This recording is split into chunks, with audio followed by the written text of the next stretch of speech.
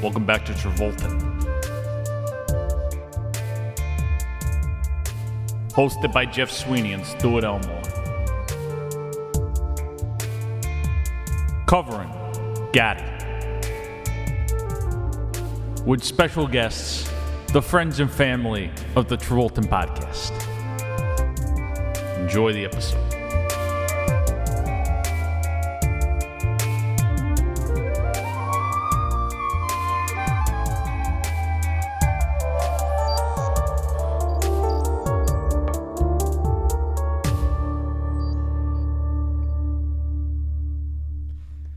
It's the big one. Let me tell you something. Let me tell you something. Let me tell you something. Let me tell you something. Let me tell you something. Let me tell you something.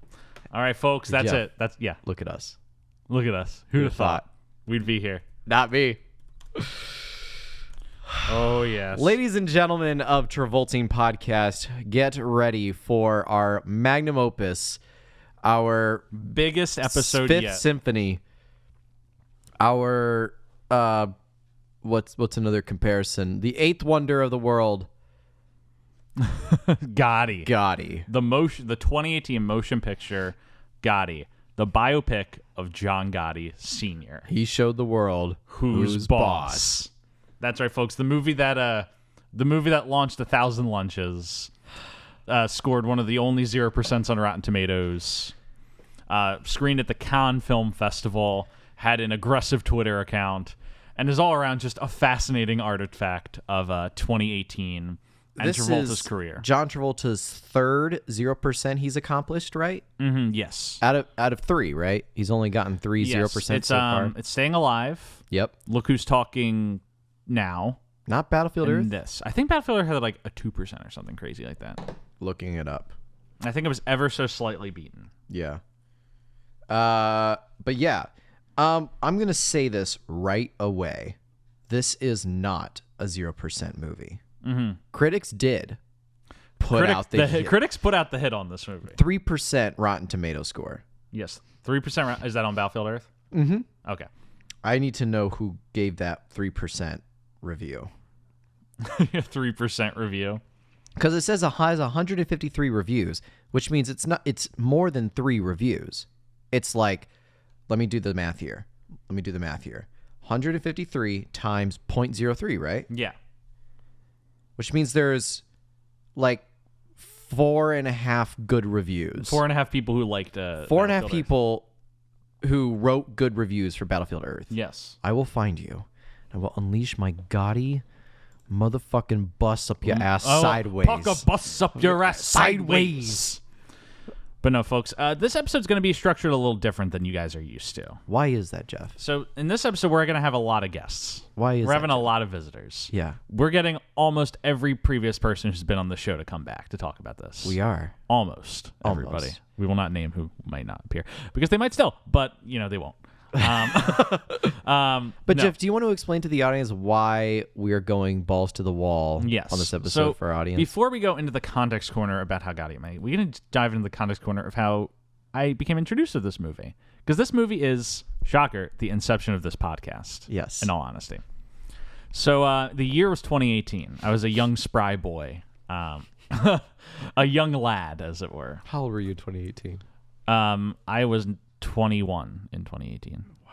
Yeah, I was 21 at the time. You were just legal to drink. Yeah, and so I was just hanging out, on YouTube as the kids do. And an ad just pops up for this movie called GOTTI. And it's just like John Travolta's just mean mugging with a Tony Goomba accent, walking around being like, "Hey, let me tell you something." I'm like, "What is this movie?" So I looked a little more into it, and everything I found about it just made it sound funnier and funnier. And like, I was like, what? Like, how did this get made? It's because for the listener at home, I'm going to talk about this, but this movie stars John Travolta as, the mobster John Gotti. It is directed by Kevin Connolly, who is E from Entourage, one of the actors. Yeah. It has a musical score by the one and only Pitbull. Pitbull did not just write a song for this. He wrote the score, which we will talk about a lot later. Yes. And then it was one of the only 2 movies that was funded by MoviePass before it collapsed as an institution. Oh, MoviePass. And so everything about it, I was just like, this is insane. Sounds so ridiculous. So I just started, making my dumb little tweets about it, as the kids do. And after, a few months of razzing on, I was like, well, it comes out. And I'm like, oh, I mean, I have to see it now, right? I got to, call my shot. I can't not watch this movie now. Mm-hmm. So I purchased a ticket with my movie pass. Paid $10 a month. I saw a million movies that summer. It was great. And I sat down in the theater, and GOTTI started. And listener, it was like a religious experience. I felt myself changed in that moment. I felt my soul leave my body and float up to the screen. And then John just said, "Let me tell you something." My soul came back to me because he was so frightened of mobster John Gotti. But no, I started laughing from the opening segment, and I did not stop. I was tremendously entertained. I think this is one of the most entertaining movies I've ever seen. I was so entertained in the theater. I've been entertained every time I've watched it since. It's so ridiculous, so over the top. It's so indebted to mobster movies like Goodfellas and The Godfather, but doesn't understand what make those movies special. So the whole thing's just this ridiculous cycle. And, I walked out of the theater. Well, first the lights came up, and this guy behind me just went like, "Well, that wasn't it." I, could not have said it better. And where did Jeff Sweeney... I saw this at the AMC River East 21 in Chicago. But where did Jeff Sweeney go from there? I walked out of the theater and just the sun read differently to me. The wind felt different upon my skin. I was a changed man. I immediately just started talking like this to everybody I know. And I just, I just became a GOTTI person after that. All I could talk about was GOTTI. I would tell everybody I knew. I purchased the merchandise. I am wearing a GOTTI t-shirt right now. I bought the movie on Blu-ray when that happened. I bought the vinyl. I had a friend who worked at a Barnes & Noble pre-order the vinyl soundtrack by Pitbull for this movie. And I do have that vinyl with me. So, GOTTI just, it was a big movie for me. And it just started kind of this obsession with Travolta where I was just like, what is this guy's deal? Because I think the whole thing that's fascinating about this movie, amongst many others, is how clearly committed Travolta is to the bit. Mm-hmm. He thinks this is his Oscar movie. He thinks this is big. He thinks this is the thing that's going to bring him back, which he's thought many times before. Yeah. But everything about it just made it so fascinating to me as an artifact about Travolta. And from that point on, I just became more and more obsessed with Travolta as an institution, which eventually led to me being like, I'm going to do a GOTTI podcast. It's going to be GOTTI minute by minute. We're going to discuss every minute of GOTTI. And I was like, you're thinking too small, Jeff. So I started thinking bigger. And what if we covered every single John Travolta movie? What year is this when you're thinking this? Late 2018, early 2019. Okay. Around this time, I made another young, impressionable lad named Stuart Elmore. And, first I got to suss him out. And I was just like, oh, what do you think about John Travolta? And he's like, I have no opinions. And I'm like, perfect. Exactly what I'm looking for. And I was like, Stuart, maybe we should do a podcast together. We should do a little podcast together. And Stuart's like, oh, what about? And I'm like, John Travolta. And you're like, what? And I was like, no, nothing.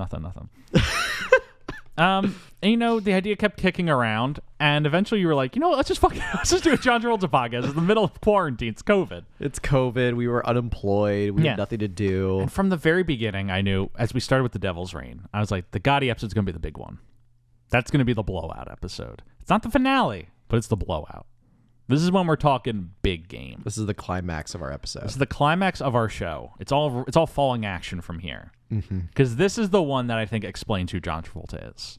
Wow. This is the one where we figured him out. It's like, okay, Travolta is very committed to this bit, and we'll talk throughout the episode about it. Yeah. But this is the big one to me. And, it's all those elements that I just talked about Travolta in this that I think just his absolute commitment, his belief that he's going to win an award from this. And you start to just and he goes so over the top in this. It's what makes it so good. That you really just figure out Travolta's just a guy who doesn't, his acting is all based on a lack of awareness. Yeah. And we've hinted at this a lot. Yeah. But his whole bit is a complete lack of awareness. And when he weaponizes that in movies, it's very effective. Mm-hmm. Even in a movie we covered recently, in A Valley of Violence, his bet is that he's a character who's unaware, that times have changed, that the West isn't respectful anymore. In Pulp Fiction, he's just generally clueless. Yeah. Even in a movie like Moment by Moment, His whole bit is he's just kind of like, a punk who doesn't care. And when that stuff is weaponized, it's incredibly effective. Even in Blowout, like, he's a very smart character in that he's figuring out, but he's always a few steps behind. He's always a little lost. Yeah. And this movie is the exact opposite of that. Where, like, you're diving into Travolta. He's the one propelling this movie into creation, which we'll talk about very shortly. But he's the one propelling this. He's like, I'm going to play a tough mobster. I'm going to really figure it out. And he's just immediately like, you're like, what's going on here, John? What's happening? Because in every scene, he looks confused. He looks lost, but he's trying to walk in and be like, my name is John Gotti. I'm this big shot in town. Let me tell you something, huh? Mm-hmm. Do you get what I'm saying? I get what you're saying. Does it read true? It definitely reads true. I think it's like, for my Travolta journey that I've taken on this with you. And you've taken quite a journey. I've taken quite a journey, Jeff. I've taken quite a journey. Stuart went from maybe having seen a John Travolta movie or two to seen all of them. Yes. So I mean, yeah, I guess like, hopping on this podcast, it was just like an excuse to like, hang out with my buddy for like every other weekend, and that turned into like something where now we're working full-time jobs, and we're somehow very still busy, finding time for this. and we're still somehow finding time for this, even though there are moments where I have to yell at you and be like, no, Jeff, I can't spend the 5th day in a row recording a John Travolta podcast, and we have to put the hammer down. But in moments where we have a few special memories here. Yeah. We have a few recap episodes where we get to like talk about our previous experience. And I would say that, this isn't like a recap episode, but I would say this is such a climactic moment where, we get to draw from all of his performances in the past. And I would say like, in this investigation of trying to figure out who John Travolta is, I think it's very clear, and you've said it already, where it's like, he, like almost every single actor, he is someone who can be catastrophic without the right director. Yes. Because he is like, John Travolta on screen is like the Hulk. Yeah. Now let me explain this for a second.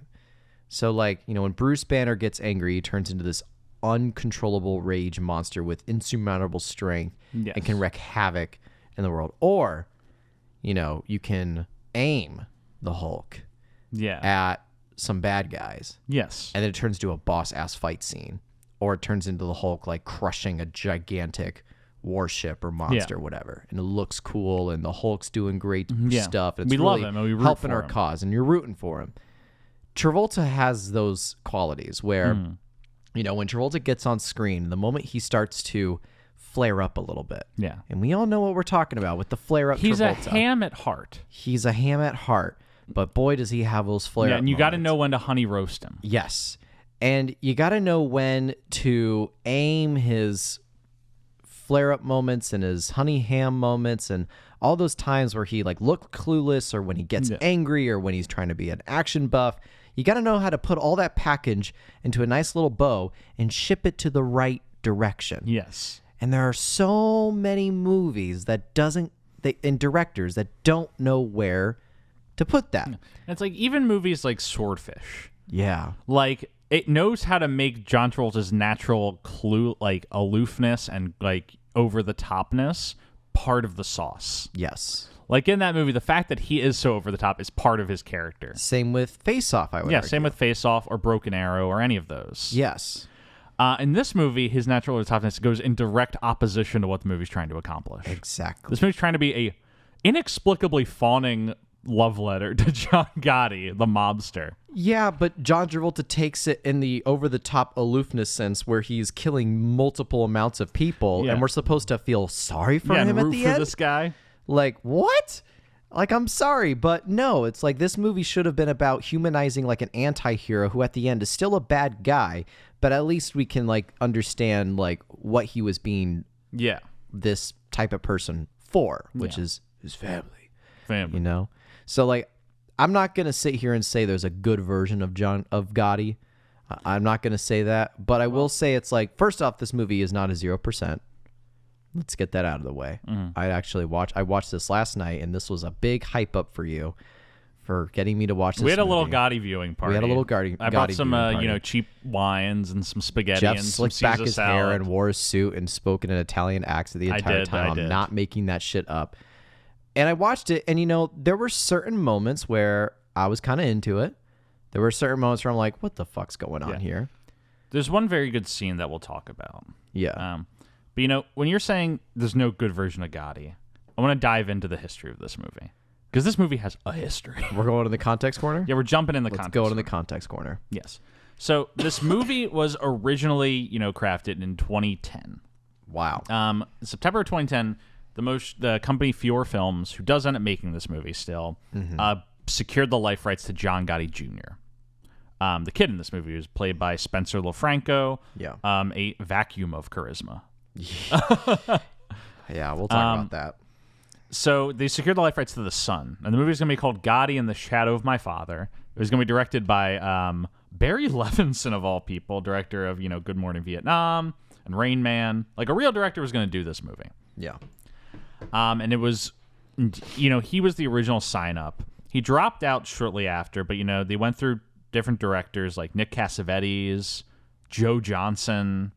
A lot of people cycled in and out of this movie, as were actors. Al Pacino was attached at one point to play some form of mobster. Lindsay Lohan, Ben Foster. Like, people were just cycling in and out of this movie. Yeah. You can find a lot of this information both on the Wikipedia, the IMDb, and also in a Hollywood Reporter article called Gotti, How Travolta Tried and Failed His Passion Project. Again. Yeah. Eventually, what set this movie back from being made at the time was that Joe Pesci did get cast in this. Joe Pesci was, one of the great mob movie actors. Yeah. He was cast to play Angelo Ruggiero. Oh, my God. Who was played by a different actor in this movie. Very different actor. Joe Pesci was cast, and he gained 30 pounds to play the character. They then cut his salary because they didn't have the budget and changed him to be playing a different character, Gaspipe Casso, which Joe Pesci was not happy about because he'd signed on to play a different character, gained 30 pounds for it, and then they were cutting his money and telling him, you're actually playing someone else now. So he sued the production company for $3 million. Wow. As a result of that, the movie got put on the back burner for a little bit because their budget wasn't even in existence yet, and Joe Pesci's already suing them for probably half of it. Yeah. So it got put in the back burner for a little bit. Eventually, John Travolta gets wind of this, and he starts getting really, really interested in the idea. At one point, Sylvester Stallone tried to get the rights to this movie, and he was turned down. Travolta starts really pushing for it, and he's like, I think this could be my kind of movie. He meets with John Gotti Jr., who, mind you, is still involved in the creation of this movie. Yeah. He still owns the life rights to himself and his father. So he meets with, John Travolta, and they decide this is the dynamic duo that's going to make this movie. John Gotti Jr. and John Travolta. So Travolta starts going deep. He starts really researching John Gotti. He starts talking with the Gotti family. He starts learning what makes this guy tick. Travolta put a lot of work into this. He spent years trying to get this movie made. And eventually, he starts kind of pulling together the funds. He puts some of his own money into this, and he finds a lot of executive producers. This movie has like 20 credited executive producers. Yeah. And there's like 8 different studio logos at the beginning. All various like shell companies that threw some money at this movie. That I don't know if they exist anymore. Or if they do, they will not exist in 5 years. And so he's looking for a director for it. And he finds his director finally in Kevin Connolly. Yes, that's right. E from Entourage. Who also had directed prior to this, he had directed episodes of Entourage.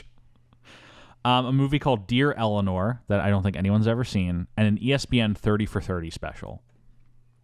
So, what was Travolta's thought about putting all the chips in on this motherfucker? On Kevin Connolly? I'm sure Kevin Connolly's just like, I can make you a great movie, John. I can make you a great movie. And Travolta was just like, yeah, I trust you. Let's do it, But none of his work is good. He doesn't have anything good. I've heard his 30 for 30 special is not bad. But that's about it. The script gets finished for this movie by Leo Rossi and Lem Dobbs. Neither of whom really have a lot. I don't really have a lot to say about them. Lem Dawes has directed movies like The Limey and Haywire. Soderbergh movie. He's just kind of a work for hire guy through Hollywood. The thing about Leo Rossi, though, is he's an actor, and he's in this movie. His whole bit is he's played like mobster number 2 in movies for 30 to 40 years. Mm-hmm. Big time character actor, mobster guy. Right. And he kind of writes this movie, and I'm almost convinced he wrote it for himself to play Gotti. And then they were like, no, we're not making a Leo Rossi headed vehicle called Gotti.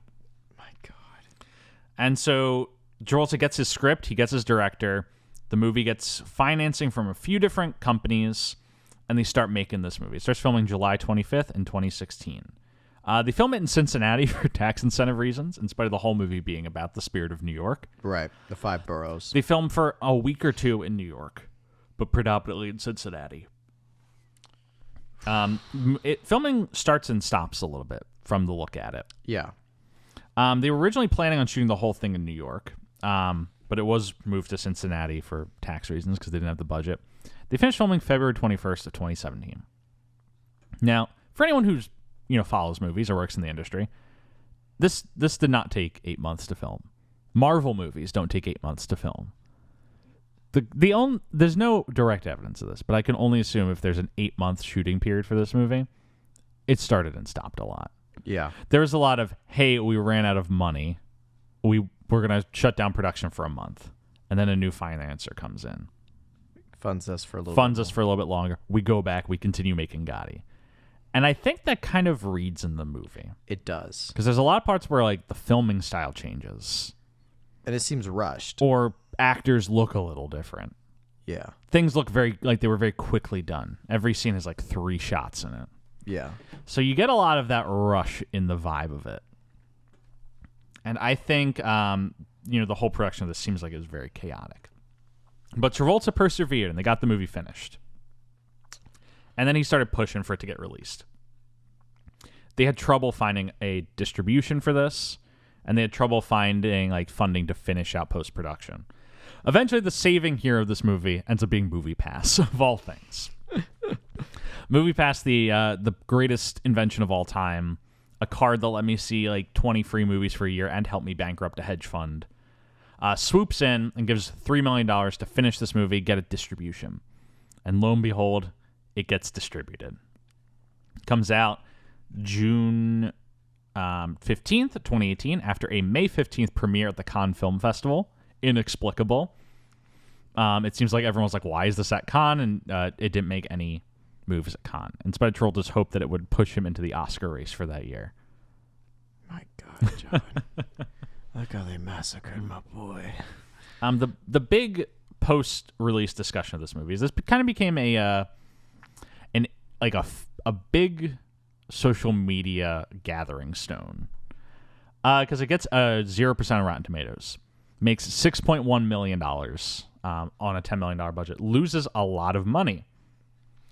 And so some things start looking a little weird.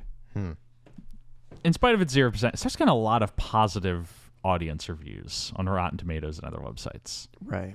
From some accounts that were just created the day the movie comes out and only reviewed the 2 movies made by MoviePass. Yeah. It also starts, revealed that 40% of the tickets sold for this movie were bought through MoviePass. And people start looking and say, there's something going on here. Something a little fishy happening. People start questioning things. And then, as happens, sometimes people get defensive when you question things. And at Gotti_film on Twitter decides it's going for broke. We might have a segment discussing this, so I won't go too deep into it. But it starts attacking people on Twitter who question this movie. Yeah. And a video is made called Audiences Loved Gotti, Critics Put Out the Hit. Who would you trust, yourself or a troll behind the keyboard? So this movie goes from John Travolta's hopeful comeback, his hopeful, Oscar attempt, and becomes just one of the funniest things to happen in 2018. All of Twitter is just what is going on with Gotti? What is this motion picture? A few people go to see it and they just write, hilarious live blogs of it. It kind of became a cult object for a little bit. Yeah. And then just as quickly as that started, it disappeared. And I was the only one who kept the bit going. Yeah, you kept the bit going for a while. And that's essentially the context corner of this movie. You know, kind of the beginning, middle, end of how it got made. Now, Stuart, do we want to dive into the plot very briefly? Yeah, I think so. Okay. So, like, for our audience, like, we're going to have a lot of different segments about this movie. Discussing a lot of different aspects of this movie. Yeah. But we're going to just do a real quick run through the plot, and then we'll jump into our first segment.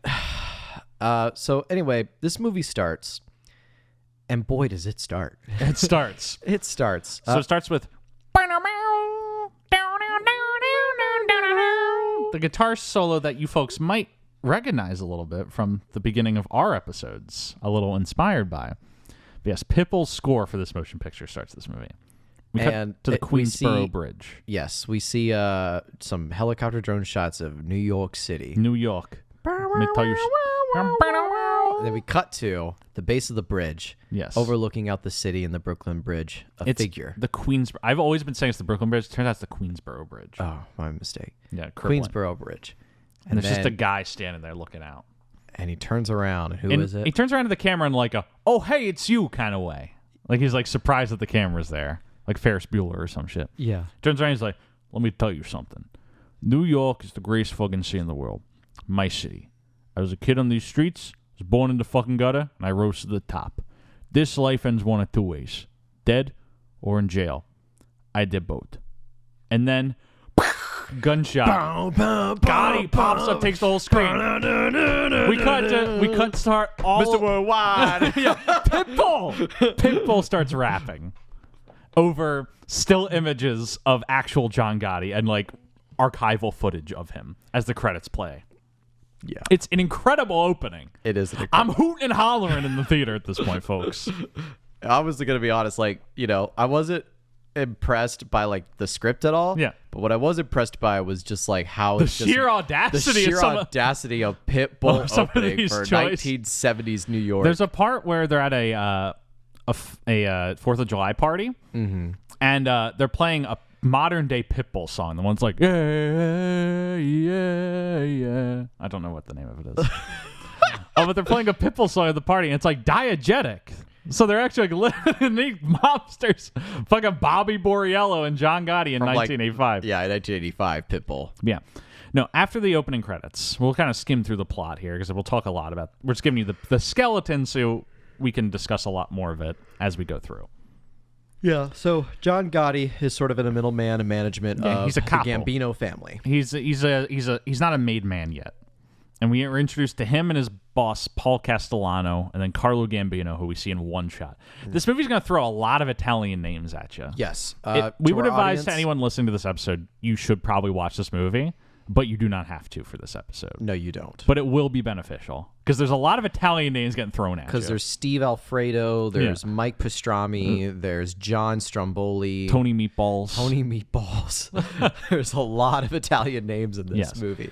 But no, he says this movie is presented in flashback. John Travolta on that Queensboro Bridge is telling the story of his life. There's a twist to that we'll get to in just a second. Yeah. But he's like, you know, I was hired by the Gambino family to kill this guy, and then like that, I became a made man. I became a capo in the Gambino crime family. Yeah. We go through this very quickly. We then cut from that to essentially a modern day penitentiary, like 2002. Yeah. And it's like Silence of the Lambs. Like there's a guy being hauled out, like tied to like a gurney, and he's brought to a room where there's a kid with gray hair sitting at a table. A kid, you say, yes, Jeff? A kid.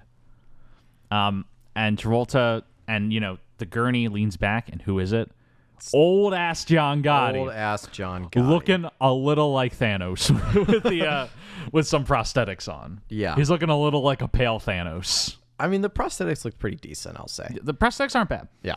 But he walks in the room and he's like, Johnny boy. And then we get the twist of this movie. This is his son in the room. Yeah. With old John Gotti. Yeah. And we discover that this movie is not just a flashback. No. This is a flashback of a flashback. Because that opening of the movie with John Gotti narrating on the Queensboro Bridge, that's his ghost. Yeah. That's his ghost. Because he said he died. Yeah.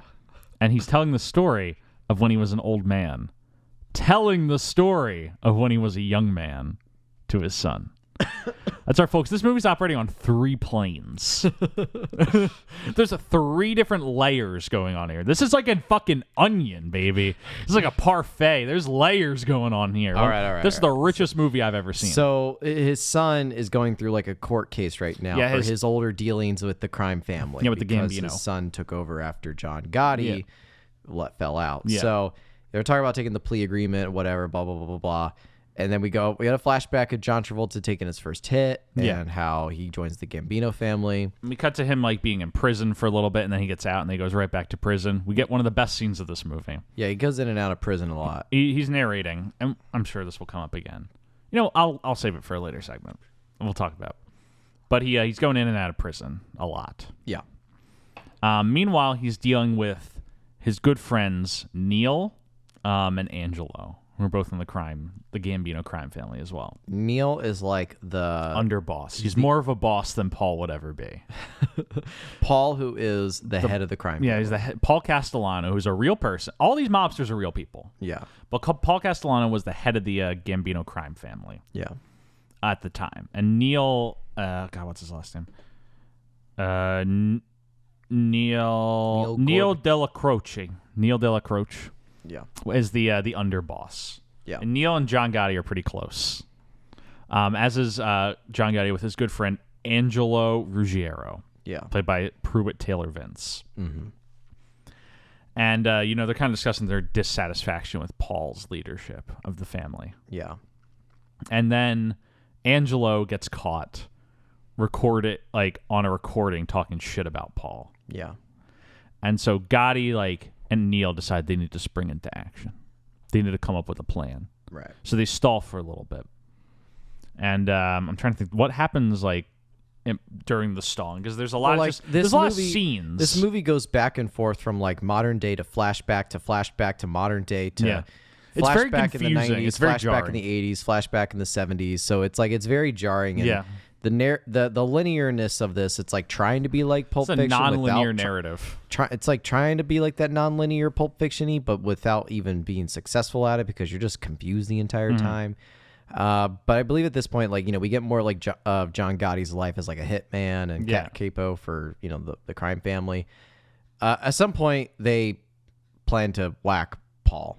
Yes, there's a lot of this movie is just meetings. It's a lot of mobsters sitting around talking. Yes, and there's a lot of deaths that happen off screen. Yes, that they just a lot of talk parts about. are Tony got whacked last night. Yeah, exactly. There's some business with news. There's news coverages. There's some business with John Travolta's son, John Jr. Yeah. He goes to the New York Military Academy and then drops out, and Travolta's upset about that.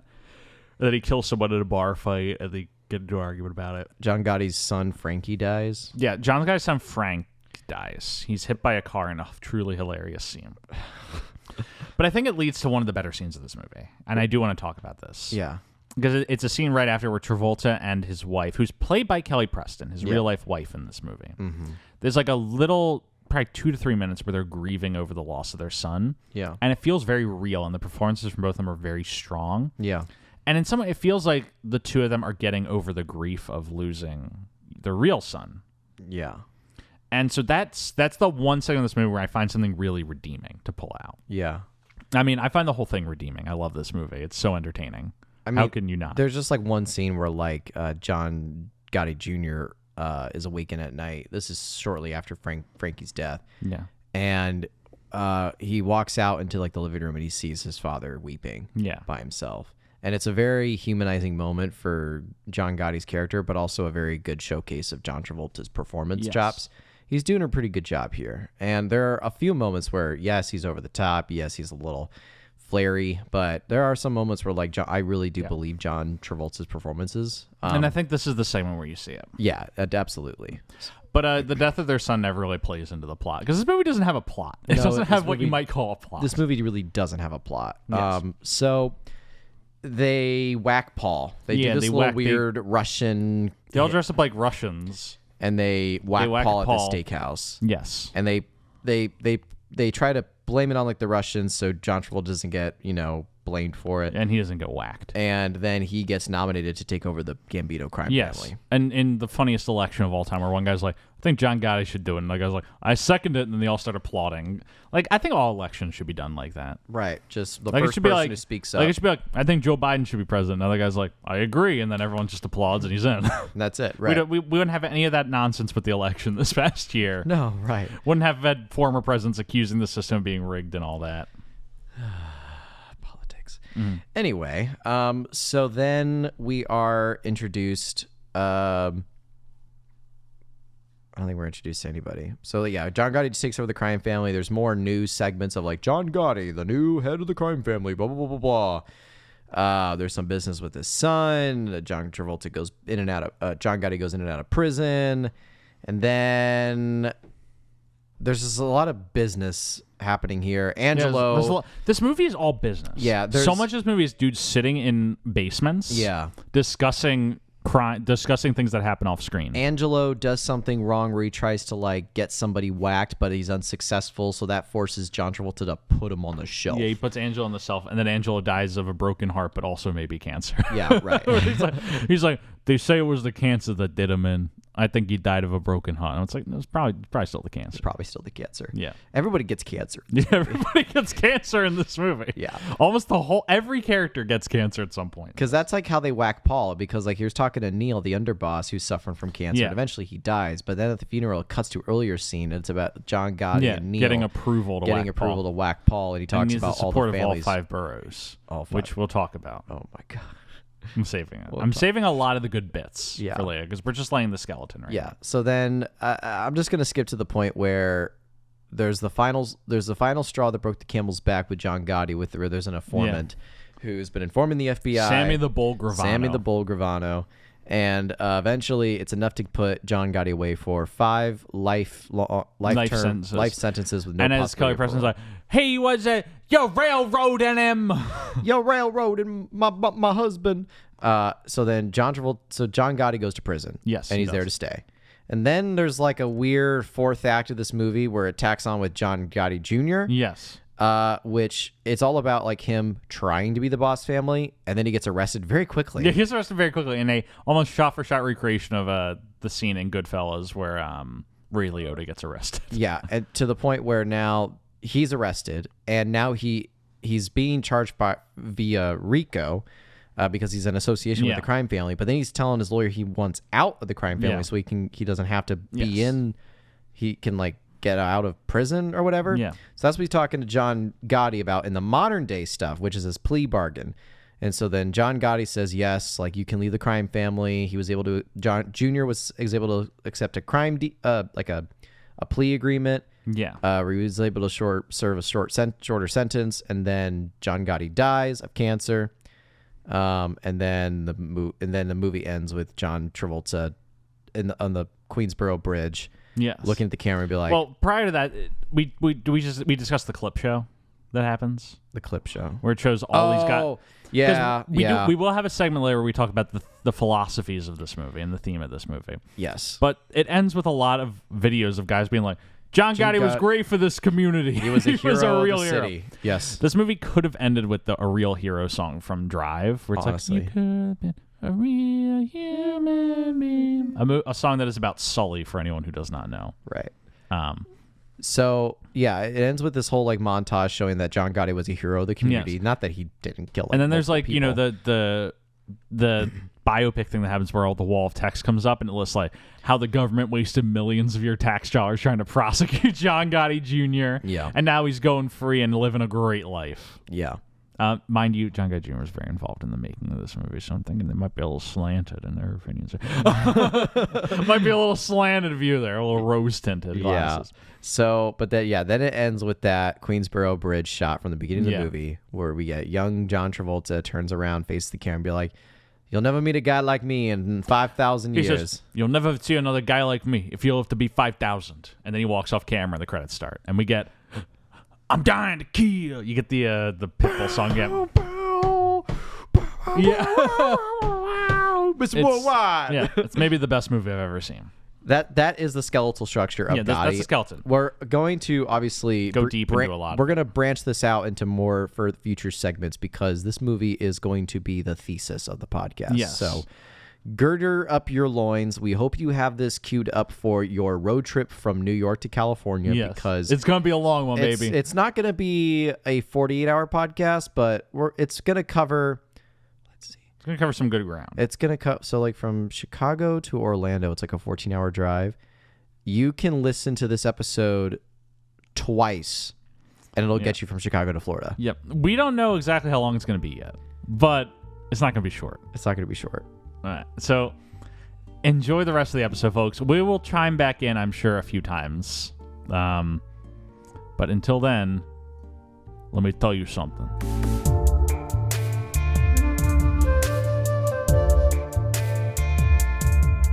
The Life of John Gotti. With special guest, Cole Brown. Welcome, folks, to the next segment of our Gotti episode. Cole, many years ago, I saw the motion picture Gotti, and you heard a lot about it. I believe this was like right when we met. Yes, I think you had watched Gotti like a week before we met, so it was in the thick of it. It was fresh. And tell me what promise you made to me then. I made the promise. I had not seen Gotti at that point, and I made the promise that I would never fucking watch Gotti. As I have said on this show, to clarify, I have seen about 30 seconds of Gotti, and that is because Jeff Sweeney once tricked me into walking into a room in a party he was hosting where Gotti was playing on the TV. And by the time I parsed that it was Gotti, I had watched some of it. But that movie's like fucking what, 2 hours long? It's a little under 2. Life is too short to watch a 2-hour John Travolta movie. I am a busy man. I do not have time to watch Gotti. If Gotti was like a clean 80, I probably would have watched. But you have 30 minutes of your day to talk about Gotti. He pledged to yeah, that's easy. So Cole pledged to never watch Gotti. Now, when the bell tolled for this podcast, and I told him, if you're going to be on an episode, you got to commit to be on the Gotti episode. He said, I will never watch Gotti.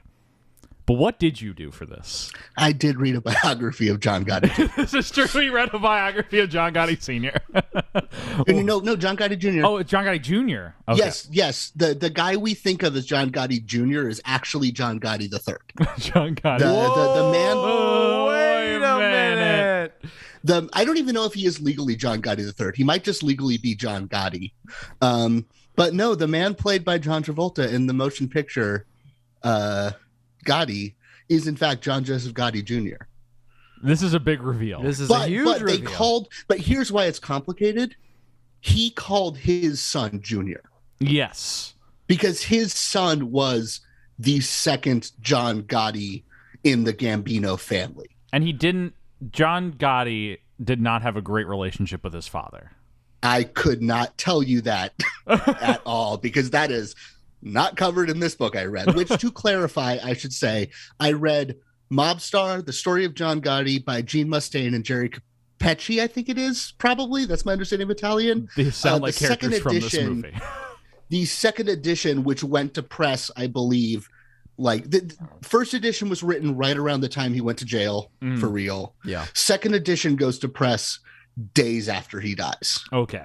So this is mostly a book that runs up to 1993 with a little bit of stuff covering the time he spent in jail. Yeah, his prison years. Yes. Incredible. Yes. Okay. So it is not a very good book. But you read it.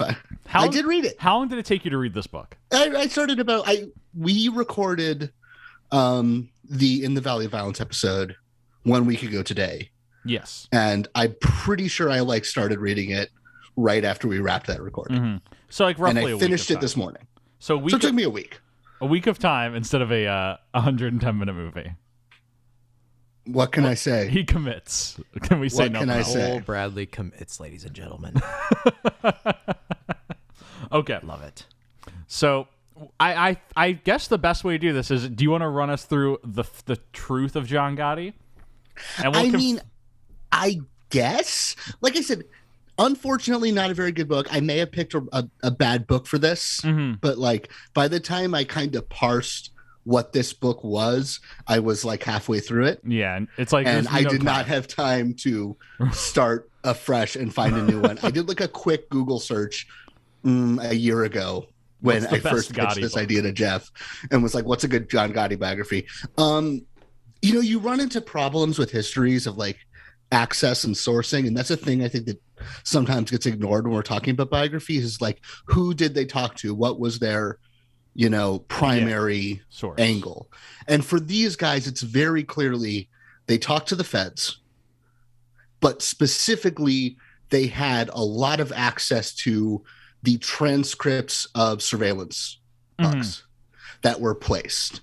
So it is very, very focused on the cases, the trials, and almost word for word transcripts of conversations that were captured. But that means anything that isn't caught on mic is not a part of is not in the book, which is actually a lot of what I am interested in organized crime stories is the organization of it.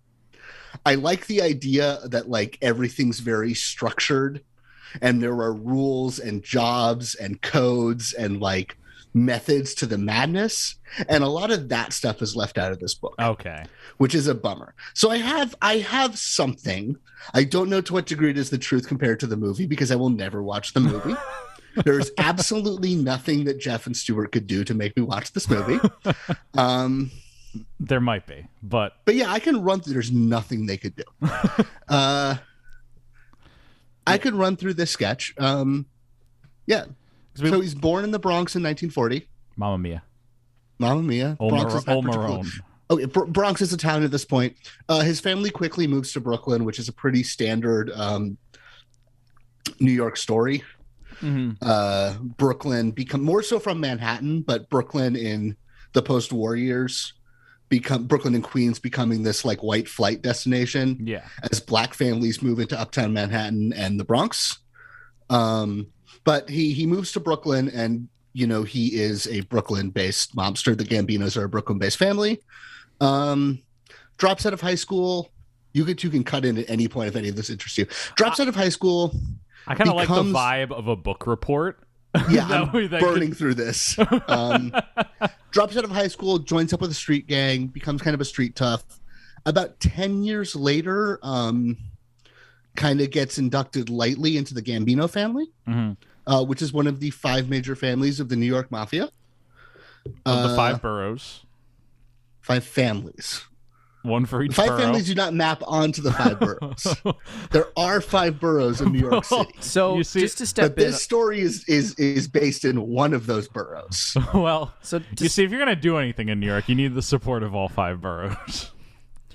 And Cole, as a New York-based guest, yes, can you tell me what are the 5 boroughs of New York? Because I'm a little sketchy on the details. oh my God, Manhattan. Oh my Yes. God.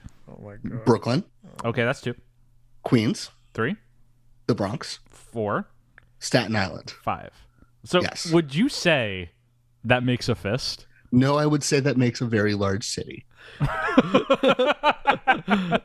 So I want to step in here, Cole, because Yes. what's very interesting is you talked about his childhood, and then there's a 10-year gap. And then There's a fucking 10-year gap. and then he's inducted into the Gambino family.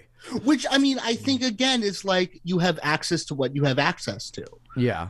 He's not notable for these guys. He is not notable for the people who are keeping records on these guys in law enforcement when he is just a street hoodlum. One could say it's akin to the Jesus story. Honestly, It's a 10-year gap. There's a little bit of a shady gap in Jesus' teenage years that we don't know about. No one's building grand jury cases against the fucking Jets from West Side Story, Right. But so what's interesting is about that is in the movie, like it starts off with like, obviously the movie's full of flashbacks, but I think the earliest time period we get introduced to John Gotti is he's already in the Gambino family. Well, no, he's working for the Gambinos, but he's not a made man yet. Right, Yes, right, yeah. Which is a point. So mid-20s, he's there. Right. Which is really where the book like kicks in. And at this point, he's mostly everything calls him a hijacker, which sounds pretty cool.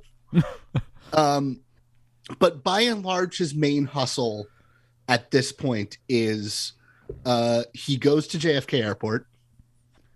He pretends to be someone who is there to pick up merchandise.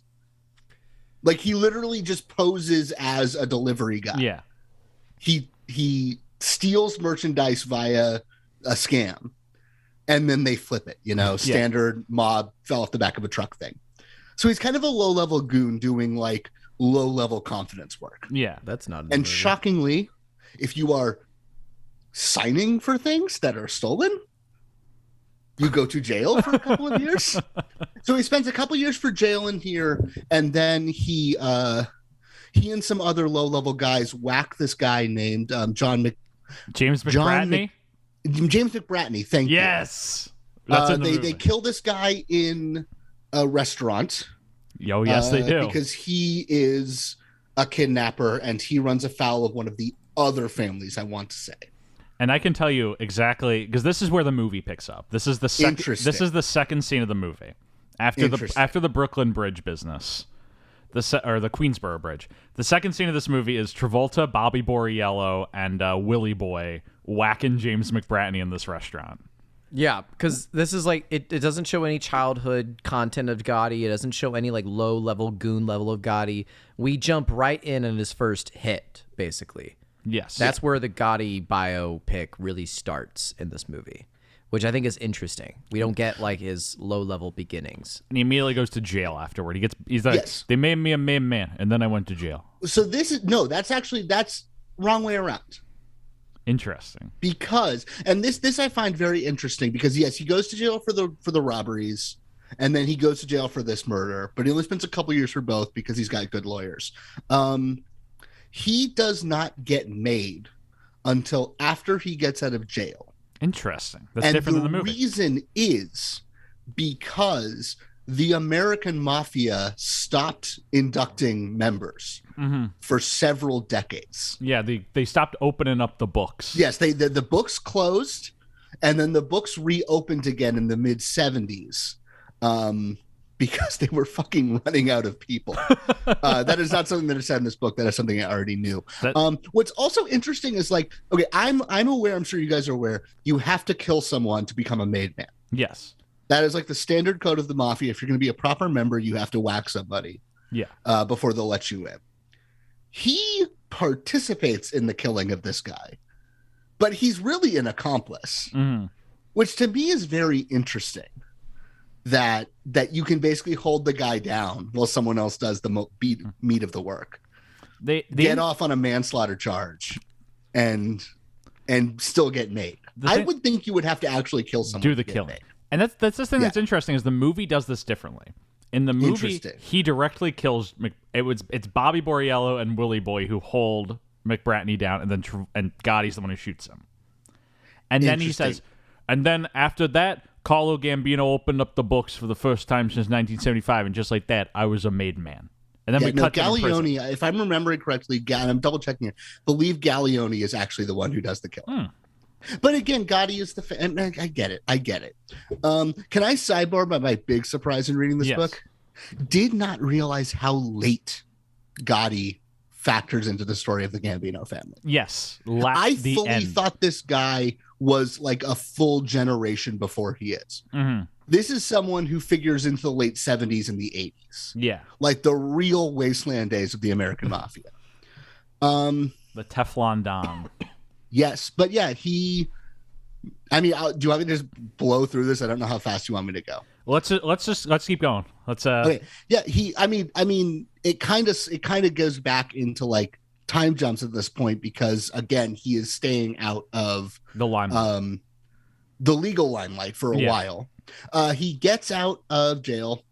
He gets made and he starts overseeing gambling operations. And from this point forward, he is mostly a managerial type. Yeah. He is no longer really pulling the trigger at any point. And from this point on, it is just like a slow ascent to leadership.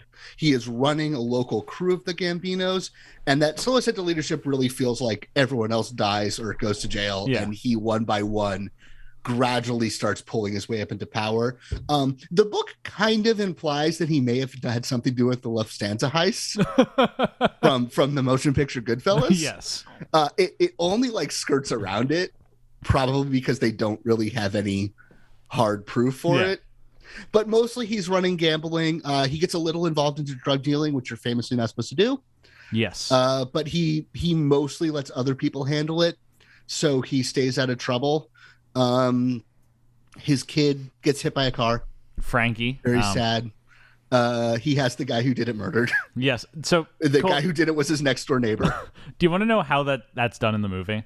Please. So in the movie, we get a kid riding a bike on a street, and it's intercutting between the kid and the bike, Victoria Gotti prepping a salad in the kitchen, and a guy driving a car.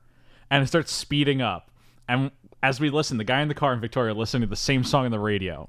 And I shit you not, the song that's playing is this guy singing like, "Look around and nothing bad will happen." It's basically like straight up the lyrics of the song are just like, "Look around and you will get rid of all the misery in the world." And then the guy does not look around and he hits the kid on the bike. And we cut to Victoria running out of the kitchen. She's like, "Not my son!" And then Gotti walks up to his boys, and Bobby Boreal's like, "We found the whack job who did this. You won't believe it. You won't believe it. He's going around bragging at bars about how he got away with it." And then not what happened. And Gotti's like, me and my family are going to go to Florida for a week. Make some and we cut to a news broadcast being like, "This man was found murdered. Apparently he killed Gotti's son a week ago. We presume he was involved, but the only witness will not speak to us because 3 tough guys stared him down in a restaurant."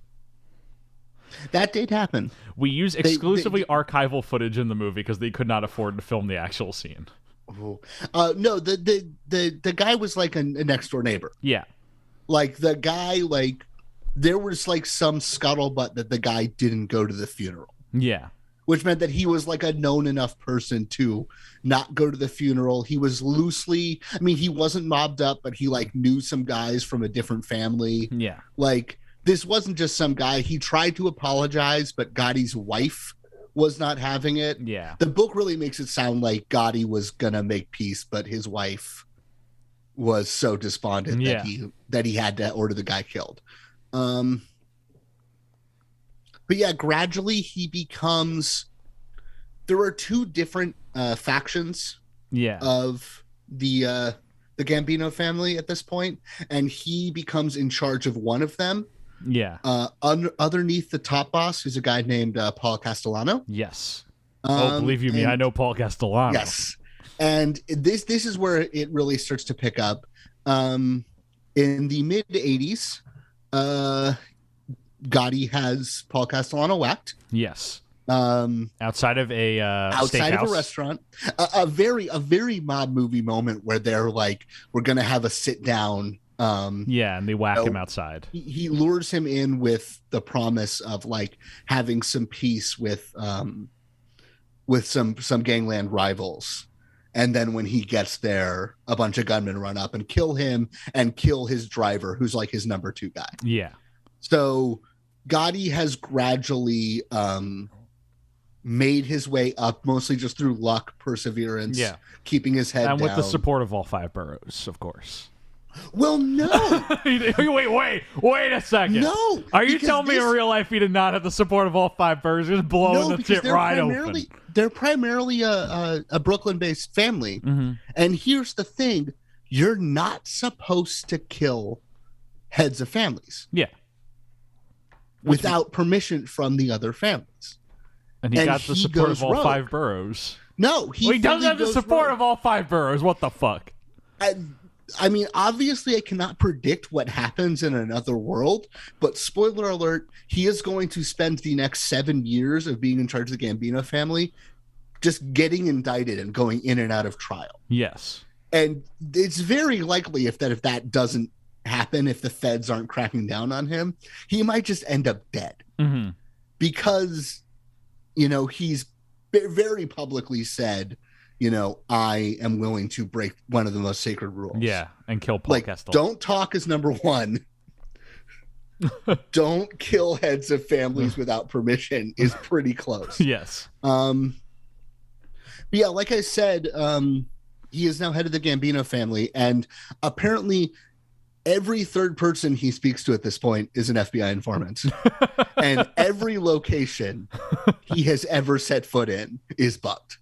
That is the somewhat illogical premise this book seems to present to us, because it is so focused on the record conversations with informants and captured from bugs.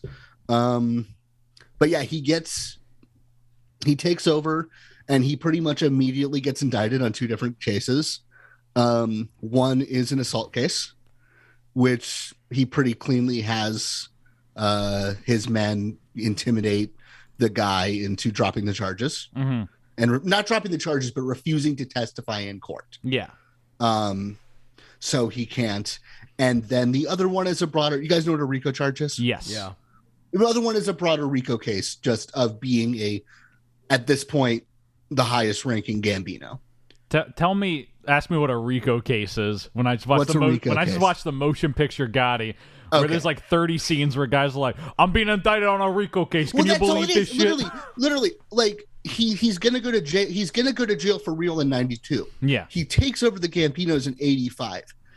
Everything that happens in the middle there is occasionally he orders a hit on someone who's getting a little too dangerous.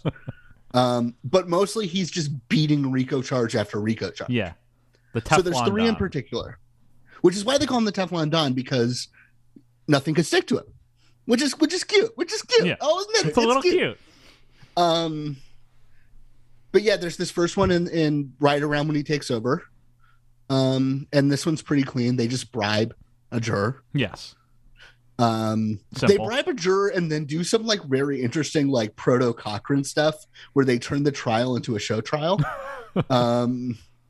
At one point, the head prosecutor's a woman, and at one point they imply she fucked one of the informants to coerce him into giving false testimony against Gotti. But they're being very like brash and bold and saying like this is just because they personally have a vendetta against him. Yeah. Which is a very interesting move to do when you already have bought off an informant. Yes. You're really going ham. Well, no, it makes sense. Like, you're giving the jury an excuse. Mm. You're basically trying to buy, you know, credibility for this not guilty verdict that you know is coming down the pipe. Yeah. But they bought up a juror.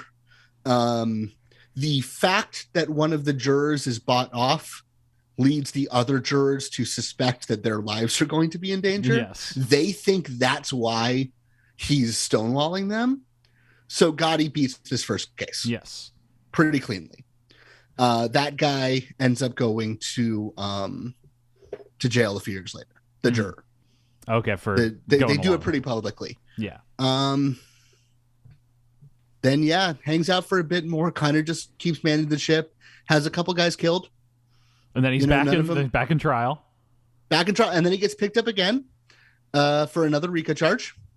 And this time he beats it. It's not super. No, sorry, this is not a RICO case. I forgot. This is a case where a union official who was mobbed up and was not cooperating gets almost killed. Okay.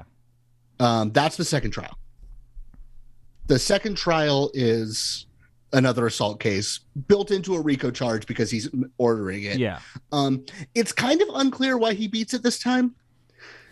They imply they fixed the jury again. The authors of the book imply that they fixed the jury again.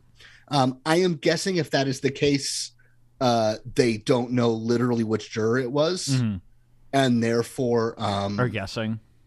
They're guessing and they can't say. It might just be that he beat the case. Yeah. But this one's very cleanly like a couple mistrials, and then he beats the case. He has a lawyer, Bruce Cutler, who's like clearly very good at being a mob lawyer and getting him off the case. And then, yeah, the third one is literally just they're mostly hanging out in like a nightclub, like a mob clubhouse, you know, is where they're having most of these conversations. And at one point, the feds just figure out that Gotti knows that the club is bugged. So he's having all his conversations that are important either in a back hallway or in an apartment upstairs. So literally it's like he beats two cases. They figure out why. They bug those places. They get him on tape openly acknowledging that he ordered several murders. It's very anticlimactic. They get his fancy lawyer barred from working the case on the grounds that he might have to testify in the case for being a mob lawyer, which seems illegal. I'm pretty sure that's the one thing you can't ask lawyers to do. You cannot try this case. Yeah, and yeah, he ends up, it really sounds like his third lawyer kind of throws the case. One day, one witness called for the defense, minimal cross-examination. But yeah, 7 years as Gambino head seems to mostly just be, you know, keeping the ship afloat as much as possible. Has a couple guys whacked who don't seem that important, or the book kind of skirts over them in favor of the fact that he's just under constant surveillance. And 2 tries, misses, third one puts him away for life, and then he gets cancer and dies in 2002. Tragic. And that's a rough sketch of the story. The life of John Gotti. A guy who doesn't seem that notable beyond the fact that he seems like he was very good at working the media. Cool. I have a question for you. Do you believe that John Gotti was a hero? Because let me tell you, this movie is convinced John Gotti. I think he went out like a chump. This movie is heroes don't go out like chumps. This movie is convinced John Gotti is the greatest man who's ever lived. See, okay, this is my question, is that I know he has this very flamboyant reputation. Yeah. The book is skirting that, but I also think the book is intentionally skirting that because it so doesn't want to valorize him in any way. Yeah. And I feel like the desire to not valorize him in any way means that the book is also not selling me on why he's a good mobster, which is what I want.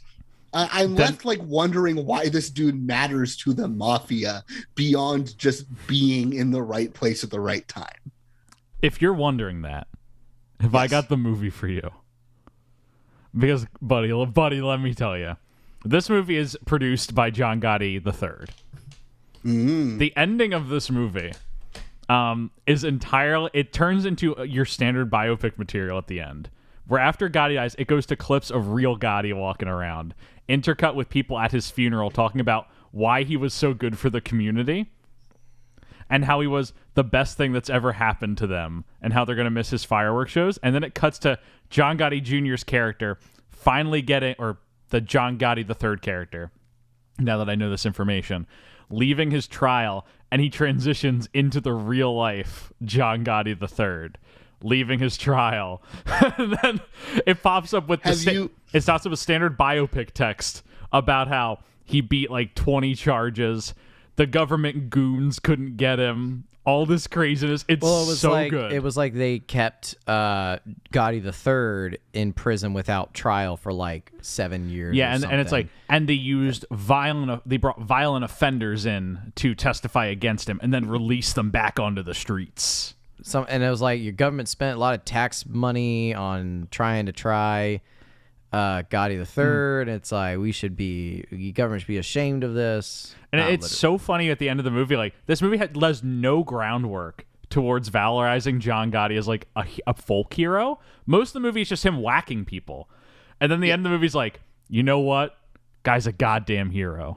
Because I do know that that there is an argument to be made for organized crime as like a thing that can have positive benefits for like an ethnic community. that these people are viewed as like regional protectors in cases. Yeah. And certainly like the book does mention occasionally that he was famous for throwing like New Year, 4th of July block parties. Believe you me, where we know. he would just throw money around to like his neighbors and like the local shopkeepers, and the cops started busting those up, which just made people like Gotti more. Well, let me tell you, Cole. Let me tell you something. Yeah. When the cops busted it up, let me tell you, John Gotti and Bobby Borriello, they went up to those cops, and Stuart, what did they ask? They said, "We got the lawyers ready. On the line. We got bail money With interest. With interest. Then send them up," and they shoot all the fireworks off. I mean, it seems like the motion picture Gotti is Cooking. filling in a little of what I'm lacking from this book. Maybe not all of it, but a little bit. Unfortunately, I made a promise to never watch this motion picture. Now, Cole, when we were talking a few days ago, you said you discovered something that was going to take up most of this episode. Oh, I forgot. I want to know, what is this? This is such a fun, weird anecdote in the book that makes there's no reason for it to be there other than that. There's no reason for this to be in the book other than that they found it out and needed to tell somebody. Yes. Just like there's no reason for it to be in this episode other than that they found it out, which is that at one point in the late 70s, John Gotti partied with John Voight. Something that John Voight fervently denies ever happened.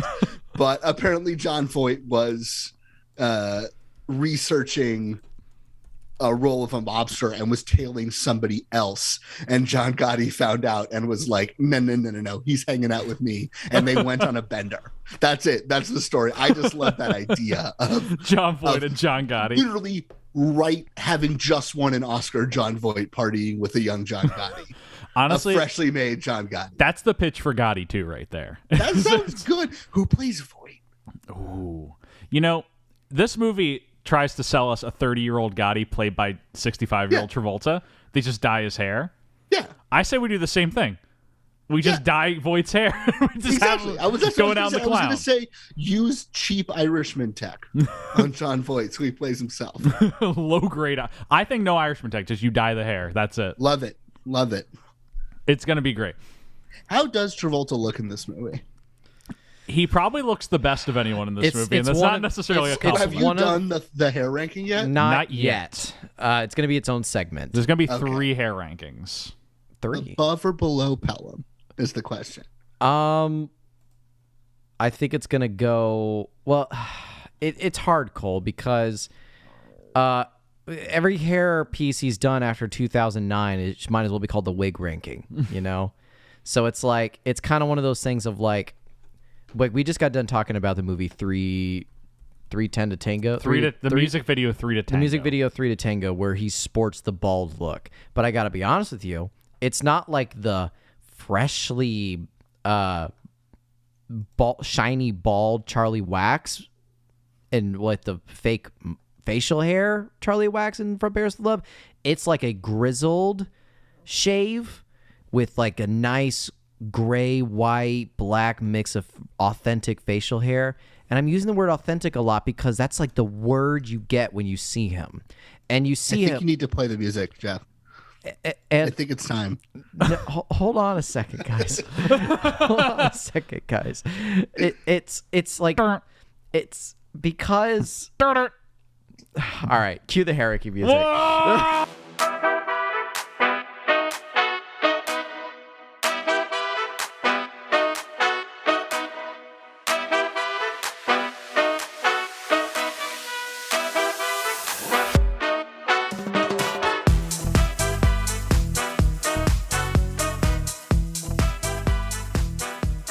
Welcome to the hair ranking. We're doing it on this segment. Listen, we have literally 15 minutes for our next segment, so I'm gonna make this really quick. Okay. So in our last episode, 3 to Tango, I am going to make it official that we're adding a tertiary category with John Travolta's hair because authenticity does matter. And I've realized that every hair piece he has after 2009 is mostly a wig. And that's why 3 to Tango, we actually ranked pretty high. It's number 11 now. It's just below Swordfish. Yes. So now you ask me about Gotti, and I really have to go back to like the wig ranking priorities here. And based on the to me. previous wigs, based on Day of my daughter's wedding. based on the And you asked me about Gotti. Listen, the previous wigs that we've been having have all been like pretty shoddy work. And I've been really wondering, like, what are the fucking hairdressers doing on these movies? But the wig in Gotti, it's pretty good. It's pretty good. It's one of the better wigs we've seen. It's a pretty good wig. And not just that the wig looks good on his head, but that the wig choice itself is good. Yes. Especially when it gets older, when it's mostly gray. Because the form hasn't changed. You notice that, Jeff? Yeah. It's still got the floof. The only thing that changes is the color. It's gray now. It's gray now. And so it blends a little better. Yes. And It's not like the harsh black line. and you don't tarp on a bunch of bronzer makeup to make them look like old, like younger. Oh, Stuart, if you want to talk about bronzer makeup, have I got a movie for you that we're talking about next week, buddy? Makeup. Nope. So I won't say it's going to go high, but it is going to go pretty decently on the list. So let me scroll through the list here. I gotta say, Let me tell you something. it's gonna go around where the wigs start coming into something. action here, which I'm gonna say, we're prioritizing. We're starting with, oh my god, the wigs are pretty low. Criminal Activities, Taking a Pelham, Swordfish Finale, Capital One. Sorry, it sounded like you just implied that something was above Taking a Pelham 1 to 3. When I'm pretty sure, Jeff, we settled this. No, I'm continuing. Jeff? Listen, all right, so I'm gonna keep going through. From Paris with Love, Criminal Activities, It's a shared document, Cole. Face Off Cage, Boy in the Plastic Bubble, Wild Hog. Stuart's just like reading all these movie names. This is a big one. All Cole, right, I'm ready. Cole, I can't believe you I'm bullied ready. him into doing it on this episode. I'm ready. Yes, go. Put it above the forger, below a civil action. And what number does that make it? That it makes it 38. Number 38. Got it. Cole, ask me what number Taking a Pelham is. I don't need to because I know it's number 1. Well, it's not number 1 on my list. Well, it's number 1 in my heart. do you want? Stop. And also, I'm just gonna have Jeff change it again. Listen. Stop it, Jeff. Okay. Anyway, I just moved it to the top. Pelham is number 53 in my list. It's not at the bottom, but it's pretty close. Pretty close to the bottom. Cole looks pissed. I know he looks pissed. I will not. He's stroking his beard like a mobster. He's going to put out the hit on I'm you. not going to apologize for that. Because as we all know, critics put out the hit on this movie. He's So gonna put I out the hit feel on you. pretty good about where I'm putting it because I'm putting it at the cusp of like, because the Forger was it was a decent wig. It wasn't bad. It wasn't bad, and the style that came with the wig wasn't terrible. It was like longerish hair, but I'm putting it above the Forger, below a Civil Action, where Civil Action was very authentic, decent hair. So that's where Gotti's going in the hair ranking. If I can just, for the listeners, 40 minutes of this recording, I've just realized that Jeff is wearing a Gotti t-shirt. Yes. He showed the world who's boss, I just baby. noticed that. I've been wearing this all day. Well, Cole, any final thoughts you have on the bio of John Gotti Jr., now that we know? No, he just seems like kind of a boring person. I don't particularly feel like I want to watch this movie now. You do want to watch this movie. I'm going to say, Cole, as one of the rational speakers in the room, you do not need to watch the movie Gotti to fill in any boring specks of information that you feel like you missed out in the book. The movie does not do you any favors in that regard. It's the Well, most. that's good because I did say I would never watch it unless Travolta has 2 good acting scenes in it. It is among one of the most entertaining movies I've ever seen. Pretty good And acting Cole, scenes in it. you asked me on my letterbox. You were like, "Didn't you watch this last night?" I did watch Gotti twice in a row. I did watch it last night and then this morning. All right. Well, Cole, thank you again for coming on. Yes, thank you for joining Jeff, us. do you want to acknowledge the proposition? An offer was made for that could get I Cole did make to an watch Gotti. What was the Because I want to air this out on mic. I really do. I have a problem with what you two are doing. Oh shit. I think it's bullshit. He makes a someone needs to fair hold you argument. I think someone needs to hold you accountable. Because, okay, personally, if I were doing Travolting, I would not talk about your welcomes to Hollywood. I personally would not say that counts. I would skip over the movies where he does cameos and the flight instruction manuals and his Oscar speeches and all that ephemeral bullshit. But I understand why you're doing it. I personally wouldn't do it, but I get it. But that being said, if you're going to be that comprehensive, you do in fact need to be comprehensive, which means, guys, where's the fucking Welcome to Kotter episodes? Welcome back, Connor. No! I was so looking forward to where this was going because I thought you were going to mention the People versus OJ, and I thought, yes, baby, we cover the People versus OJ. Do the People versus OJ. But Cole, the amount of episode, can we just? Oh, here, I will make a compromise with you, Cole. Season 1 of Welcome Back, Kotter. No, come on. You don't know his full range as an actor unless you watched every performance. The first and last episode. No. Season 1 and 2. How about that? Every episode he appeared on, which is not the full run of the show. He is not. There are a few he's not.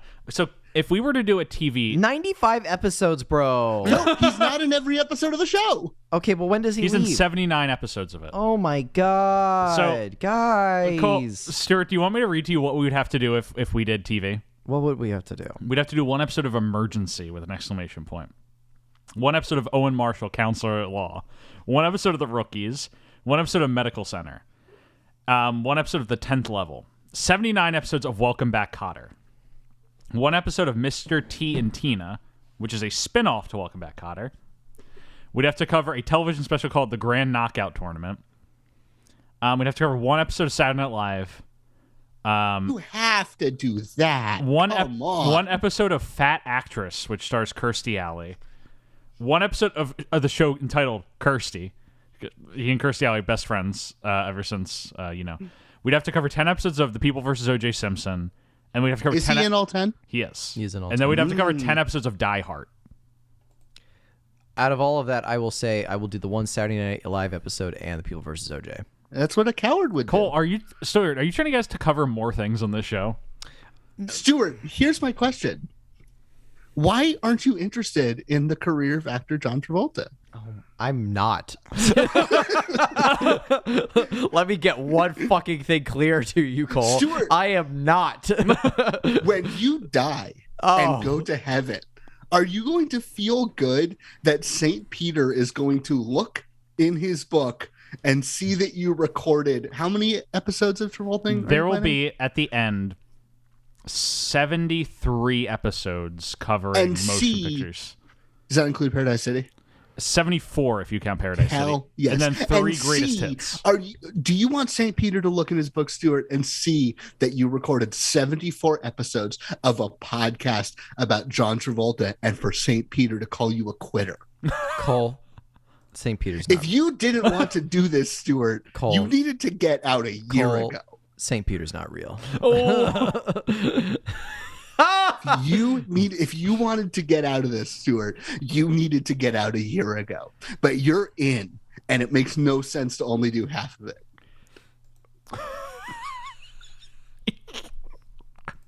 And I think the listeners know I'm right. Get in the comments, tweet at Jeff.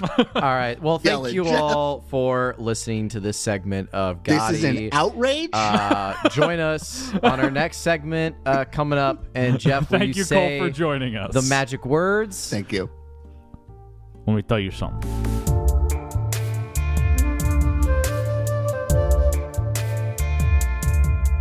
The Craft of GOTTI. With Scott and Holzer, Rebecca Johnson.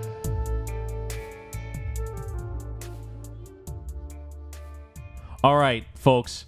That's right. This next segment, we are live in studio with 2 members of the local 600 Cinematographers Union to discuss the one and only GOTTI cinematography segment. And this is coming fresh off a screening of GOTTI. Less than 15 minutes ago did it end. I have been avoiding this screening for what 4 years now, 4 years now since it came out. This movie outdates our relationship, Jeff. Yeah. Oh my gosh. Which is actually kind of hilarious. And I only got roped into actually watching it because I was broke and I gave Jeff a Christmas gift one year of a coupon that said good for one free screening of Gotti with terms and conditions apply. It did expire on 4/20/2020. Weren't the terms and conditions that there had to be alcohol involved? Yes, Jeff. Where is the alcohol? Well, I got you here so far, buddy. As we talked about in our previous segment, or at the introduction of this episode, this has been a long-running, thing for me, and Scott and Becca have been there since the very beginning. So we're happy to have them. For we suffered through you constantly talking about it during the filming of a film that we would never talk about again. Yeah. And through many years of our continued friendship. He's currently wearing a Gotti T-shirt too. I am. He's got a Gotti vinyl. He's got a Gotti DVD. We gotta save this for the merchandise spotlight. Oh yeah, of course we have a merchandise spotlight too. We will have a merchandise spotlight segment. We're here, and we're not here to talk about the merchandise spotlight. We're here to talk about a different spotlight, and that is the spotlight they use to light John Travolta's face. To light his hair, his wig. A couple lights, a couple misplaced warp stabilizers. Don't even get. We're gonna immediately start there. Great, because let's do it. Let's jump into it. About halfway through the film, the operating just sucks. I'm sorry. I don't know who the fuck the operators were. I'm finding out. I know who they are. I looked at the names in the credits. I don't know the names personally. But for the love of God, the operating is so bad. And halfway through the film, there's just one shot. It's on a tripod or a dolly or something. It's a static shot, and all of a sudden you just see you ever watch crappy warp stabilizing videos on YouTube of a drone footage and it's jiggles. That was literally what was happening in a shot of John Travolta. Because you can stabilize it, but then the motion blur is still there and something that cannot be removed. So it may be stabilized in terms of the squareness of the frame, but then all of a sudden everyone is moving with it's Jello. It's the jiggle of Jello. Because it creates a fictional 3D space in which it corrects itself. And this isn't even used once. It's used throughout the entire second half of the film. Almost, you could probably do the math and say maybe 1 out of every 7 to 8 shots is warp stabilized. It starts when John Gotti's about to beat the shit out of his son for killing somebody accidentally in a bar. The moment that guys are just oh my God, that was so crazy. And then John just comes in just burst through the door. That's when it starts, and it does not stop for the rest of the movie. There's a weird blur effect on the rest of the movie from that point on. Well, the blur effect is just a side effect of stabilizing, because if you move the camera, all of a sudden, I'm guessing things were jolted or the operator just really wasn't holding the camera very well. Like he did it's the entire film. It's a side effect because when you move, there's motion blur. I found a few names, and obviously there's differentiation between the Cincinnati unit and the New York unit. But I have Todd Antonio Somodevilla who's listed as camera operator A-Cam. But then we also have Adam Putnam Thomas, who is listed as a New York unit B-Cam operator. We have a Matthew Pierce, who's operated as A-Cam Steadicam operator. Again, probably might be a different unit. And then we also have just a singular C-Cam. Scroll up. The credits had day player C-Cam operator. Yeah, and there's with no first AC or second AC. There's Brad Grimmett, People is on focus. What are you talking about? You don't need a first. There was that's another thing. There was a J.R. Campbell. Fascinating. Stuart, I mean, big news. The A-Cam Steadicam operator of this motion picture. Yeah. Matthew Pierce. Yeah. Whose work we are discussing poorly. Was in fact also an assistant camera on Swordfish. Oh. No. There's some continuity of Travolta going on here. Oh, shit. We're making new discovery. This movie reveals itself like an onion. There's new layers every time. I've watched this movie twice in the past 24 hours, folks. I would like to throw in a conversation starter, which is the lighting never bugged me in this movie. I think that lighting is a 9 out of 10. Scott and I discussed on our watch. This is probably the only thing you and I will disagree on in terms of the cinematography. I mean, I think the lighting was good. I wouldn't give it a 9. I'd give it 7 out of 10 maybe. It wasn't unwatchable. It wasn't you're watching this is awful. They change the key constantly. They don't really do that. But you're just watching. You're just it seems like they rush through a lot. They didn't add highlights and scenes that needed them desperately. Yeah. There was no fill, and I get there's obviously a reason for choices and artistic choice for whatever. Artistic choice. AKA they probably didn't have budget to get a piece of foam core and just throw it in there for a little bit of bounce. But like, there's no edge light, there's no fill, there's no eye light in this scene of John Travolta talking to who was the guy who died of cancer? The first one who died of cancer. Angelo. Yeah, Angelo. Rest in peace. Rest in peace, Angelo. Rest in peace, Uncle Ange. Angelo. Uncle yeah, Ange. and, Angelo and like it's a Stromboli. dramatic scene. And John Travolta has a beautiful eye light. He has a nice little fill on the side. Yeah. And then you cut the fucking Angelo over here, and it's just like, let's just give him like a 20-to-1 ratio. It's the with 10th no eye light. Yeah, it's the 10th basement conversation scene that happens right after the 4th of July party. Right. Which made it like the way they cut that together was like all of a sudden they're at this 4th of July party, and then they stepped away into this like the basement scene. Yeah. But he's now wearing a suit. There's the way they cut things and they play with the time in this movie. It makes no fucking sense. There's no ground, no context. And speaking of the lighting, we got to give a little bit of credit in the sense that almost every scene in this movie is set in a room with white walls. I was just or about wood to paneling. say that. Yeah, to give That's a little what I'm credit. saying. I'm not. Yeah. I'm not going to comment on the set decoration or set design or anything like that was because trash. that's somewhat. There you go. But It's very bad. It's very, very bad. That's someone else's job to say it's really bad. We're just here to talk about the cinematography. Because sometimes production design can make cinematography look really good. Exactly. And in this case, it was the reverse. It was the like they reverse. didn't give him any option to be all right, cool, let's if we're gonna do like a an over the shoulder, we're gonna put them on the far side, we're gonna have a lot of empty space. You want something to fill the empty space. You want something. This is what This is a Scott was consistent screaming thing. about.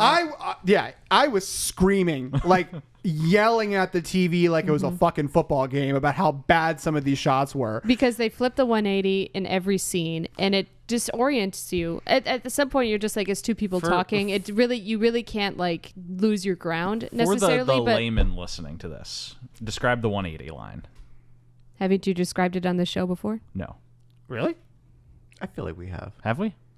I mean, it's the 180 line, Jeff. Look up a textbook. If you're listening to a podcast about movies and you don't know what the 180 line is, pause this, Google it, come back. Yeah, it's just a way to map out an area to where you're not dizzy or disoriented or like, where are people looking? And it comes to play at the steakhouse where the guy on the inside is somehow not hearing literal warfare outside. And there's a moment. There's like 20 gunshots going on. There's a moment where we're talking about framing and we're talking about blocking, but then also just pairings of two shots that actually confuse each other. Because at some point, the guy who's like with Paul as he's getting completely murdered outside, he looks over his right shoulder, and then the shot immediately after is of a window that looks, because of the Hitchcock effect, if someone, the shot before shot, if those are related in any way, they inform each other. So he looks over his right shoulder, then there's a shot of the window where you clearly see all the Russian looking guys, all of Gotti's guys shooting Paul,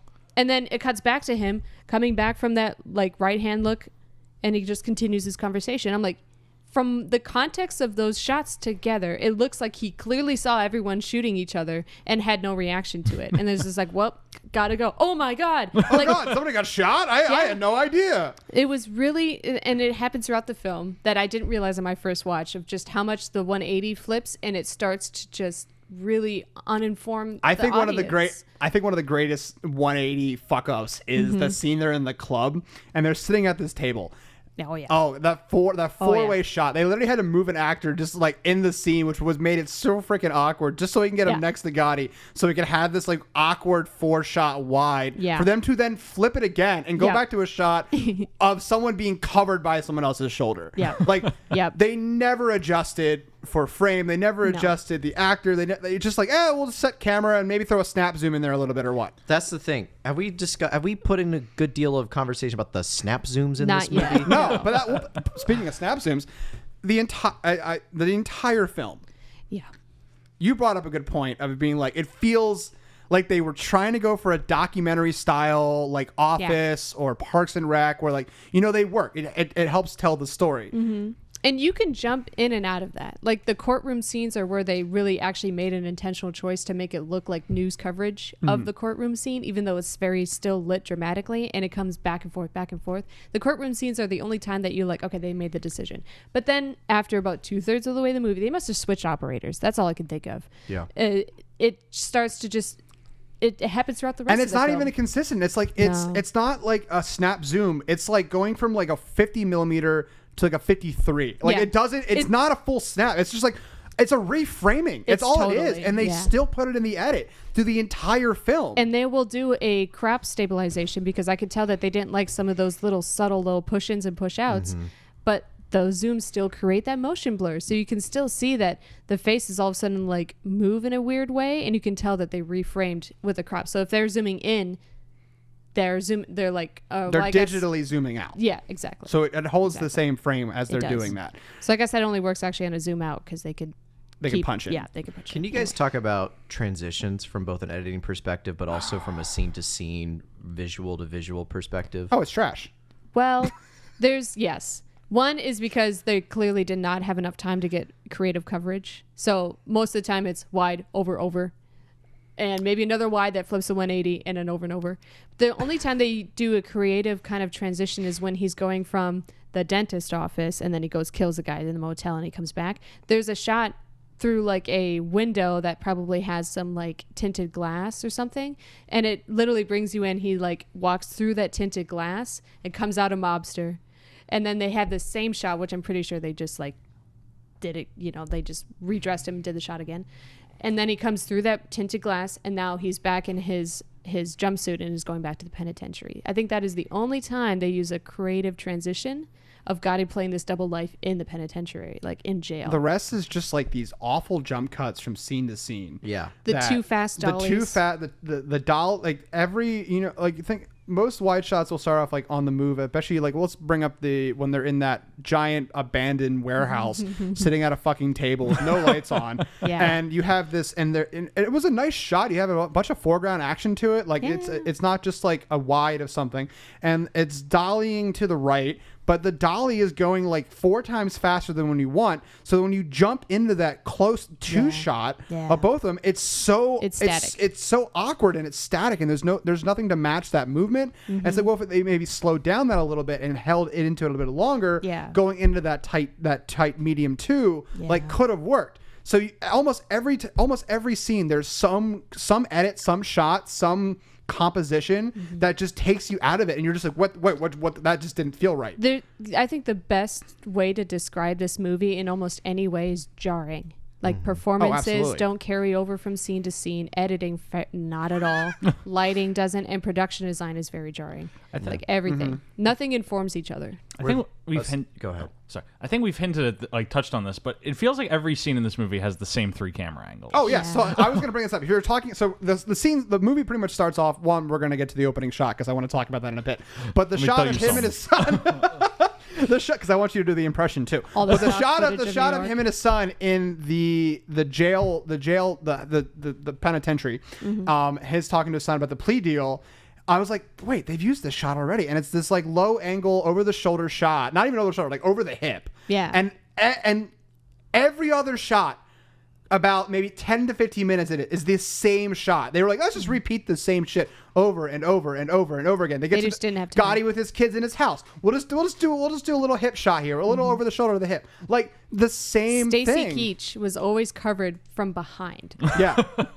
Whoa. And there's even, there's a lot of gratuitous shots that don't need to be there. Like there's one shot in the courtroom of the back of John Travolta's head, and then it just cuts back to the rest of the courtroom. I'm like, what the fuck was that about? And it was such a quick shot too. Like I didn't even catch it. You're like, what? Why was it his back of his head? And I was like, yeah. I think jarring. Honestly, for time, they blocked John Travolta and Stacy Keach a lot on the same couch looking at each other. So the only way they could get, well, not the only way, they for some reason always had the camera behind them looking across their shoulders like this way. Kind of like a French over thing, or? I guess kind of. I mean, they did love their French overs. Some of them worked. Like I think the one I pointed out earlier, the only French over that I thought would really work, other than the car shots, was when Gotti and I forget his name step away from the funeral and they talk, because it makes sense. They're like, you're looking, their back is turned towards what's going on behind them, so it makes sense. They made the decision to shoot Paul at that point. So it makes sense for that. But then you like the rest of the film, you have these French overs that don't match the other French over. It is the purely framing for is speed. The framing is different. The distance of the actors are different. It's spatially, it just doesn't make sense. And you have a lot of those shots where Like they're trying to play on the thirds, but they're so close to the center. It's like when they cut to the next shot, it's almost like a mirrored image of it. And it just is jarring because the actors quickly flip places. And I think it's also partly an inexperienced director because the blocking is very boring. Yes. Like even on our show, we just have to and I'm not going to name our show. I think you guys have, but like we just have to shoot a lot. So the actors are usually standing, talking. They never walk. They never play around in the scene, in the room, and not even play around. I'm not saying they have to do laps around the room, but this is very much evidence of we need to get this shot. We have 10 pages to do today. Just have them sit and we do 1, 2. And to that credit, I think this is maybe get a little outside of the more the realm of cinematography, but I never felt like there was any business given to the actors to do during these scenes. That it is literally just sitting, hands on the table, or have maybe if they're lucky they'll have something to sip on or a cigar. You think their hands were still? These are Italians. They move their hands. They speak tell with you their something. hands. Right. John was trying to do something. Yeah, John Dynamic. was trying to do something, but I felt like not a lot of the actors were given any opportunity to have some business in the scene. If it was anything, it was something to hold with their hands. But in terms of are they making something in the kitchen, or are they trying to fix the TV, or The are they doing background something? is more dynamic in what they're doing than Honestly, yeah. the actors. And that's a very strong red flag, or it really shows that it's a first time director. Yeah, or that's something. a director red flag. Yeah, where the foreground is static and everyone's moving behind them. Why can't they move around? The best scenes in the movie are when the wedding scene, I think, in terms of blocking.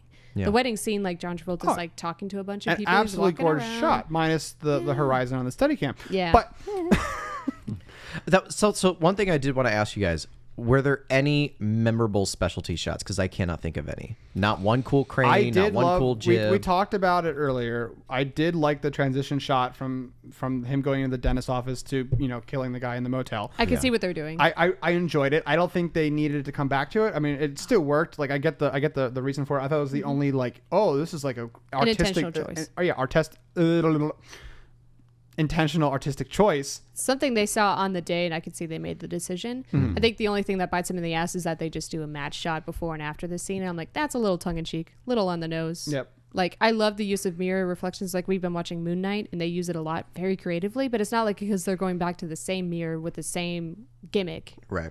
Whereas this one's just kind of a lazy one-off. I think a shot that I really, really enjoyed was when Gotti's son died. Getting hit by Little Frankie Frankie got hit by a car. Yeah. And his older son, obviously staying, coming back shortly after, and he hears something in the middle of the night, and he gets up and he walks out, and he sees his father crying, which is something you as a father in that time, especially the mob father, you're not showing emotion, you're not crying. It was definitely artistic choicing of color and lighting with it, but I think it really played well for what was going on. He's this is his breakdown scene. He's trying to be And it's all played private, from a wide. and it's all played from that wide above from the top stairs. Yeah. You're It's looking like a into POV. God. You never go into him. You're only looking from his son's point of view, and I think it almost humanizes his father a little bit more. If they had made more choices like that, this Yeah, movie they would would've if they been would have started, better. they would have done more stuff like that. I think cinematography wise, it would have been a little bit better film, but that's a different story. And it comes down to the script. If it's just two people talking in a basement, and now we're adding 4 people, and now Angelo's in the room. I'm not sure how he got there. How did I feel like Angelo just accidentally walked Teleportation onto set? abilities. The I love scene where he Angelo. walks in after Gotti storms in and beats the shit out of his son for getting a bar fight. Just walks in a different way. It's where did he come from? Yeah. Lazy. Also, the Foley of John Travolta slapping his son is definitely just a Foley artist. my just God, being clap, clap, yes! clap. It is the worst. Literally, Foley. I called it out on the first day last night. We watched it last night. And literally, as soon as I heard that, I'm like, well, that is not the real slap at all. No, and it's so fake. I love he's just someone fucking died. Did you know this? And then the guy No, I next, didn't fucking know it. yeah, and then the guy next to him is just I swear to God, and he's like, shut the fuck up. And then he I slaps wasn't him. fucking talking to you. Yeah, it was so funny. So something to also add into this conversation about craft is something that this movie does sort of bring into the fray that I was sort of thinking it was going to shy away from, which is its special effects. It's practical blood and gore, explosions, gunfire, special effects. All of it looked great to me. Yeah. I thought because That's where the budget went. I thought because the one car explosion. the first time somebody got shot and killed, that was the the first bathroom. indicator of we're not doing shying actual away from squibs. it. It was like the motel definitely in the did- shower, yeah. right? And had blood spatter. There's one death where they threw brain matter into the mix too. Like there was definitely like a good special effects crew that was. They definitely did a fantastic job. And I mean, the car explosion. There were some people practical. in the front seat. Yeah, I think yeah, little crispy, little fried chicken. Yeah, a little fried mobster. Chicken fried. Cold beer on a Friday night. I mean, the special effects, and they weren't cheesy. Right. They played like any other mob movie that I've seen. Like they weren't cheesy effects. It wasn't like, oh, that blood is clearly fake. Like the shot of him getting shot in the motel bathroom was fantastic. What's his name getting shot in the back of the head by the cop as he's reaching for his license when he got pulled over towards the end of the film. Was fantastic. Like they definitely put money in their special effects. The gore and the violence was finally the one point I wasn't laughing hysterically. Yeah, exactly. That was very well executed, I felt like. And I will say the car explosion for me felt like, I don't know. The music cue was a little... Well, because it waits until the drop for the explosion.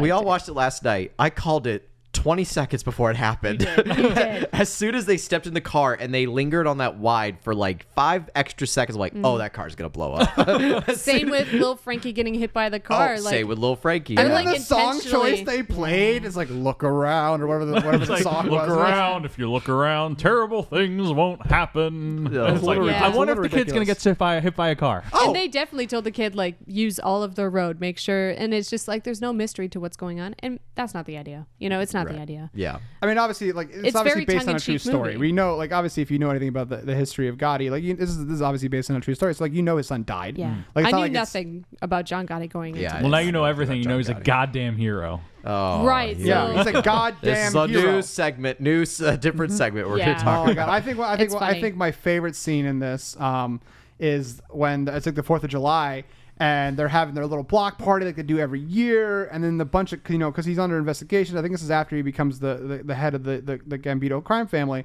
and the cops come up and it's like, you got to shut this down. This is unpermitted. This is unpermitted event, whatever.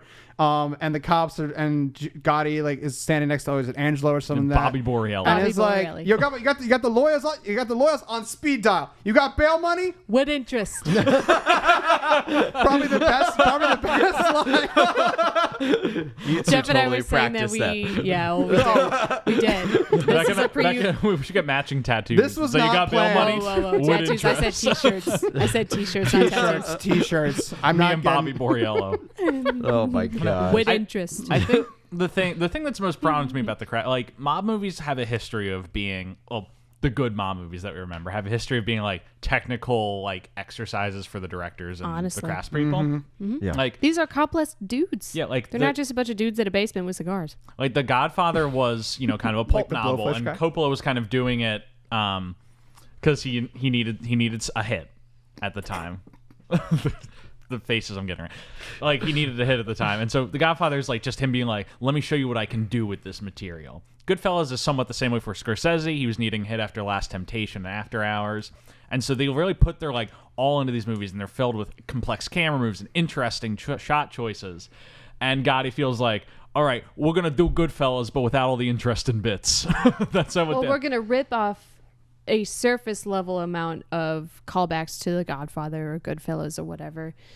But they do it in such like this is a cool shot. Not like, why did they do that shot the way they did? What was the story purpose of that shot? They don't dig into that. They're just like carbon copy. And Carbon it's copy. cool. This is obviously the cinematography segment of this thing. Like, if you watch anything, and it's like any of the films that win like Best Picture, Best Cinematography, whatever, the camera plays a huge role in telling the story. It's its own Huge. character. The camera, it's its own character. It tells the story. It drives the story. It can make a boring scene interesting. This movie, not this at all. movie, just the cinematography and the camera movement, just pulls you out of it. It just feels like a camera in the room. it just feels like someone held up their about iPhone the and was zooms. just trying to get footage of what was going on, and like maybe they're trying to get like make it look like news footage or whatever. I don't know, but like it just didn't work. Whatever they tried doing just didn't land, and it just didn't drive the story. If anything, it took me out of it. Yeah. And I was paying more attention to like the crappy camera movements than what was actually being said or any of the characters' names. Which, by the way, they introduce characters like every 5 seconds and you never see them again. Yeah. Which is why I don't remember any of their fucking names. Tony Treehands Gravano. Yeah, or like gas pipe and like all these like random things that they get like I'm 1 not gonna second start a war with the shin. with the shit. He points to his shit. With gas pipe on the line. I'm like, huh? Who the fuck is gas pipe? Does anyone remember when like a few years ago, the feds had their biggest mob racketeering like arrest in 1 or 2 decades, and it was like 50 guys, and one of them was named like Tony Meatballs Salerno or something. Tony And Meatballs he's from Philly, and it was like Tony Meatballs from Philly. Oh wow. Oh, speaking of Gas Pipe, I think another shot that I really, really enjoyed was after Gas Pipe got shot by a hit add-on that was put on by Angelo. The downfall of Angelo, the beginning of the downfall of Angelo. He died of a broken heart. The cancer didn't get him. And maybe cancer, yeah. And maybe the cancer got him. But I think he did. I think he died of a broken heart. Scott and I were talking about how there was clearly a real cemetery, and John was just like, "You were one of the good ones, Angelo," and kisses his hand and touches the headstone. I'm like, that is. Whose headstone is that? I want that specter to be watching John Travolta come up to his own grave and kiss it dramatically. But the scene I was talking about was Angelo was like interrogating and torturing the guy who was performing the hit on and shot him. Yeah. I think they did a fantastic job. Because like the torture scene, I think the lighting was great because like they're in the basement. I love the way they lit it. They're in like a boiler room, and back then, a lot of those rooms had open flames, and like some depending on how old the building was, you still had coal.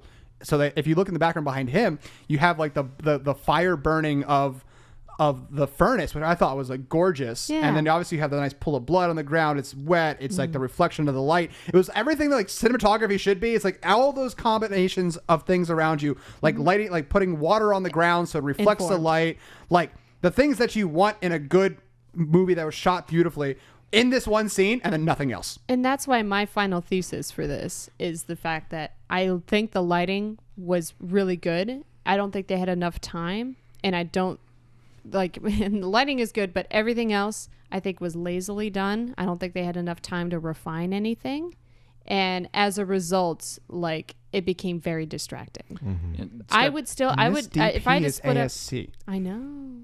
I mean, it could mean nothing, I guess, but I would still say this movie is watchable in terms of cinematography. You guys have covered movies that are far worse. I was strapped in to see that. like flat lighting. They gave this DP a lot of white rooms, and he actually did very well with them. I would say. When I don't know if this is something to close up on, but when we think of the budget being $10 million, does it match? Does it seem, oh my god, like only $10 million? It looks better, or it looks like it's $10 million. It looks like a $10 million movie.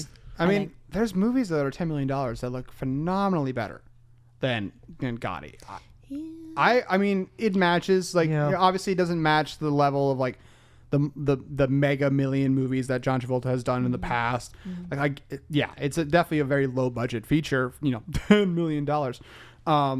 But there are $10 million films that look gorgeous that were shot beautifully. I mean, maybe the director's more talent, more experienced or whatever. Yeah. But I think I think they wasted money. I think it kind of goes to what you were saying, Becca, where it's like they spent that $10 million on the paychecks, on the explosions, on the departments for special effects, all that stuff. Some of their key players. Yeah, some of their key players, where they didn't put the $10 million where it was time. They obviously didn't budget for more days. Like they shot this in like a month. 30 days, right? This movie, it was filmed over roughly a 6 to 7 month period of time, but not consistently.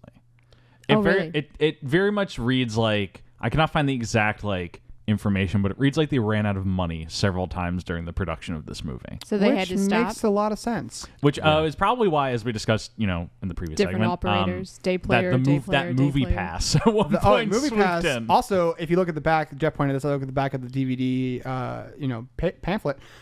It's all executive producers, and if you know anything about film, executive producers are the ones who bring money into the film, and there's like 20 of them. So they obviously had to go through a lot of people. Like, you probably could have like contacted John Travolta and be like, I'll give you guys $10,000, and you've been an executive producer on this film. I'd like to think Fiore Pictures was just involved in the catering. Like they just afforded the catering. Well, that goes to show it, because it's definitely like along those lines of like, okay, like you're gonna get this small budget, but we need you to make it in like this 110-page script in like 30 days. But they wanted to make the next Goodfellas or right, Godfather. Exactly. So it's like, we're gonna put your money here, here, and here, but where we're not gonna put your money is being able to shoot it for 2 months consistently. Rather, we're gonna make you shoot it for like 2 weeks at a time, and then pull the plug, and then 2 months later, okay, now we're back and ready to shoot it. I can imagine that there's a lot of drama on the camera truck. I think my biggest takeaway of this to end with is, I think when it comes to cinematography, they got their toes wet. They put their toe in the water, and then they jumped out. Yeah. They could have pushed for more dynamic camera movements. They could have pushed for a little more better lighting or whatever, and all of that. But they started to, and there's certain scenes that look really good, and like the camera moves and it's dynamic, and then there's some scenes that are shit. So they got their toes wet. It's just they didn't go fully in. I think that's my biggest takeaway. There's a sheer drop off in the movie, fascinatingly. Yes, there is. Absolutely. And it's noticeable. And it's unfortunate. Yeah. It is unfortunate. Well, thank you so much, Becca and Scott, for coming on to discuss the craft and cinematography of Gotti. Well, thank you for having me back. Anything you guys want to plug before we transition to our next segment? Watch, if you haven't listened to the Hairspray episode yet, you get to listen to my beautiful voice once again. It is Becca's favorite episode. It is. So I highly recommend watching it. I had a great time recording with you guys. I mean, it was just you and Jeff singing. It was That's Stuart and I good. singing too. We all were singing. We were all singing. You can't stop the Well, thank you guys so much for coming on. This has got to be my last episode, both of ours last episode for Travolting. Right? We'll catch you on the flip next side one. of whatever we're doing next. We'll find out. All right. Find out. And with that, let me tell you something.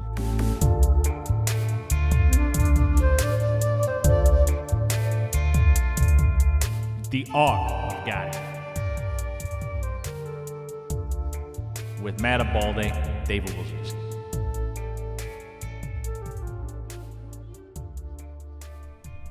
All right, gentlemen, let's dive right in. Oh boy. I've been dreading this moment since you agreed to be on Punisher. Yeah, that's right, folks. We are joined to discuss The Art of Gotti by Matt Balde and David Wilczynski, previous guests coming back, both of whom are art department boys who have some thoughts about the art department of Gotti.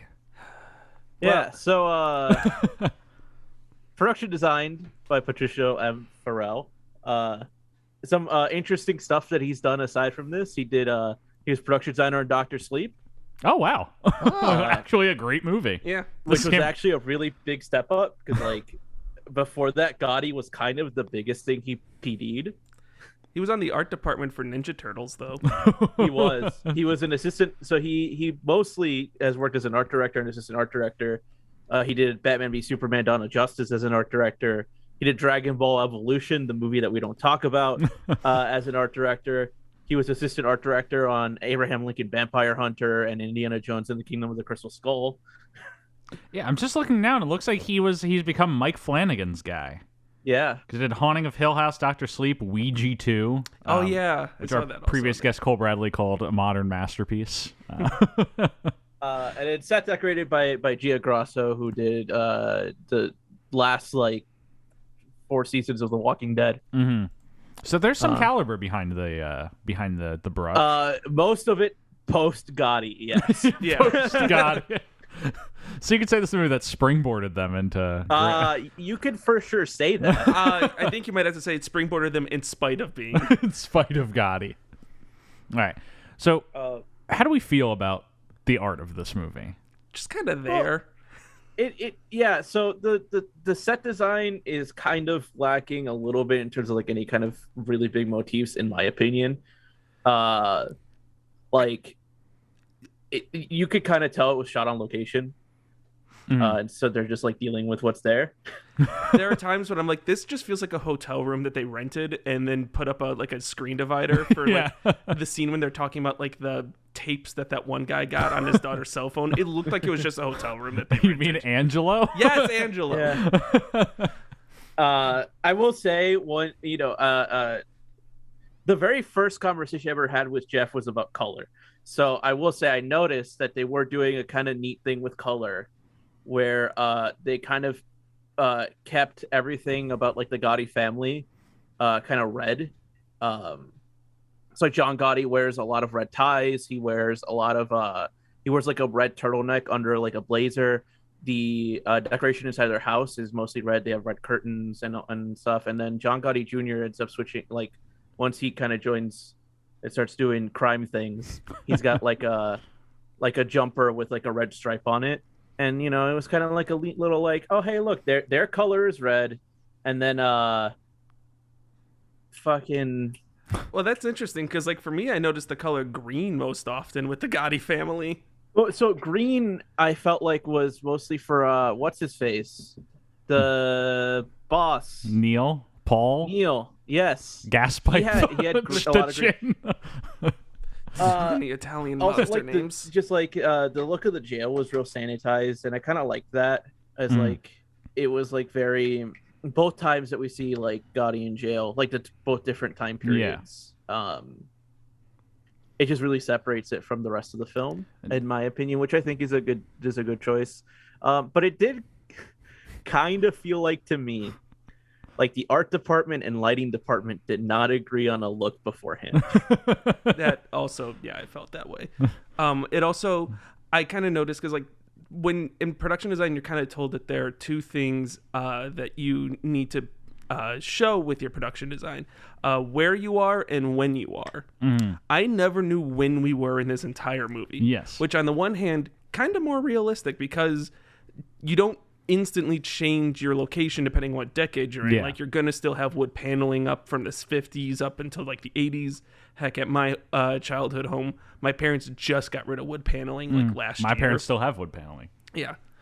So like I kind of dug it from that perspective, but this film jumps around so much. I didn't know when things were flashbacks or when things were present day. Because this movie has flashbacks within flashbacks. As we said in an early segment, but the structure of this movie is the ghost of John Gotti is telling you the story of the time he was old, telling the story of his life to his son. I feel like it also just feels like I want to tell a movie about John Gotti and cut nothing. If it's not relevant, I don't care. I'm keeping it. Or we're going to cut all the interesting bits and just have guys sitting around having meetings about more interesting things that are happening off screen. The amount of times they're like, this shit got leaked or this guy got whacked, and we don't see the whacking or the leaking happen. Exactly. But the thing I found, when I'm looking in the background at all these scenes, it feels like it was almost entirely shot in like cheap locations. Yeah. It's like basements with white walls and wood paneling. So much of this movie is just like white walls, wood paneling, and the art department has to like scramble to try and make it interesting. Exactly. There's the scene when John Gotti Jr.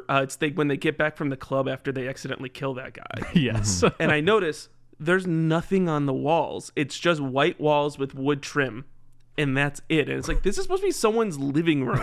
Where are family photos? Where are like the things you brought over that your grandparents brought over from immigrating? Where is anything? They had a couple of 2-3 hours to film in that room. Honestly, yeah. And even like John Gotti's house, which our titular character, like his living room has like red curtains and like a red like wall art piece that like they probably got off of like from like Goodwill, and that's it. There's some really crazy modern art in his house as well. I don't know what's going on there.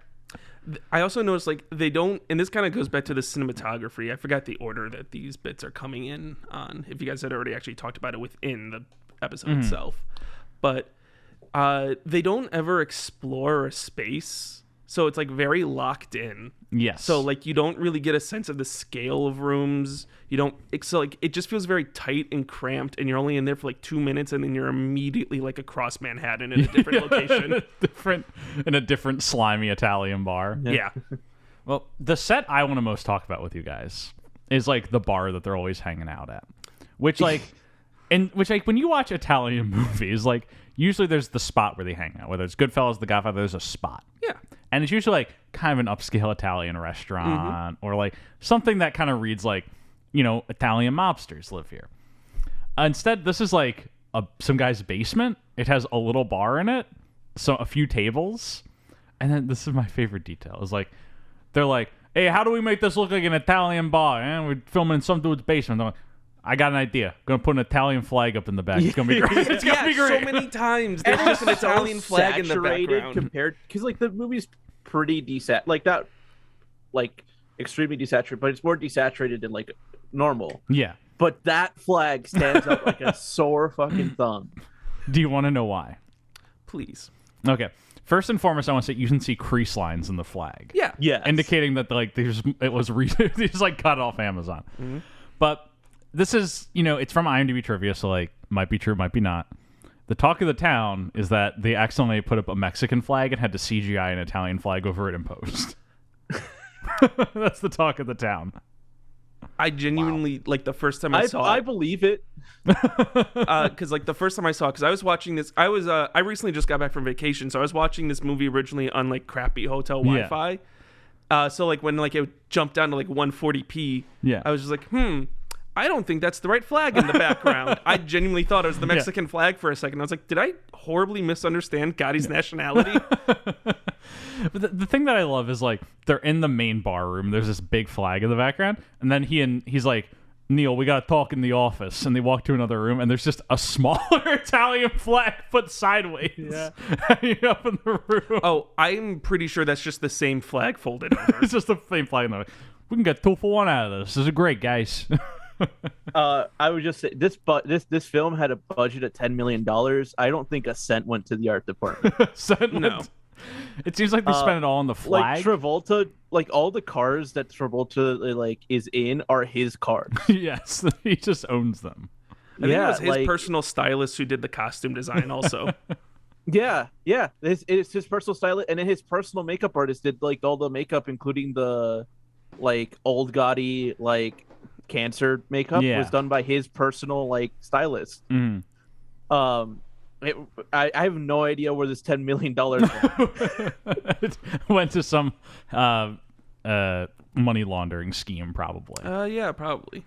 No, it probably all went to the multiple times they had to shut down production and then restart because they ran out of money. Oh God! Which is what we presume happened. I was also just gonna say, Matt earlier sent me his best guess at what the color palette for this movie was, and it looks like desaturated Power Rangers because there is no consistent color tone. No, there isn't. There are like color motifs a little bit, like we kind of said, the green and the red, and there's like a blue that gets kind of thrown around a lot too. But and then sometimes a yellow, also, and then sometimes a slightly paler yellow. Yellow, and like it's the kind of thing where you're almost having to like grasp to find like a lot of. You're trying to find a lot of. I'm really trying hard to find something like intentional design in this movie. Trying to find an intentional design motif was kind of difficult, especially because if you Google anything about the design in this movie, you find every other film about John Gotti except for this one. Because there are other Gottis. Yes. Tragically, this is the only one that matters. But I'm happy you believe that. Yes. There's like another Italian bar they go to, and like it has like one corner that's decorated in the background, and there's like a swordfish and a bunch of small pictures, and that is the set deck of that location. There was going back to that bar where John Gotti Jr. accidentally kills that guy. The set decoration in that is just white Christmas lights. There's white Christmas lights everywhere. It looks like a college kid's dorm room. I actually watched the movie again this morning with one of our other guests, and he was like, "Why are there so many Christmas lights?" It's excessive.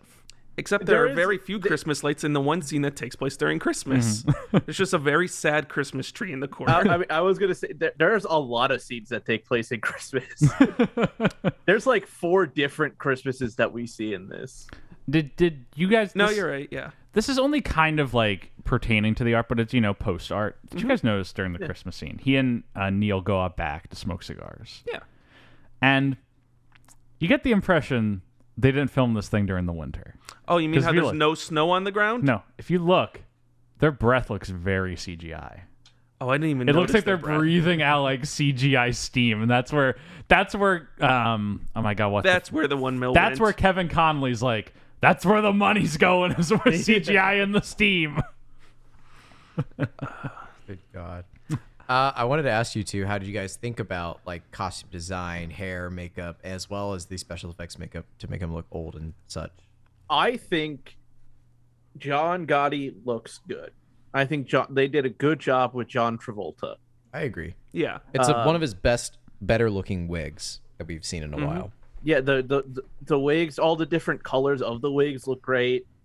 There's like one scene where the prosthetic, when he has cancer, that they put on like his chin, looks a little weird.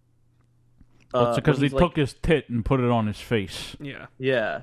When he's like think that's like I think it's like literally when he's like on his deathbed. Mm-hmm. Like it looks like it's starting to peel. I think that's why they put a bandage over it at some point during that scene. They're like, it's not going back on. They're like, just get the set medic, get a movie. Just slap the Band-Aid on it. But I think with specifically John Travolta, they did a very good job. I think with every other character, it's especially Sammy. Sammy does not change at all in this. Sammy the Bull. Yeah, he looks exactly the same in the beginning, like when he's introduced, till when like he's ratting out John Travolta, and that's supposed to be like what, like 20, 30 years later. 20 years later. Yeah. Well, the big one of those is John Gotti Jr. Yeah. Oh yeah. Who was played. I got to figure out how old this actor was when they made this movie. Spencer. How old was he when supposed gets to out be of in this prison, movie? So when they filmed this movie, he would have been 20. He would have been like 25. At one point in this movie, he is playing 45. Do we think that he sold it? No. No. They didn't do anything with him to make it like they changed his hair a little bit. Instead of it being slicked back the whole time, like when he's like at his oldest, he has his hair just like loose. But like one of his kids in like the fine, like when he's out of prison and like hugging his kids, or like he's done with like all the trials, looks older than him. He'd probably play by an older actor. It's just like they were like, all right, we're gonna get this actor, he's gonna play him from 16 to 45. He was supposed to be 16 at a point. At the very beginning, he was 16 at the New York Military Academy. Oy vey. Oy. Oh my god. Because like I had a very loose understanding of what was actually happening in the movie at times. That's the Many people do. That's the special part of this movie, is that it is nigh incomprehensible. Yeah. But I did notice John Gotti's always drinking like a martini and everything, and I was like, that's nice prop continuity.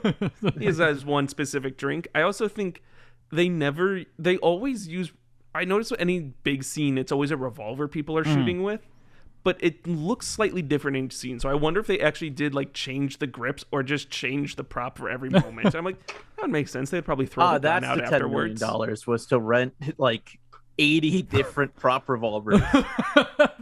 Like, you never know. Which I guess that's a good segue into our next bit for art department wise, but also maybe into special effects is, you know, in terms of like the gunfire, the blood, there was like a car explosion at one point. What were your guys' takes on that? Because that was, in my opinion, that was like one of the few redeeming qualities of the movie, that they didn't hold back on the blood. Yeah. Muzzle flashes looked fine. Like, there are some ridiculous muzzle flashes out there. They are not in Gotti, I don't think. They think all the gunfire looks okay. Yeah. That explosion looked practical to me. The car bomb. I believe it was. Yeah. It seemed it was like I don't think they hid the jump cut well from when the actor walked in to when they cut out and they explode the car though. Mm-hmm. Because we got to talk about like oh my god, I forgot what I was gonna say. So we got to talk about it. Somehow you got to talk about it, you know. Well, because like we're coming to the point now where we're grasping at straws to talk about the art design in this, because it's just kind of there. So the car, like I think it looked fine. There was like a weird, it was kind of weird that the trunk like came off. I think that's where they had like rigged it. Yeah, that's typically what happens. Just kind of tipped off.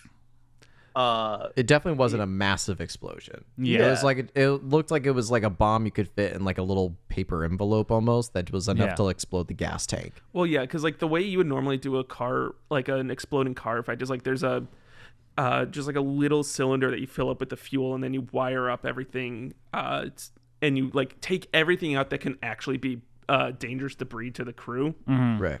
I'm saying this to you guys, which I think is very funny. Yes, we did recently just blow up a truck. Not us personally, but we were. But we worked on a show. Yeah, Stuart and I were out there, us hoodlums, kicking around cans at night. We blew up a truck. Yeah, but that was the same thing where it's like they took out like the metal framing out of this truck, and it was paper. And so like, but the explosion was still massive. It was big. And I think it was more napalm than anything else because it was just a fiery explosion. Yeah, because you want to make it visually look like an explosion, and most people understand explosion as just being big fireballs. Yeah. Right, because in real explosions that are meant to like cause as much harm are more shockwave and debris than fire. Yeah. Whereas in movie explosions, you can't see shockwave and debris all that well, so you want to put more pyrotechnics into the mix, which is why I feel like when we blew up that truck, Jeff, it was more fire than anything else. There was a little bit of shockwave, and they had a little bit of debris, but it was all paper debris. Yeah. Whereas this one, I just felt like, you're right, it was like a bomb, like it exploded, and it like popped the lid up the trunk, and it filled the interior of the car with flames, but that was like the extent of the explosion. Yeah. It still felt very practical, so I still got to give it props, but like... You got to give it props. Yeah. You know who else had to give it props? The props department. And they didn't have that many props. Special effects, Jeff, not props. Yeah, I was going to say props wouldn't touch that. The bit was... Right. I was trying to do a props bit... might have found the car to do it, but... But in terms of special effects, like, you know, the first death scene where John Gotti goes in that motel and shoots the guy in the shower, and the first thing we get is, like, a blood splatter. And I was like, oh, okay. Like, we're not shying away from blood in this movie. It was pretty good. And then there was that one... We talked about this in maybe one of our segments. Again, we don't know what order this is going in, so we'll see. Might have already mentioned it. But when the guy... gets pulled over by a cop and he reaches over for his driver's license or something, and the cop pulls out a gun and shoots him. It's like a camera close up on the passenger window. Yeah. And you see the explosion, like blood splatters against the window right up against the lens, and it's also filled with brain matter and stuff. So like I felt like the special effects department truly, you know, they used real blood. They had fun with it. Yeah, they had fun with it. And I could tell, and it was rewarding in certain aspects. So I suppose to like kind of segue to our final thoughts on this. How, like, do we feel like the art of this movie, the art of Gotti, as it were, really contributed to fitting this among the pantheon of great gangster movies? And do we feel like it accomplished the ability of making this feel like a New York? Do we... I never once felt like this was... I was about to say the exact opposite. Because this movie was originally supposed to be filmed in New York, and they filmed it in Cincinnati. I can tell. Did it ever feel like New York? No. Okay, that's the juice I want. Because like New York, like it's skyscrapers for as long as you can see. It felt like they were either always in the suburbs of New York, like, you know, much farther upstate, or it just never felt like we were ever anywhere like in the city. It felt like the suburbs of Chicago, actually. Yes.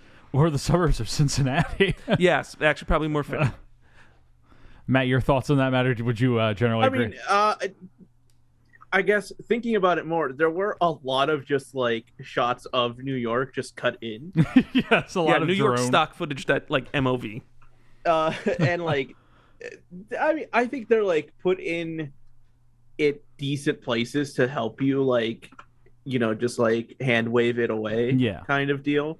But like, the architecture a lot of the time doesn't match. There's like a neighborhood that I'm like, there was like when one of the Gotti children, I forget which one it is, gets run over. Frankie. Rip. Weirdly enough, though, that is kind of like I looked up what John Gotti's house was around that time. The house that they filmed at is the right shape, at least. Yeah, really. The proportions are a little like how it's like that kind of smaller section and then the larger section behind it. Yeah. That's how his house looked like. Interesting. Because I was always like the whole surrounding very much read like Midwestern. Yeah. Like suburbia, you know. Mm-hmm. So when I grew up in Brookfield, it felt like Brookfield at times. Yeah. But like, I want to say something more about this movie because it's so like legendarily bad, but the production design is just so present. Blah. Like it's just there, and it feels like an afterthought at times. The kind of I was really hoping to just like stress some people out to try and find things to talk about. Thank you. You know what? So it feels like this was shot by people in film school, and the reason why I say that is because before you start working on like actual like productions, the art department gets treated like shit. Mm-hmm. And this feels like one of those. Where the art department did not get time. This feels like they hit it's also, budget in muslin. It feels like the art department didn't get like any time and locations beforehand, so they probably just like generic bought stuff to fill empty spaces. Because when we're in those Italian bars and there's little pictures on the wall, they're all like random things. Yeah. There's one where it's just like a sketching of a horse. Like they probably found this at a Goodwill. Yeah, there's like a person with like, it looks like they're like trying to look like a professional baseball photo, and it's like, this is just like some dude. Yeah. And again, kind of what Matt was saying, it did feel like that at times, because there are times when they decked the set, and it reminded me of the first film that you and me worked on, Jeff. Oh, God, let's not even talk about We're it. not going to talk about it, but I'm just going to say it felt very familiar at times. Just get to the location and figure it out. Yeah. Another thing that I just remembered, John Gotti watches a lot of sports in this. He does. Those TVs were like never actually on. It was very clear. You could tell that the images on those TVs were comped on. Oh, Compton and Post, because they didn't have the rights to anything the boxing, yet. The football games that he's always betting on for one scene. Yeah. There's also just a good chance that they just couldn't figure out how to film a CRT properly without the scan lines coming in. Oh my! Stuart just put his head in his hands upon hearing that one. Yeah. Did I hit a nerve? No. Are you already tired?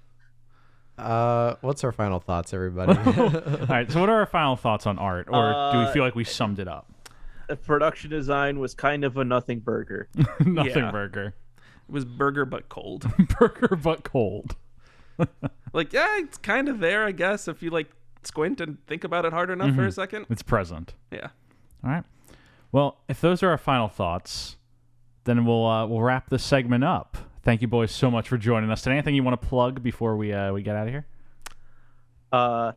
Listen to the Learning the Ropes podcast, hosted by me and my friend Andrew, where we make one of our friends watch pro wrestling. Oh, right. Learning the Ropes, available on wherever you could find your podcasts. Yes. Spotify, Apple iTunes, Podcasts, Google Podcasts, and YouTube, baby. Yeah, those places. And you can find me just in the corner of your eye. Just you can find me on the couch. You can find me never renting Gotti again. I had to rent it twice because I couldn't deal with the Wi-Fi again. So I've spent $6 on Gotti. That's $6 too many. I spent over $100 on Gotti. All right, well, excuse me? Well, thank you, boys, so much for joining us today, and let me tell you something.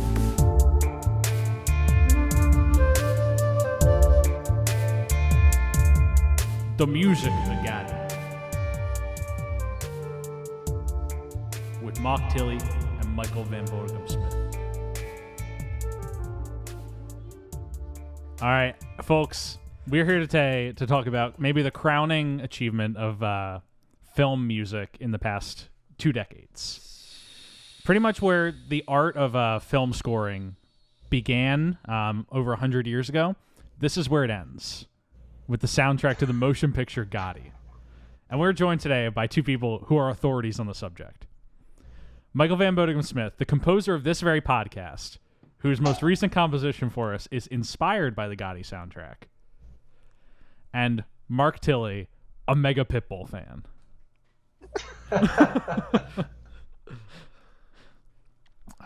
I guess I could be a Pitbull fan for today.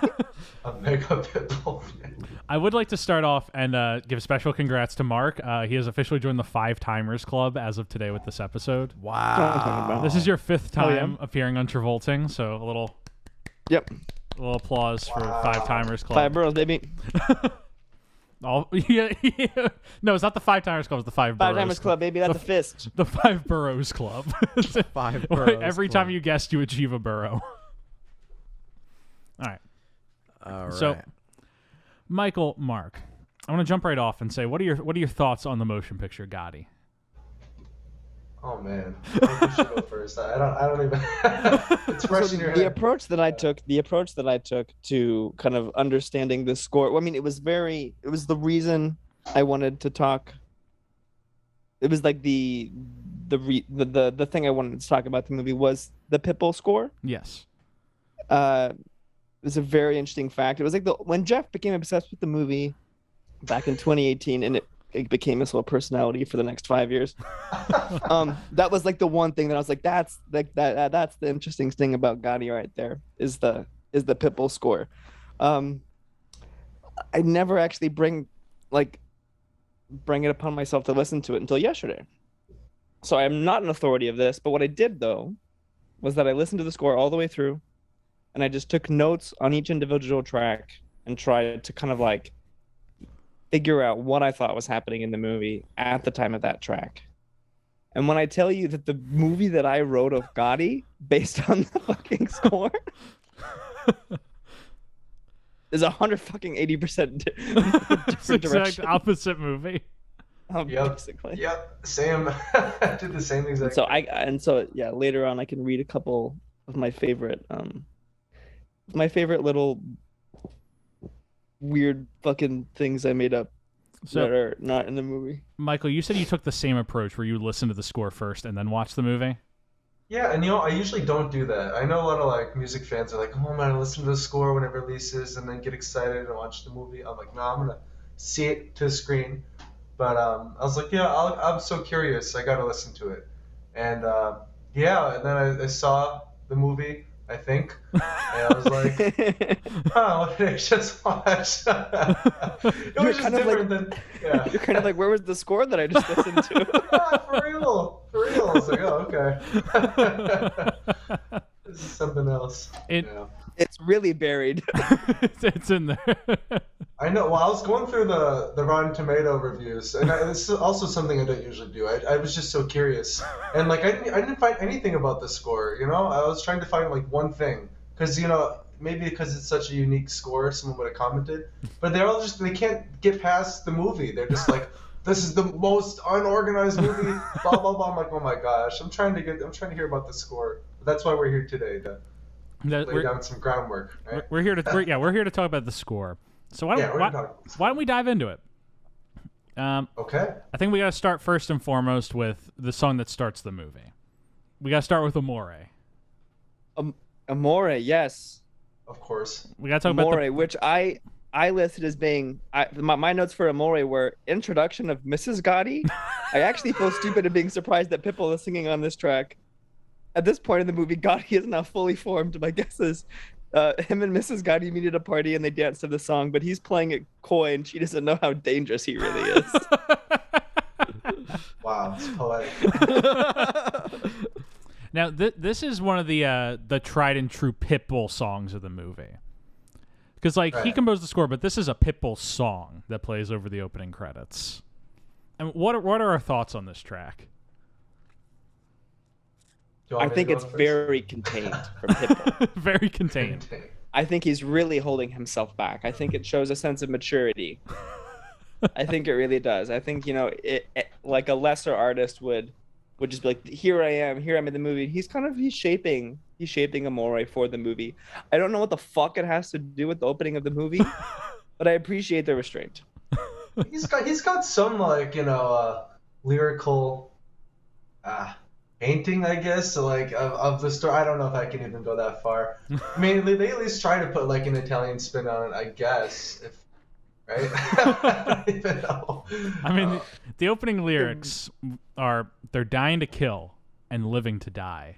Snub nose, headshots, if you touch anything that's mine. Respect, loyalty. Den la vida, por la familia. They'll live for the honor. They'll kill for the honor. They'll die for the honor. Wise guys take life from the box. I mean, I think there's some poetry there. When you read it, it sounds like Shakespeare. That was beautiful. Okay. From the law, from the feds, fuck cops, pop, pop. Catch you at your favorite spot. Well-dressed little men, but dangerous. Go-getters, hustlers, gangsters, everything organized. If they hit us, it's a prize. It took a turn. No, it's really good. Wait, we got to talk about, there's an actual lyric in this where he says, unless you're a fool like that fucking prick, Sammy the Bull. Damn. Okay, so I've never looked at the lyrics to this before. He's literally just recounting the plot of the movie in this song. Yeah, I didn't even, because I guess when I listened to it the first time, I had blatantly and stupidly assumed that the track listing would be kind of like the order. Yeah. The songs, sometimes that happens, sometimes it doesn't happen. Sometimes things are kind of arranged on the album as kind of in terms of like how we think you'll keep listening to it, so we'll like front load it with interesting stuff. But yeah, no, so like I completely, him recounting the plot of the movie flew over my head, and it was giving me so many hints of the rest of the movie. Because I was really stuck on the parts where he talks about like, I waited for you to save me tonight, but you left me dying slowly inside. I guess I don't even know who she's talking about when she's singing that. It's interesting. It's the Life singing the Gotti.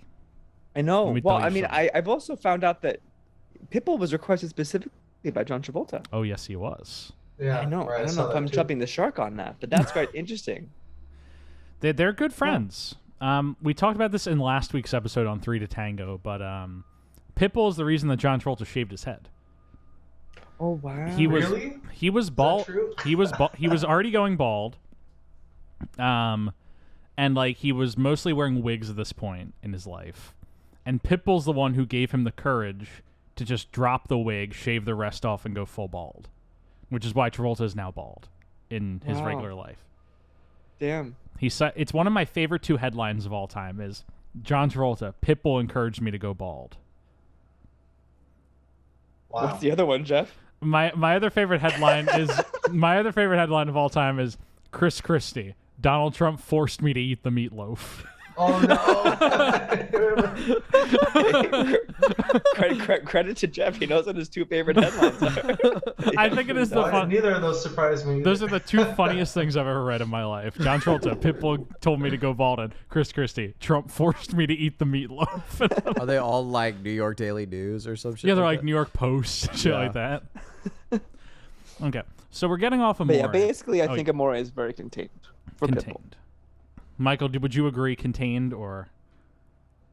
Yeah. I mean, it's hard to say because he probably had to write this under like pretty strict guidelines, So he might have had more creative freedom than you usually have if you were writing a song for like a movie based on the plot of a movie.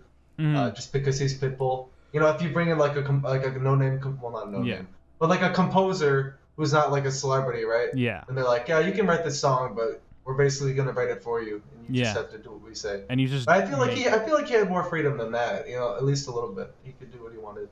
Yeah, I don't think this Pitbull. This movie had enough creative oversight for there to be any like strong arming involved. Yeah, they had other problems. and so jumping from Amore into the actual score of the film. The orchestral score, also done by Pitbull, along with Jorge Gomez. Michael, you're an actual composer, so I want to hear your thoughts on. Debatably, we're not sure yet. You are an actual composer. I would like to hear your thoughts first and foremost on the score of this motion picture. Yeah. Okay. So I never want to come at another composer and trash on them. I really don't. Because I'm in no position to do that. But I was trying to write positives and negatives for the actual score, right? And I have a list here, and like there's like one positive, and you can fill in the blank. So I mean, here's my thing. Here's the thing I'll keep saying probably the whole episode is like, why no live orchestra for this movie? And they could afford John Travolta, but they were using like synth orchestra, like computer generated orchestra. Like I don't know. I don't know what the budget was, but around $10 million. That baffles me. Yeah, around $10 million for the whole budget. So I imagine music and composition probably got like $250K. Oh my gosh. Okay. Well, I don't know. How much does GarageBand cost? Oh Sorry.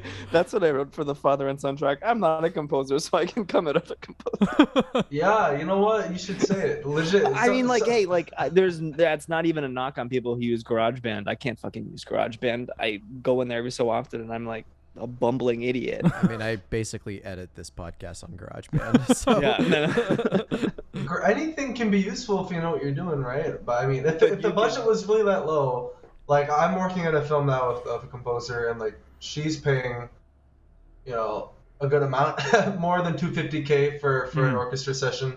So maybe if the budget was really that low, but what I think was most of the budget went to Pitbull's like 2 songs and 3 songs, Right. and the rest of it was like with hardly a lot of oversight, and they're just like, hey, just write some generic sort of Italian, sort of like dark sounding music to fill in the scenes where it's kind of awkward. I mean, there was one track, I don't know, maybe Mark, you remember, where there was just like a droning bass, like a double bass for like 2 solid minutes straight, literally just one note. I can't remember what it was called. I think it was The Mistake. No, I don't remember, but it was just, no, it's Father, I think, where it was just like, Yeah. but like, I think that's Father and Son, for which I wrote Young Gotti and Gotti Sr. flashback and touching deathbed speech, unite the city, take control, be a big man monologue. I said the thesis of the film stated here, already getting very strong garage band vibes from this. There's a cue at the 3-minute mark that I imagine will be a recurring motif. yep.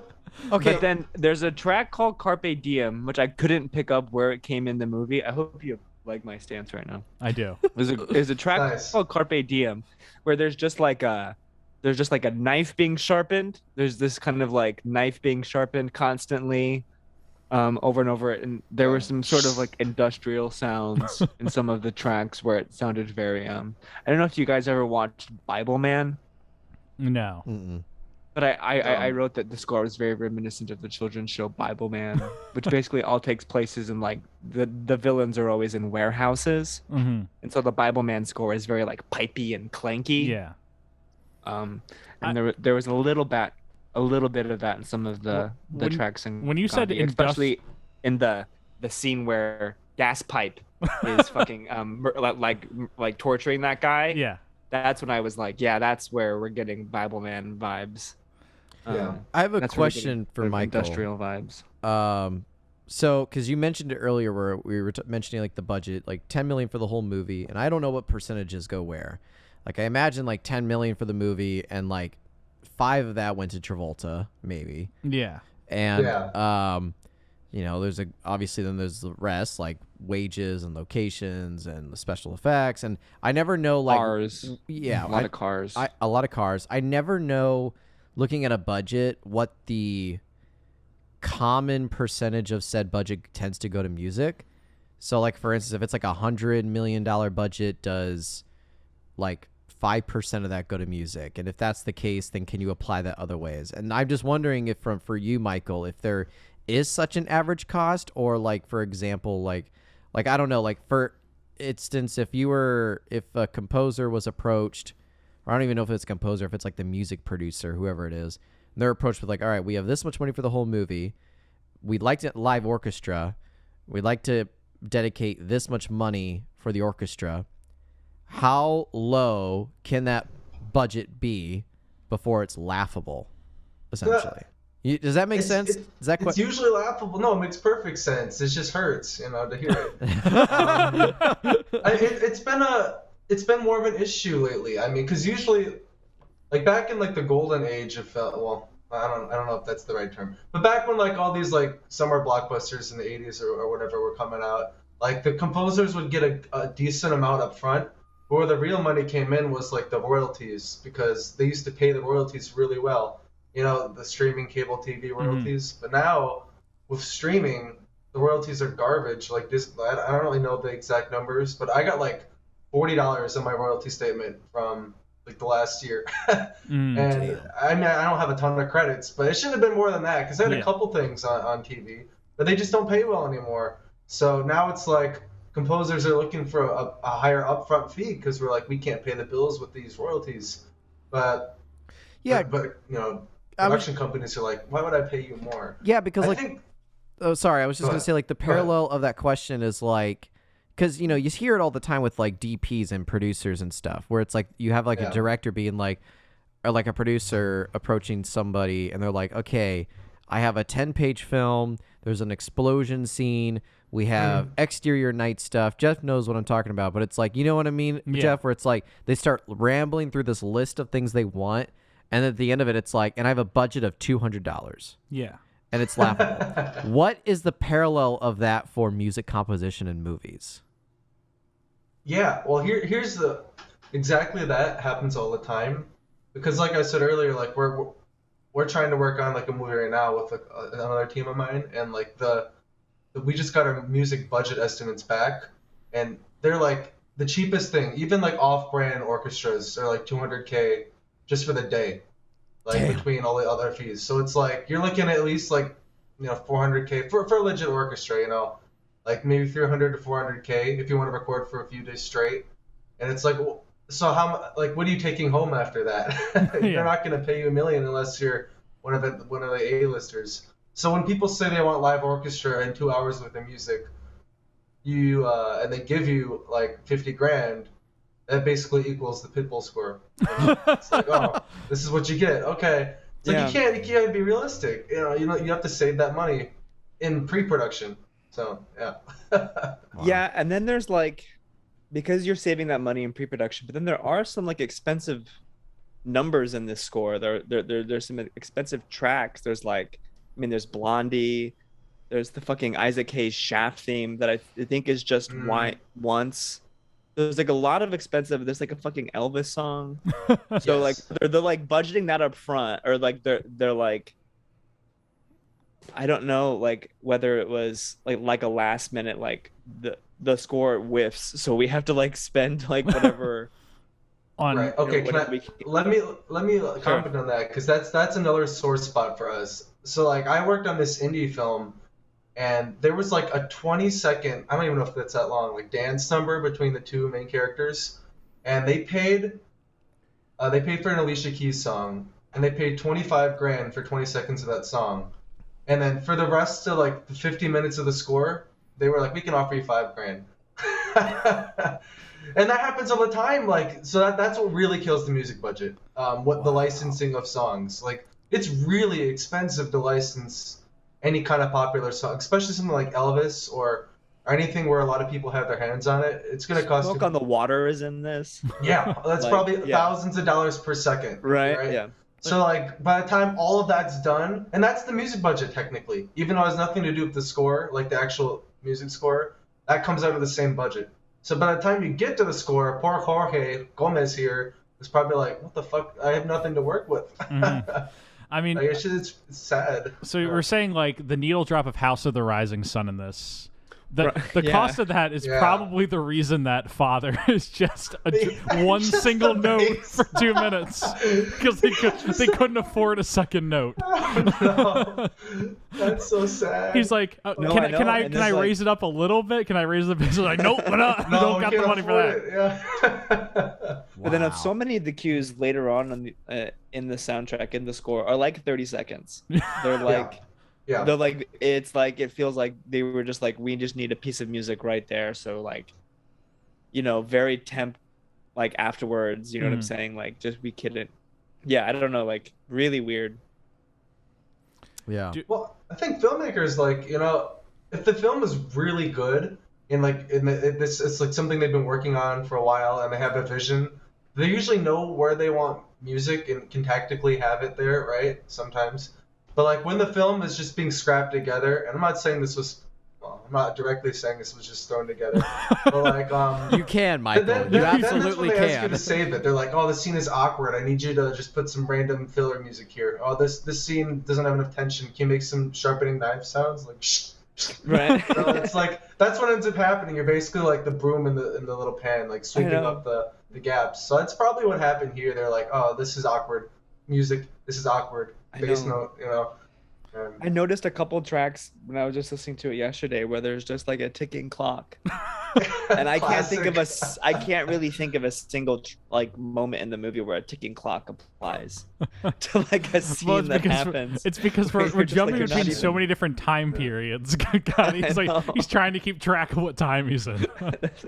Honestly, good lord. I mean, when you get near the end of the movie, there's just a lot of like synth violin being thrown around, Yeah. And when we were watching the movie with a few friends, I just kept saying like Pitbull's over there, like really just working working the strings. Oh, that. Can I pose this question to the group? How much do you guys think Pitbull was involved in the actual score? Besides Somebody to Be, So Sorry, and Amore. What did he do? How much do you think he did? I think he did nothing. But I think what he did was Pitbull, or like John Travolta reached out to Pitbull, and I think he just really liked his music. I don't know how. I know John Travolta is a producer on this, Jeff. Yes. Yes. I don't know how involved he whether this was like whether he was throwing his own money at it, but I think it sounds like he was such a big Pitbull fan. And there's moments like where they play "Don't Stop the Party" like diegetically, like at the background of that party, that are insane. It's insane that the cops are like breaking up the party, and it's just like playing on some boombox in the back.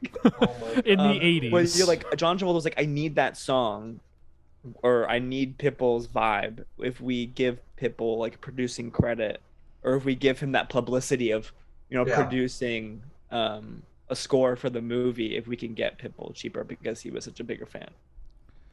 I don't know what the guild for like composers is like, or what the like how that is, because like as I understand like a WGA or like a DGA thing, like if he wasn't writing original material for each of those tracks that he's credited on every single track, and then he's like, we run on ghostwriting. That's the whole industry. Yeah. Hans Zimmer's, factory of I'm not gonna say that's not true, but or whatever. Are you in the factory? Sorry. I escaped. I barely made it, but when we go off the record in a little bit. Oh my gosh, yeah. So I'm looking when you escaped the factory, was the alarm just like we lost another one? I think it was the Inception theme actually. So I'm looking up Jorge Gomez right now. Yeah. And it looks like he's Pitbull's guy. Sure. Right, I saw that as well. He like co-writes a lot of Pitbull's music, and he does like backing tracks for a lot of Pitbull's music. He worked on "Don't Stop the Party" back in 2012. He did the Pitbull featuring Blake Shelton "Get Ready." So it looks like he's like big time like Pitbull's guy. Did he do "Back in Time"? I cannot find evidence of him doing "Back in Time" from Men in Black 3. Jeff, that's the last time Pitbull headlined a movie. You got to show some respect. He's one of the producers on Dora the Explorer and the Lost City of Gold, man. It's a good movie. Come on.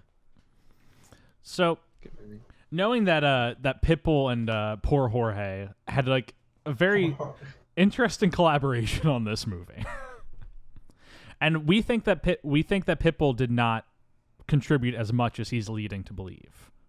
Is that our consensus over here? I don't even know if he wants us to. I don't think he's trying to hide it. Like Somebody to Be is actually probably my favorite thing from the movie. It's great, and it just has Pitbull's name in the cue sheet and on the credits. So like Pitbull apparently did that all himself, or well, everyone has a team. Like the rest of it is so obviously different, like 100% 180 rotation. He probably is not trying to hide it. It's pretty obvious if you just listen to the score down. You're like, there's a big difference between the Pitbull flavor and everything else. So who knows? Who knows? Now, overall, do we think that this score is successful at capturing the Italian-American feel? Oh, jeez. I wanted to pose this question. I don't think the film is successful. Let alone the score. I'll just say that. That's the answer I wanted. Yeah. Oh, the Lordy. fucking Shaft theme. He's like murdering a man in a bathtub, and they're playing the Shaft theme. Like I don't think God. it's. Yeah. I don't know. That's because Gotti is the successor to Shaft, the coolest man in town. I know. I mean, Pitbull's Cuban. I think. I don't. So I don't think Travolta's instincts of capturing maybe the Italian American experience out the gate are very off the bat correct. Intentional, maybe. Yeah. All right. So, Mark, I know you had some continued notes on guessing the movie. Yeah. I want to hear some more of these as we go down the screen. Yes. So basically, here's the movie as I like saw the movie happening in my head. It was that it starts with, father and son. Gotti flashback to his father dying, and then there's like young Gotti. The track Carpe Diem. I wrote young Gotti avenging the death of his father, making a name for himself in the criminal world. Business involving a knife, because that's where the knife kept hearing like the knife sharpening. And then there was Amore. So this was just me based off like the fucking track listing. Yeah. Like a moron. And immediately when it started with Amore, the movie, I was like, I don't know what the fuck this movie is. I have no idea what's going on. And then I kept watching the movie and I was like, I have no fucking clue what's happening. I still don't know what's going on. So, there's like a couple things. There's like the actual track titles themselves, which are very inspired. We have such thought out titles such as The Meeting. Advice. Don't forget advice. And Enough. Or Father. Or Advice. Or just Problem. The Mistake. The Mistake was like very General Hospital, sort of like soap opera. It's got this kind of like, I don't even know if the sound is like an instrument. I don't know what you would call it. The last 5 tracks on this are called The Decision, The Plot, The Shelf, The Trial, and Morning. I know. Morning. For Cosa Nostra, I did write, what is Cosa Nostra? A place or a people? And I felt like I was kind of on with that one. Much like Asgard, it's a people, not a place. Is the people, not a place? Yeah, exactly. Are you going to do the Cosa Nostra, like, are you going to, like, indoctrinate us? Are you going to do the reading? Oh, yeah. We've been doing that for each guest. We're all joining La Cosa Nostra. You have it memorized? That's the only scene of the movie I rewound and I watched. Because I really like that scene. There you go. When he pricks his thumb, I was like, fuck. The Decision, The Plot, The Shelf. I wrote, Gotti's like, yo, I'm not an old toy. Old toys get put on the shelf. I'm a new toy. Take me on the shelf. I'm just getting started. Little did you know it was Angelo who was getting put on. It was Angelo, but that's the kind of point he's making about Angelo at that moment in the movie, though, too. Let me tell you something. Yeah, I really thought that Gotti's father was going to play a much bigger part of this movie. He is in one shot of this movie. Huh? He is in one shot of this movie. He's in one shot. It's like in the beginning, right? They're at a party and he's like, yeah, look at that. Shitty dad turns out to be a good grandfather. And we see him like laughing in a corner and we never see him again. Yeah. So, Mark, you were reading this as a movie about fathers and sons, which it kind of is, but only one generation of it. I don't know how many fucking kids this guy's got. That's another question. I know this isn't even score related. How many kids did he have? Kids are dying, and then he's got his older kid who seemed like they was much closer in age to the other kid, and now he's like a full-grown adult, and then the kid who gets hit by the car is like a little child, and then after that kid gets hit by a car, there's like another toddler in the house walking around. I'm like, oh fuck. And then at some point in the movie, though, Gotti does go, you got 400 brothers and sisters. He's not lying. He's got a lot of kids. There's your answer. It's 400. Yeah. 400 of them. So no, I was reading it as sort of like I knew nothing about John Gotti. Yeah, I knew nothing. Same. I knew the 5 boroughs. I knew Mob. But I'm not even. I love The Godfather, right? Yeah. I couldn't even really tell you what the Mob does, because even when you're listening to the Cosa Nostra thing, and I probably sound like such a fucking idiot right now. You could tell me if I do. Yeah. But when they're doing the Cosa Nostra thing and they're like, we're good guys, we don't do crime. And I know it's ironic. He's like, we don't do crime, we don't rob people, we don't steal money, we don't hurt civilians. I'm like, you guys are the worst fucking criminals ever. What are you talking about? We don't sell drugs. Well, we don't hurt people. This movie tells you that Gotti was a goddamn hero, and he kept the streets safe. John Gotti will live forever. Yes. We get the House of the Rising Sun montage. We brought up that this movie has some needle drops in it. House of the Rising Sun, the Shaft theme. Do we think those were deployed successfully in the movie? No. No. Straight up no. Do we think any needle drops were well used in this movie? Because there is the very funny moment when the House of the Rising Sun is playing right after he dies. Yeah. It's like the casket, like the pallbearers carrying him immediately as soon as the song starts. I don't know. Maybe that's fucking cool. I don't know. Yeah, maybe that's fucking cool. Maybe I'll just say it. That's cool. It's cool. The House of the Rising Sun is always cool. That's it's always fair. cool when that song plays. It's true. It's kind of harder to mess up those songs, you know, Mm-hmm. no matter where you put them. Yeah. Yeah. All right. You know, well, we've shout out it enough. We can say that they were. It was a success. We're gonna give them let's some just credit. Give them that. You know, they paid a lot of money for them. Okay. So I think we'll start wrapping up here. I want to ask you boys for your final thoughts on the score to the motion picture Gotti. Okay, so Cosa Nostra, there was like a 1 minute solo cello, and they didn't record it live. It sounds terrible. Mm-hmm. Why? If it's such an important part of the movie and it's an isolated solo cello, can't you just pay someone like $300 and record that live? So yeah, that kind of sums it up for me. Stuff like that, where I'm like, I get the circumstances. I do. Yeah. Like, I truly get it. And I get that they had limited resources probably, and it was complicated with their like Pitbull, Jorge dynamic. Yeah. But there are just some parts where I'm like, no excuses. Like, you definitely could have done that better. And Pitbull, with his multiple millions, could have paid for it himself. Legit, he really could have. And when I listen to this, and it's on his Spotify. Like, if I was Pitbull, I'd be like, I don't know if I'd be proud of that. Like, I mean, the songs are good, like I said, but like, really, you didn't want to try a little harder? This is your first like motion picture score.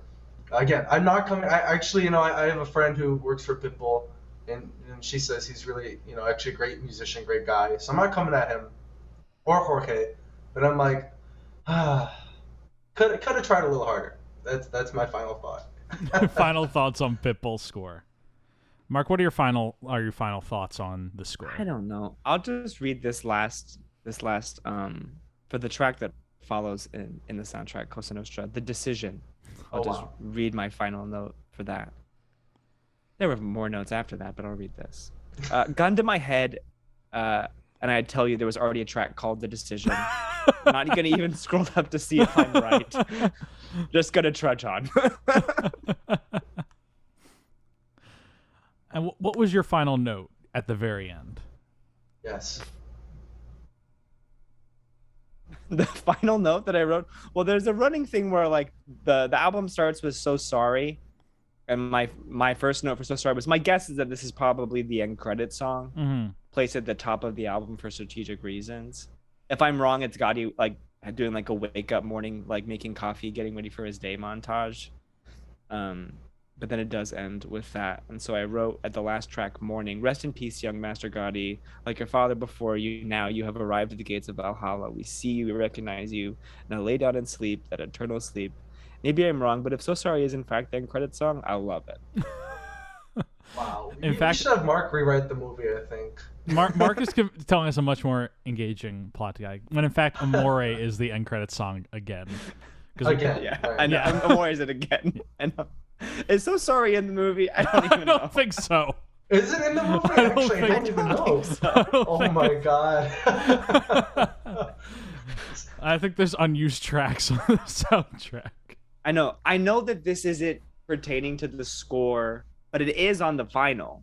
The actual font of You Gotti. have the vinyl, Jeff? Yeah. I am holding the vinyl in front of the camera right now for those listening. Oh at my home. god. Limited edition. Yeah. Because they didn't make any more after it released. They're like, oh.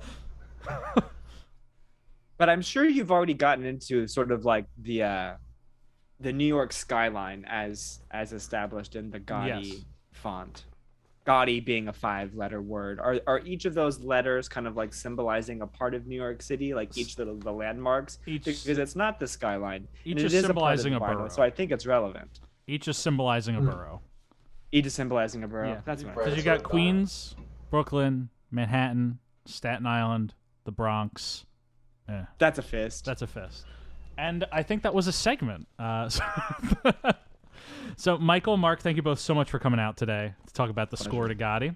This was a pleasure. We got some good information here, I think. Got some good vibes. Yes. I watched Gotti. Yeah. We watched Gotti, and we discussed the music of Gotti.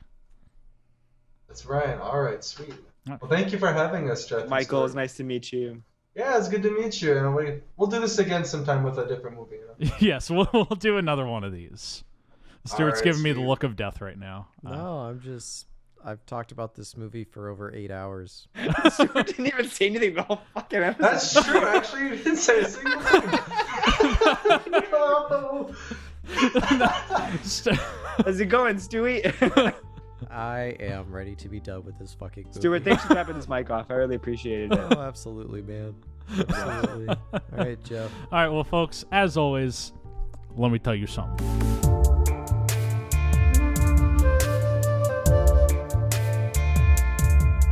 The Italian-American Experience at GOTTI with Kathy and MG Schumann.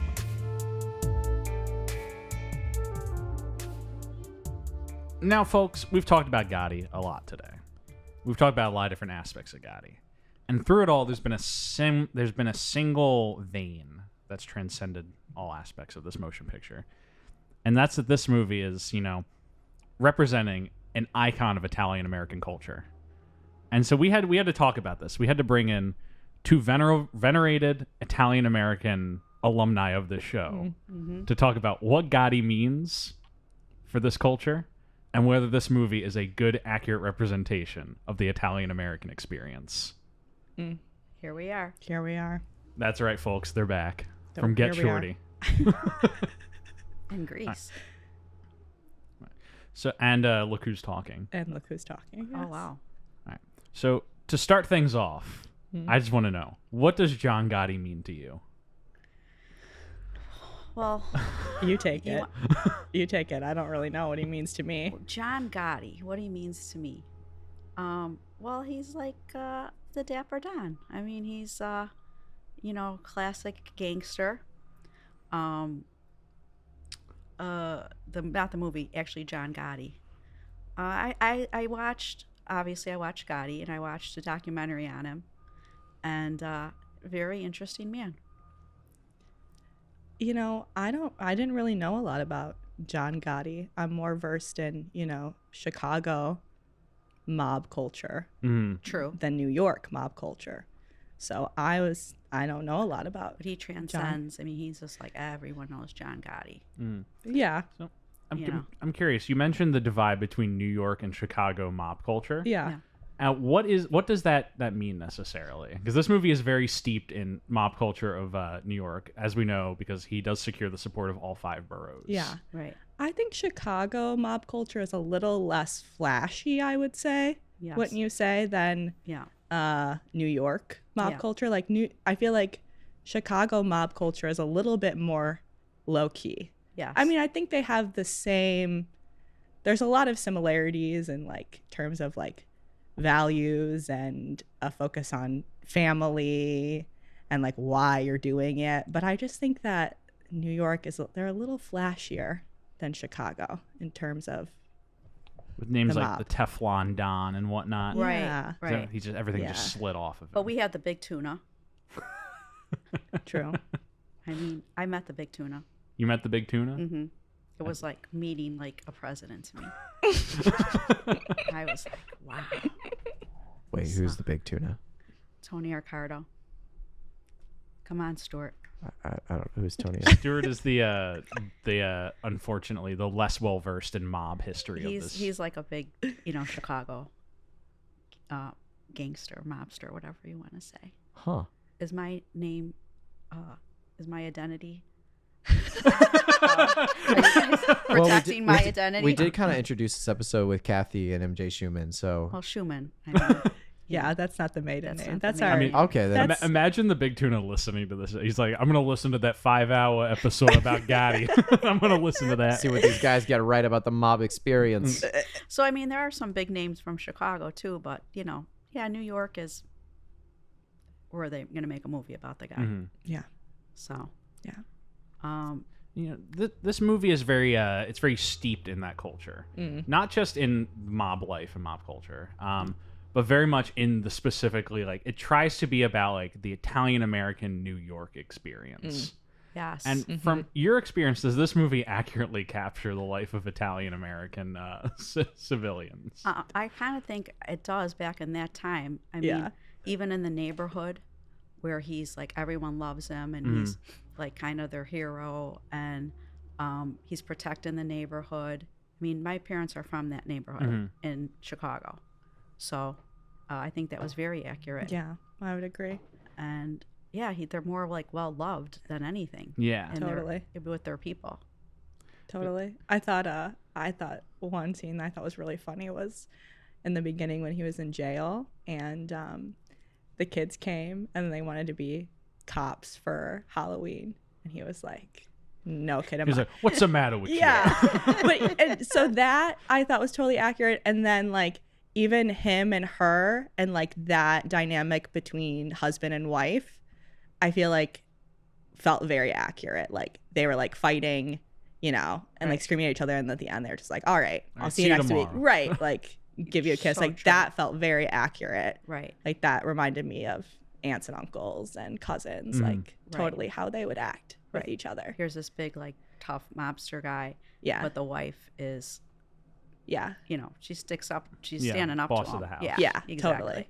Totally. I kind of liked I was happy watching it that they didn't show him being unfaithful to her. Yeah. Because that's so, like, part of usually these kind of movies where it's like they always have a gourmand on the side. Yeah. And I don't know if he did, but I like that they just didn't focus on that. Because that's like the big line in Goodfellas. Is he's like, Fridays for the wives, but Saturdays for the girlfriends. Exactly.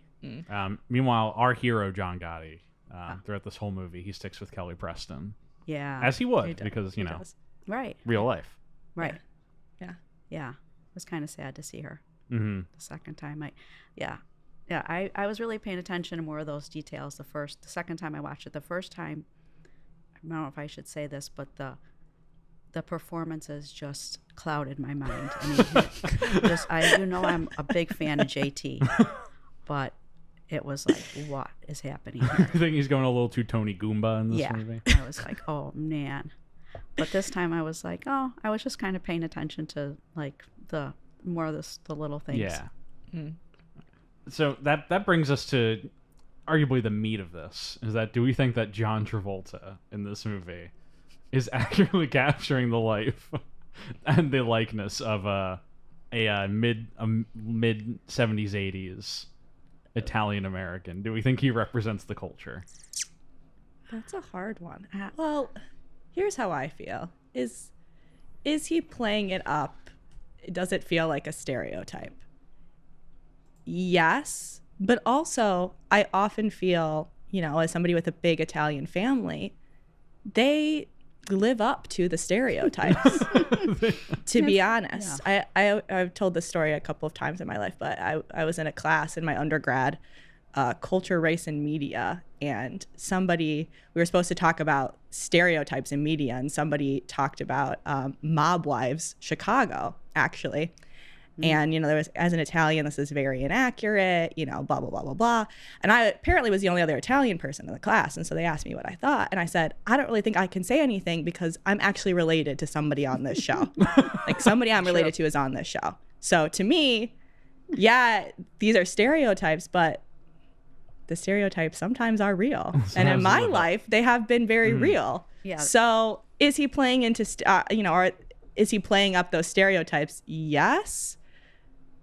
Do I find that to be super inaccurate? In my life, personally, no, I do not. So I agree with that. A lot of people, my father, for one, doesn't like to watch movies like this because he gets offended.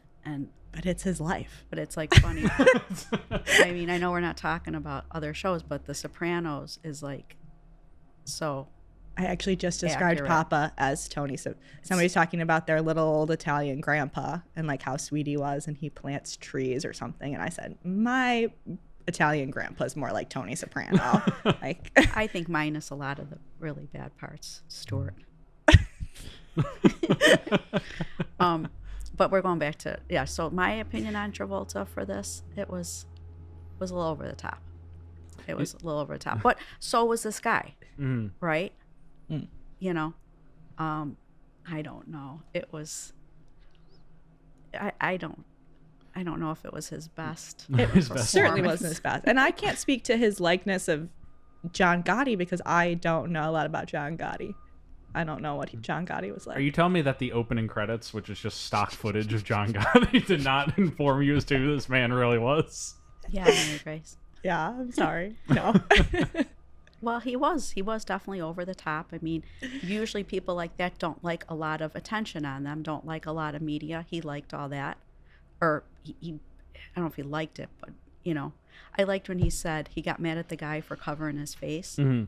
He's like, what, did you get busted for being a pedophile? And he's like, show your face. Right. He's like, he was proud. He was proud of what he did. Mm-hmm. So, so you had, I mean, I guess you kind of had to play it like that. Or, you know, you got to get a De Niro in there and play it real serious. The script is also not doing John any favors in this one. And a lot of the times he's being asked to say lines like, hey, go get yourself some pizza, Caesar salad or something. I don't know. Oh, my God. I laughed out loud. I literally laughed out loud, didn't I? Yeah, you did. I said, that was funny. And then the one mobster's like, what did you find out about the steakhouse? And he's like, I found out the Caesar salad is to die for. Corny me laughed. Legit. I didn't laugh because it wasn't funny. I thought it was funny. Or Stuart and I have a favorite line in this movie. What is it? It's when he's about to set off the fireworks, and the scene. cops are like, you don't have a permit for this. And he and Bobby Borriello, who's my favorite character in this movie, big fan of Bobby Borriello. Yeah. He's like, Bobby, we got the lawyers on speed dial. We got the bail money with interest. I loved it. And he's like, send them up. And they shoot the fireworks up.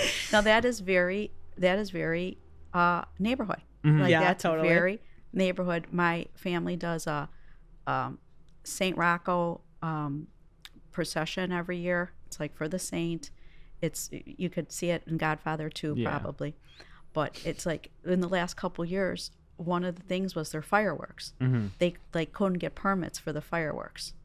So I mean that actually almost not word for word, but we're still lighting up the fireworks. And totally. The bombs and yeah. So I enjoyed that. That was funny. One thing that I wanted to ask, which it's somewhat kind of akin to like the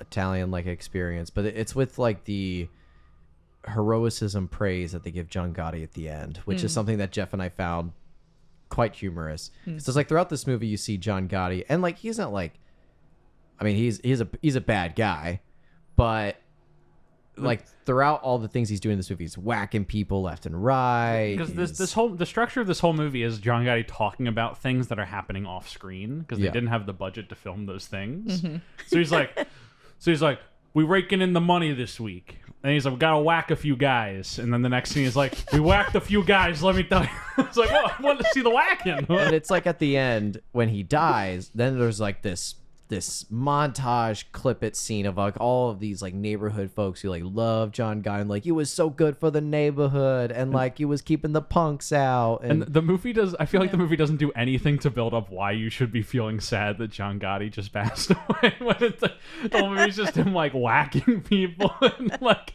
getting into disputes with other mobsters, and then at the end he dies and they're like, he was great for the community, let me tell you. It's like, whoa, okay, I think we missed some steps here. Yeah. So are we making too much of a leap, or did you guys feel the same about that? Where that made it like a bit of an assumption and logic of like, oh yeah, you all love John Gotti, right? Well, you go. No, you go, because I want to hear what you have to say. I think you guys, what you're saying makes sense. I think that's probably the healthy way to think about it. Yeah. But that's like so our culture. Mm-hmm. And I was like, it made complete sense. To me. Like, I mean, I don't think that's good. I mean, I don't personally, individually, me. Yeah. Do I think John Gotti is a hero? No. Does it make sense to me why the neighborhood he lived in saw him that way? Yes, because that's so our culture. Like, I agree. And like 100%. I agree with her. It's like, no, it felt very like normal to me that now I'm not saying again that I feel that way. Yeah, or that's I mean, right. I don't see John Gotti as a hero, but I mean, I do know these kind of people, and like some of them maybe I've loved, you know, and so I see it. Like I understand, but I understand what you guys are saying. It's like, what did he do? Like, what the heck did this guy do to get this at the end? Like, what did he do? Did he give like somebody his kidney or something? What's happening? I would say it's a partly just a symptom of, not to bring up capitalism, but I'm going to bring up capitalism. I mean, I just think like to the people in the neighborhood, like you're this like big flashy person, like it doesn't matter to them like what he had to do to like protect the neighborhood. And that's what they think is like protect the neighborhood, or like what he had to do to like get this money. Like he, like to them is like, he is an example to like Italian Americans, and specifically like in that neighborhood, he would be like this example of, weirdly enough, like the American dream. Yeah, someone who succeeded. And it doesn't really matter to them how he did that. Like that's what they think of him. Like here he is on a pedestal, and like he, you know, in their mind stuck to like his, you know, put family first, put the neighborhood first. Whether or not he actually did that, right? No, he didn't. But like that's what they see in him, is like. That's why I really wanted to have the two of you on for this segment, is because like for an we've been talking for like 8 hours about this movie. Throughout the whole thing, everyone's like, I was very confused by the ending. where like the whole movie is just him like not really doing much of anything besides just talking about guys he's gonna have whacked in the organization. And the end is everyone's like, I'm sobbing, I'm so upset he's gone. I mean, but don't you see that in almost every mob movie that you watch? It's like the neighborhood, they always have their support of the neighborhood. They're always like the hero of the neighborhood. They're always protecting them from whatever, depending on the times. You know, I don't know now. I mean, it would be impossible, but to make a movie like this. It's very much like Pablo Escobar in some sense. Yeah. Where when Pablo died, he was like hailed as like a hero for like his home country and town. But if you just like take one step outside the veil to see like the acts that Pablo had done, it was some pretty atrocious things. Yeah. But it's like people just see like the results of what he had done for the neighborhood, which like there are clippets of him literally handing out wads of cash to people, which is what John Gotti also did. Yeah. And like a lot of better mob movies show why these people get venerated. Yes. Yeah. Like in The Godfather, you see like things that Vito is actually doing in New York. And in Narcos, you're seeing Pablo do all those things, and like whereas in this movie he throws a party once. And at some point just, we don't use bombs immediately after a bomb goes off. That's about the extent of what we see. Yeah, totally. But I think like for us, which is why I said it makes sense to me that a normal person would watch this and be like, how is John Gotti a hero? But I think for us, we just have that like cultural context of like somebody like that is going to be lauded as a hero. Again, whether or not he should be, I don't think so personally, but like it just made sense to me that he would be. And I think something else about this movie is like it's not very, I think it's like not self-aware at all. Like I think some of these other mob movies are like self-aware enough to understand that like the people in this circle and in this neighborhood are going to see this person this way, but that doesn't mean that's how this person is, and there's more nuance and complexity. But like this is like not self-aware at all. It's just like, oh, these people are going to see this person this way, and we don't need to explain to you why or how, and we don't need to like show you what other people are going to like think, you know, except like the, you know, the bad guys, that are against John Gotti, whatever. So all those guys, so these chamokes. These Paul Castellano. These jabronis. Paul Castellano. He was never a real boss. Neil was more of a boss as the underboss than Paul ever was. So true. But don't you disrespect Angelo, because it wasn't the cancer that killed him. It was a broken heart. Talk about a real goofball in this movie. Every time Angelo comes in the scene, they're like, and this is how Angelo fucked up today, let me tell you. Wait, who was Angelo? Who was the... I recognize the actor, but I didn't do my mom thing and look him up. Gotti's number 2. No, I know that. Pruitt, the actor? Yeah, the actor. Pruitt Taylor Vince. Because I've seen him in other stuff. He's one of those guys who pops up in a little bit of everything. Okay, so my husband would call him a character actor. Yes, a character actor. That's his answer to everything, is a character actor. He was in JFK as Lee Bowers. That's probably his most recognizable. Oh, he was in Bird Box. He was in City Slickers 2, The Legend of Curly's Gold. Oh, now I know Ray him. and Stranger Things. He played Bud in City Slickers 2. Finn in True Blood. Oh, well. Stuart, you and I got to talk about City Slickers 2 one day. He's Hayes Jackson in Bones. I was just going to read this entire guys. Justified. You know, I don't know. IMDb page. Otis in The Walking Dead. Oh, Does anyone maybe remember Otis in that's- Walking Dead? that I could never be it. watched He was the Walking one Dead. that Shane and Otis were the ones that ran to the school to get the medicine for Carl, who got shot because he had to be put under You're because explaining this to me, but I've never seen the show. who's the grandpa guy that had the leg cut off? What show are we talking about? Walking Dead. I've never seen The Walking Dead. I have. The old guy Talk to who's a Kathy. vet, who's like the Me and doctor of Jeff the don't know. group. I can't. What's his I don't name? We're know having a people's separate But names. like they have to on get the him like side some over here. anesthetic from the school because Carl's been shot, what'd and you- like what'd you order the from Rhodey? grandfather I guy's got, like, you got to we got get a bowl like from vet Rhodey. anesthetic for him. I gotta get the So Shane and two of Otis you to go talk off. about your thoughts Okay. on And Gotti in Shane, general, who the like motion in the picture. show is like Okay. overweight, is like slowing Shane down. There's Okay. just still Shane's going over there talking injured. about There's The a horde Walking of Dead. zombies coming up to them. I wonder if there's Okay. some way, like, we And can Shane split the shoots audio file and Otis, have us grabs the coming in meds, at the watching and it then leaves, now. And and then Shane come just on, gets another ripped one. to shreds by zombies. I don't know. I don't know Wow. how this That's works for Angelo from That's what Gotti. Thank you. Yes. Can I say something? Yes. Now, I Please. don't know what's going to make it on the podcast, but I don't think I've ever seen the excitement in this young man's eyes as I did right now. It's because Because I'm talking about something other than Gotti. Yes. Kathy. Yes. something that is in Yes. John Travolta. Yes. I mean, sometimes I feel like poor Jeff has clubbed you and dragged you here. Kathy, thank you so much. But I it's just true. seen you light up. So I hope the next wonderful podcast is going to be a little bit more. Stuart centric. Yes. Oh, it won't be. Not until we do our Robin Williams podcast, which The thing we've realized. thank you guys. That would be so No, good. Why I don't you love do that. that next? This motherfucker. No, uh, you're the one who said the problem with the Robin Williams podcast is just gonna be that we're gonna like every movie, and that's gonna be every episode's gonna be like, isn't he just great? I don't see what the problem with Yeah, that is. I would Oh, listen to that. I would listen to that. Every Too. episode's gonna be like 30 minutes long, and it's gonna be us just being like, isn't he just great?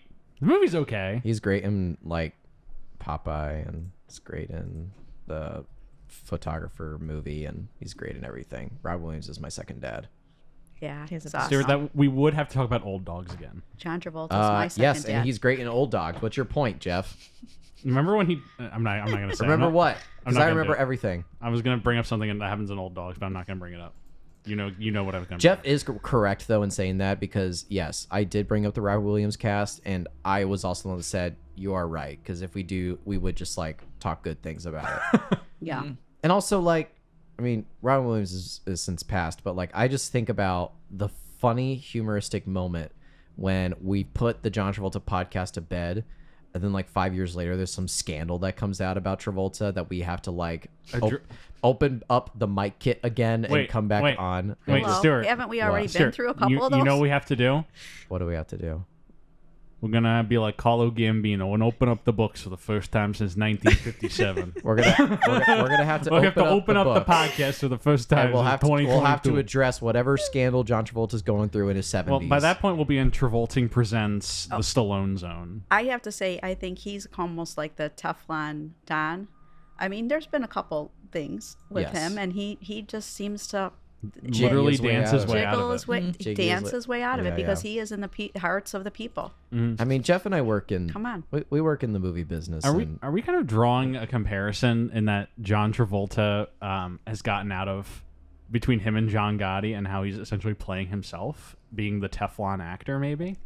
Well, thank you so much for Yeah. coming on this segment, Jay. This has been a very nice time. Well, Well, and- I mean, I do very quickly, because we talked a lot about the Italian-American representation, but we didn't talk about, what are your general thoughts on Gotti? This is your first time seeing it. oh God. I didn't. It wasn't my favorite. I have to be honest. I've been- I'm sorry, Jeff. I've been talking about Gotti for 4 years to you. Yeah. It made sense to me that you hyperfixated on this movie. But I was pretty unimpressed. I was entertained. I was not bored. We'll say that first viewing, it's actually like misleading a little bit, because you think it's like okay, and then it doesn't make sense because you're waiting for a plot to kick in, but it does not. A plot never kicks in. Yeah. okay, why am I completely opposite? I watched it the first time, and I was, like I said, I was like, this is just not good. 0 out of 10. The first time, Yeah. 4. 4. Okay. And now I watched it again, and Okay. Pretty decent. okay, I'm not saying the movie got any better, but I was just kind of a little, like I said, I was just a little bit more interested in the story. But let me say, I had, in between that, watched the documentary on John Gotti. So I think that got me more interested in actually Yeah. John Gotti. Now, the movie, maybe without watching the documentary, I would have given it maybe a 6. Okay. Second time, I don't know. But then I was actually too paying attention to the Paul Castellanos and the names that I know, like I recognize. I wasn't paying attention to that stuff in the first time because she was doing that the whole movie. She was like, "Oh, this is this person, and Yeah, this is Sammy this the person, Bull. and this is this person." I mean, Sammy the Bull. Oh, that's is, the guy who rats on them. Right. That's this person. Blah blah blah blah blah. I Isn't was he like basically? Isn't Sammy the Bull like? He is he Henry Hill? No. He's not Henry Hill, but he's a similar like archetype to Okay. Henry Hill. Okay, So I was but- recognizing these names. I have to quickly sidebar for a conversation with Kathy. Okay. So I don't think we've really had this an in-depth conversation about this since our Grease episode. But what did you think of his hair?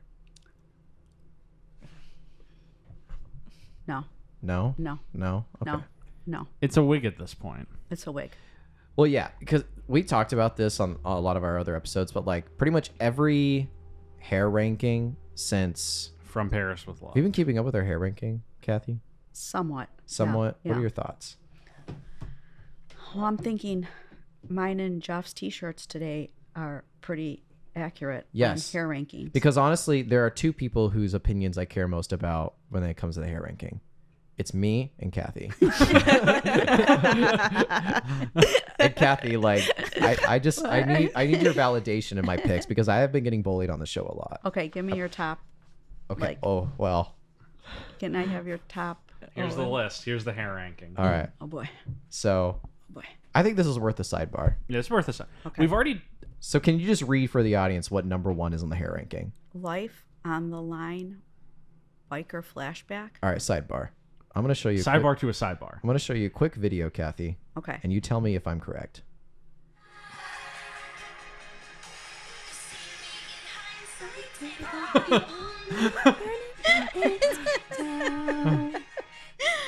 Number 1, right? Yes, definitely. Okay, there. That's it. Okay, That's that's it. it. That's all That's I need agreed. to hear. That's all I need to hear. Good night. That's end to the podcast. I'm done. 1, and I'm looking at this 1 through, I'd say 12. I also agree with. 1 through Okay. 12. Have you seen the 3 to Tango look? Well, that's the only one I was gonna. I didn't want to be, just calling you out on that one, but I gotta see it. No, I'm going to show it to you because I think you are going to agree with me. Because 3 to Tango is when Travolta, in a way, sort of has a finding himself moment. Okay. Okay. And that is when he dawns. Stuart really comes alive That during is the hair when ranking. Yeah. he dawns. It's like The bald head. Oh. But look at that bald head, though. I like it. I do- know, I like it. right? Yeah, I right? definitely like it. Grizzled, We were gonna do. natural, nice. Should I say sexy in front of my daughter? Yes. I never usually use those inappropriate terms, but I'd say sexy. But Yeah, look I at love that it. with the I love facial it. hair. Yeah. It's earned. Yes. It's earned. Yeah, Okay. definitely. So through 12. Okay. Okay. Okay. Are we Staying gonna alive. litigate all Carrot. 67 members of the hair ranking We'll today? just do a quick breeze way through it. I'd like to see one more. I'd like to see is Yeah. swordfish. So. But otherwise, I mean, I'm on board. It's like Okay. It's we agree. Swordfish might be controversial Okay. because I picked it more for the meme aspect of it. Okay. Well, you picked it because I it get fit it. his character. I'm hip. I get it. It fit his character. I'm Here- looking here's, for. here's what he looked like in Swordfish. Okay. Uh oh. Wait, what was that? What was that? Okay. All right. Well, You guys heard it too, Here's right? a good one. Okay. Let me see. The goatee actually does take a few more points away. What number was that on your list? That's Let's 11. do it. It's not a goatee, it's a soul patch. I would just put. I For don't me, know about I'd have that. to say I personally would put Be Cool before that. I think so. Yeah, Be Cool is where he has like the normal. Yeah. I But- think Let me see you're Be right, Cool. Kathy. Yeah. Okay. All right, But Jeff. otherwise, Are you we're- editing the Jeff, hair ranking today? addendum to the hair ranking. I told you, two people, me and Kathy. Yes. Well, we could do this offline. He doesn't but care about me. Swordfish, no. Swordfish, we're gonna bump from 10 to 12, Okay. and so 3 to Tango is gonna take number 10, and Be Cool's gonna take number 11. Perfect. All right, Got it. That is perfection. sweet. I got it. And then just real You quick, got it. just so you can see the bottom. Oh my God. Yeah. Yeah. Yeah. What's the very bottom again? The experts. Of course. Yeah. The experts. Have we shown you what he looks like in the experts? No. It's It's generally atrocity. it's basically a war crime. I actually think I know, but I'm show not me. sure. It's a war crime against the Geneva Convention. Yeah, I've seen it. Why Have you do I seen The kind of like Experts? it? And then he's got like a little rat tail thing going on. I kind of like it. It's kind of curvy. Well, Have you shown her? yeah, she showed me. it's kinda- But I knew this. Yeah. I knew this. Yes. Agreed, right? The Yeah. bottom. Yeah. The very bottom. Yeah. Okay. All right. That's all I needed to discuss. We're good. Well, Hands off.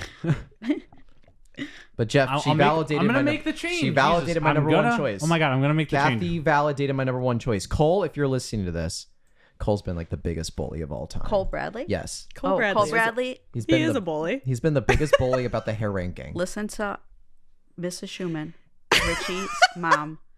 You're wrong. Thank you. All right. Case closed. Case closed, Jeff. All right. Well, in that case, we're to thank you both for coming on Travolting again. Of Wow. course. Talk about the Italian American experience of Gotti. Of course. Wow, this Happy was to be great. here. This is one of my favorites, guys. Yeah, this was a good time. Yeah, I enjoyed it. Yeah. Do you have any final thoughts? No, not really. I wish I could remember like a quote I wanted to say, but I actually you two said my favorite quotes in the movies.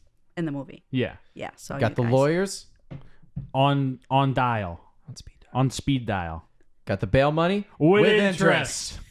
Classic. I love it. All right. Classic. Well, thank you both for coming out Thank again. you for having Yeah, us. of It was course. awesome.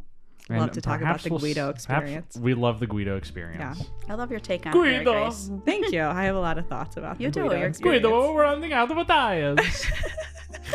Get the Lightning McQueen. You know? And well, with that, I'll say as always, let me tell you something.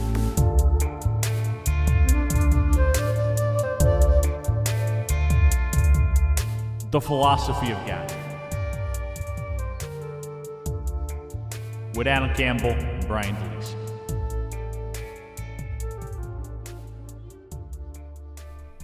All right, folks. We've really just delved into one of cinema's, deepest, most, transgressive films. A movie that really makes you question. A movie that really makes you think. In the annals of mob movies, there have been so many about lost desire, heartbreak, the way that the life can tear your soul apart, put you back together, leave you empty, leave you whole. And now today, we talk about Gotti, the next great installment of this, in this trend. Yeah. Yeah. Yeah. That is what you're talking about today. Yes. That's right. We're here to discuss the philosophy of Gotti. Yeah. So to get started, Brian, Adam, how was our first Gotti experience? Well, my roommates and I were having a really good day yesterday. And then we watched Gotti. Yeah. This morning, Taylor Hentrup, you might know him, told me to, he said on the podcast, tell Jeff, fuck you, man. That ruined your day. Yeah. So how about you, Brian? I mean, it was one of the most headache-inducing viewing experiences ever. I was trying really hard. I had a notebook. I was really trying to, take notes, really absorb what the movie was giving me. And really, I just got a list of things, story beats, because I was really trying to plot together what was happening. So yeah, it was like playing a mind game where I'm trying to piece together what it is that happens in this motion picture. In this fantastic Would film. we call this a coherent movie? I would not call this a coherent movie. In my review of this movie, I said it was one of the least coherent movies that I have ever seen. I would say that there is not a beginning, middle, and end to this film. Yeah. There's my review of in a sentence, the structure.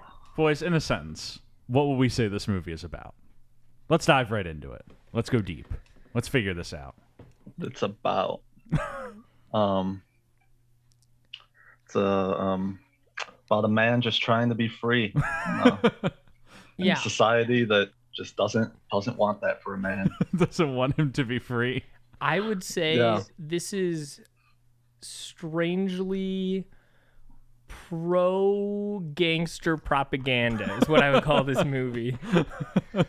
Pro-mob. It is. This film is, yes, very obviously pro-mob. and they do it in the weakest half-ass kind of way, but they really try to drive that home. Mm-hmm. So, I think we just got to go to the ending of this movie. Yes.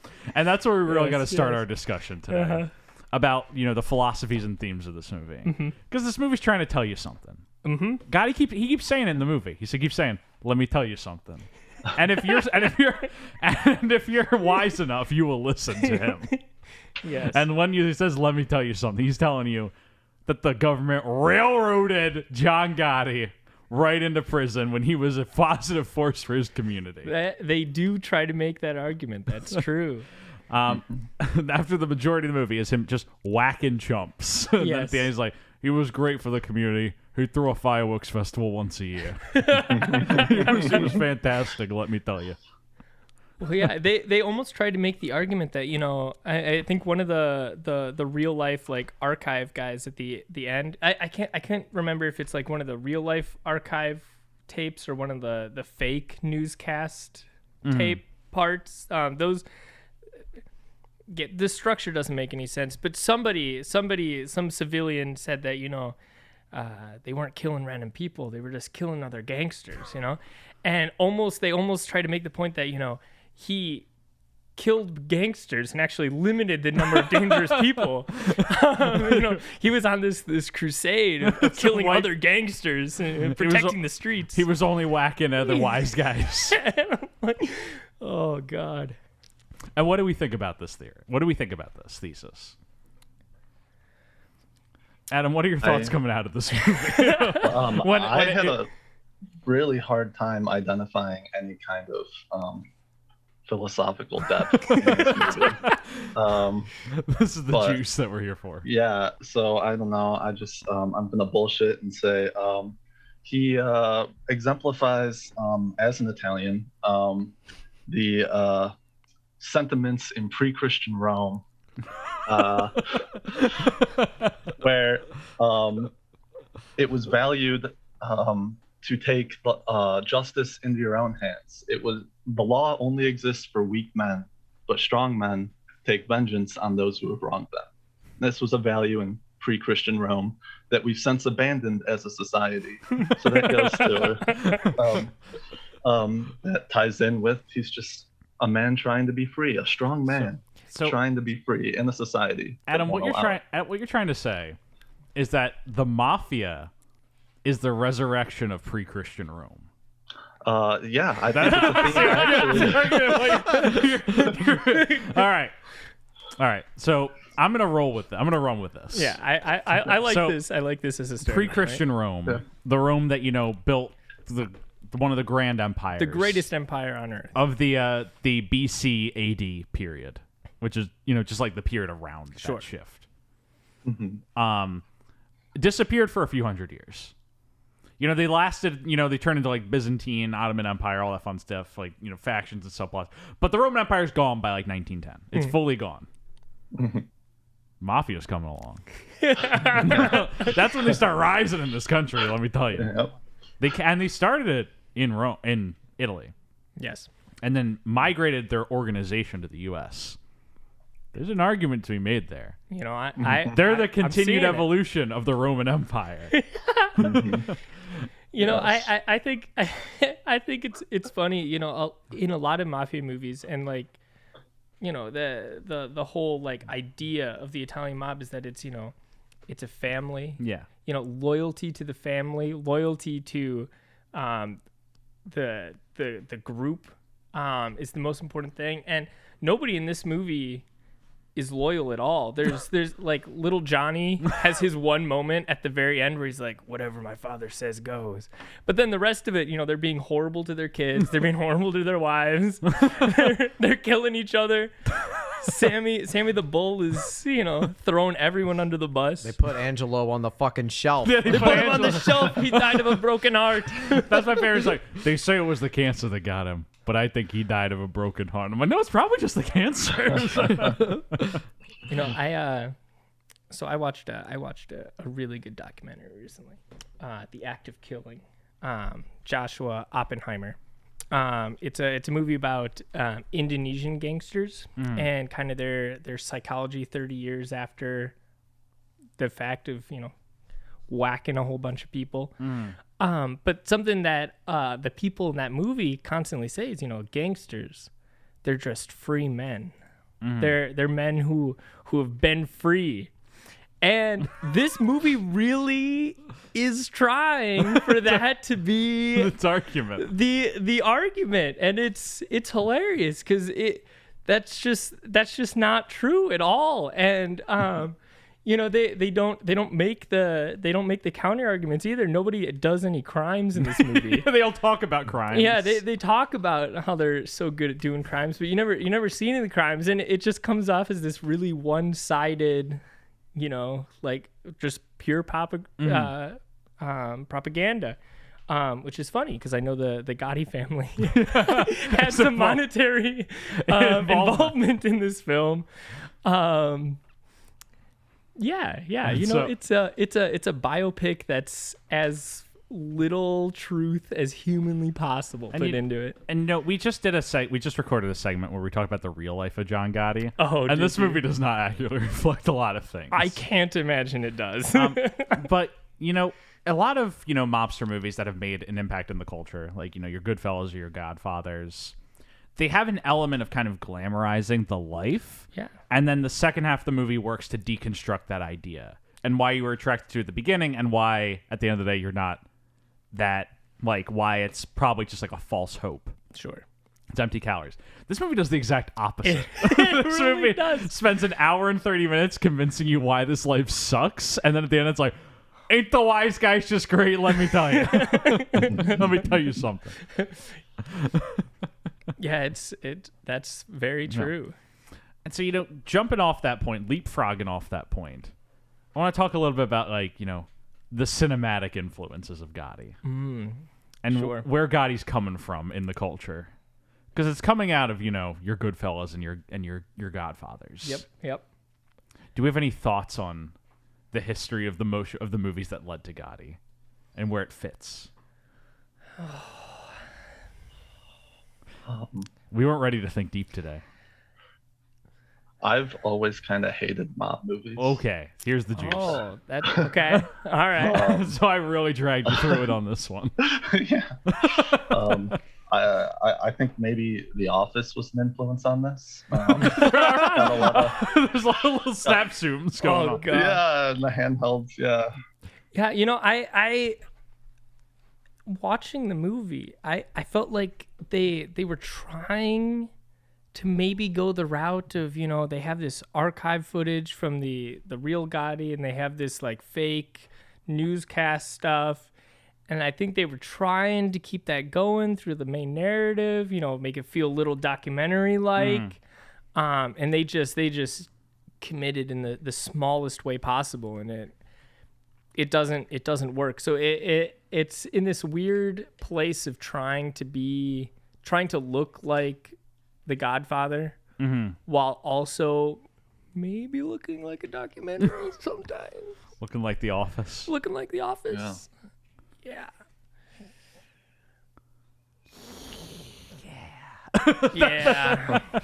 The pin drop. The pin drop, trying to think about the cinematic influences of Gotti. I mean, they try to do they cover all the bases. They have all the tropes. There's a lot of whacking. The meeting, the whacking, the meeting of the bosses, some scary conversations in a car. They have a wedding. Really, they're just missing the baptism, and they would have hit all their marks. So a lot of this God, what was I just about to say? I was about to say something and I forgot what I was going to say. I'm sure it was profound. Well, jumping off that baptism, I mean, pre-Christian Rome. All right, here we go. That's true. That's true. There is the choice to leave out the baptism. There is kind of a baptism in this. There's that part where they take young John Gotti Jr. and he's just like, I'm joining the mob, and they like prick his finger and some blood comes out and they put it on a card of a saint. Okay, and then they burn it. Yeah, and they're like, if you ever betray the family, your soul will burn like this card. And let me tell you, it's gonna hurt. Like, here are the rules. Okay, here's something I want to bring up. Yeah. They established that the mob has rules at this scene in this movie. Yes, yeah. And like the rules are, you don't sleep with another man's wife. Yep. You don't kill anyone without permission. Yep. Who's in the family. You don't deal drugs. Mm-hmm. And like don't piss people off. Yes. It's like, oh, no bombs. No bombs and no bombs. Very specific. Shortly after a scene where they blow, so it seems like it was a last minute addition. It was funny because they do blow up a car. Yeah, that seems like it was like the 26th Amendment or something where they very hastily stapled it on at the end, like one of the Bill of Rights. Where they're like, yeah, and also no bombs. We're adding that into the code. Things getting a little too crazy in 1985. But seems like a fairly standard code of ethics. Yes. Do we think the mob has a good code of ethics? What do we think about their code of ethics? The idea to not harm civilians seems like a good plan. Until you understand that, most of their money is coming from extortion and racketeering. How in this movie's universe, how are they making money? We never see them make money in this movie. I'm like,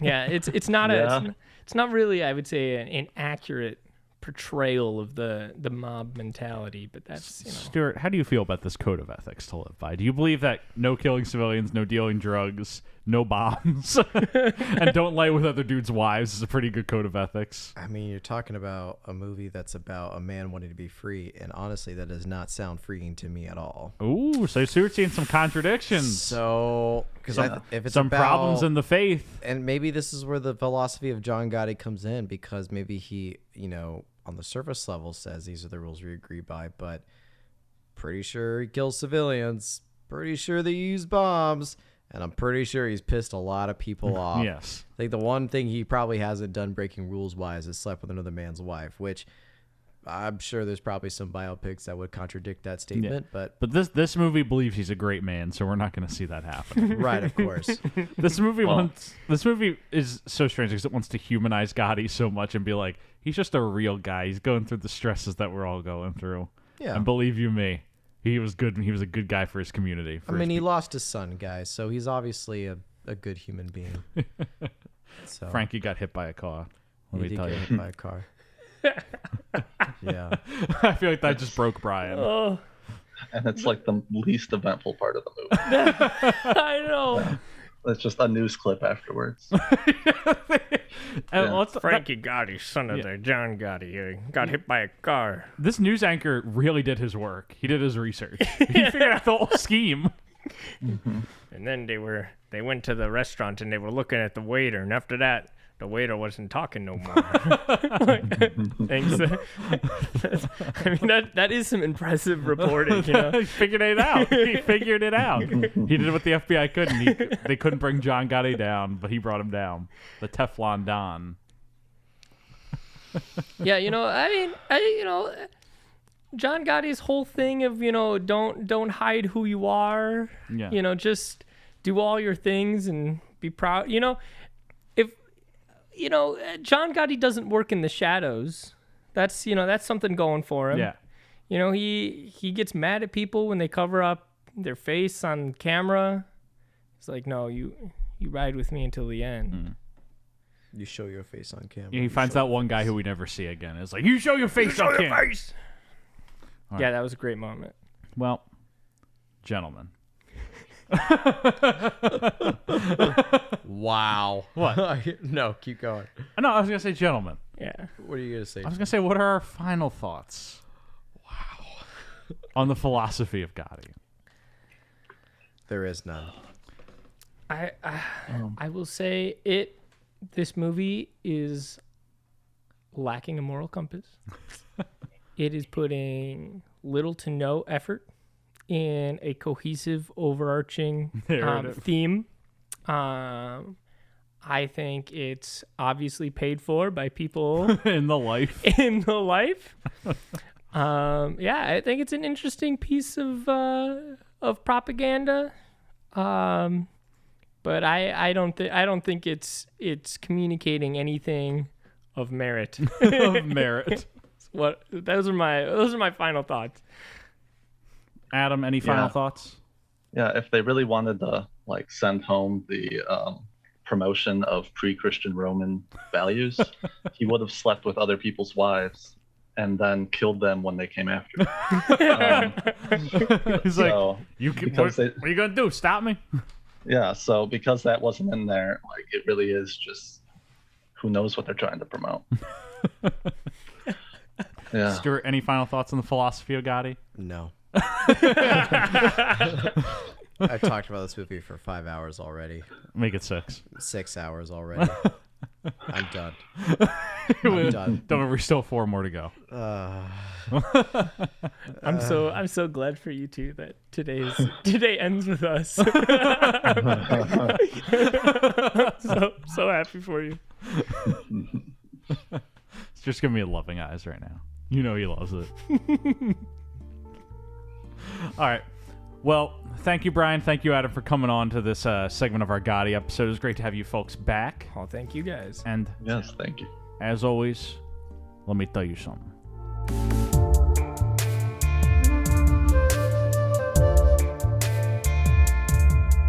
The Roast of John Gotti Sr. with Angie Gardner and Francis Hutchison.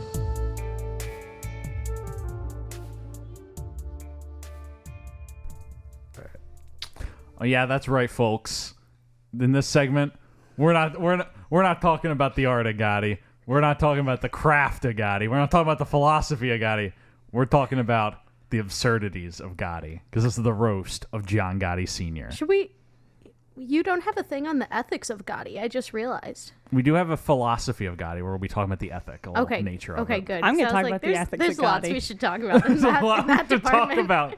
Be part of the roast. I feel like this segment's gonna be really special because basically we get to pick our moments from all the other things we just talked about, but just make all the worst bits. Yes, and that's what I'm looking forward to. This is all the parts where everyone was like, "What is happening?" when they're watching the movie. And I think you picked the two best people to be on the roast segment because we're both Generation Z, and Gen Zers' main form of communication is sarcasm and shit talking. Exactly. So I mean, I think you couldn't have picked better people for this. Honestly. First and foremost, thank you both for coming back from the Bolt episode and from last week's 3 to Tango episode.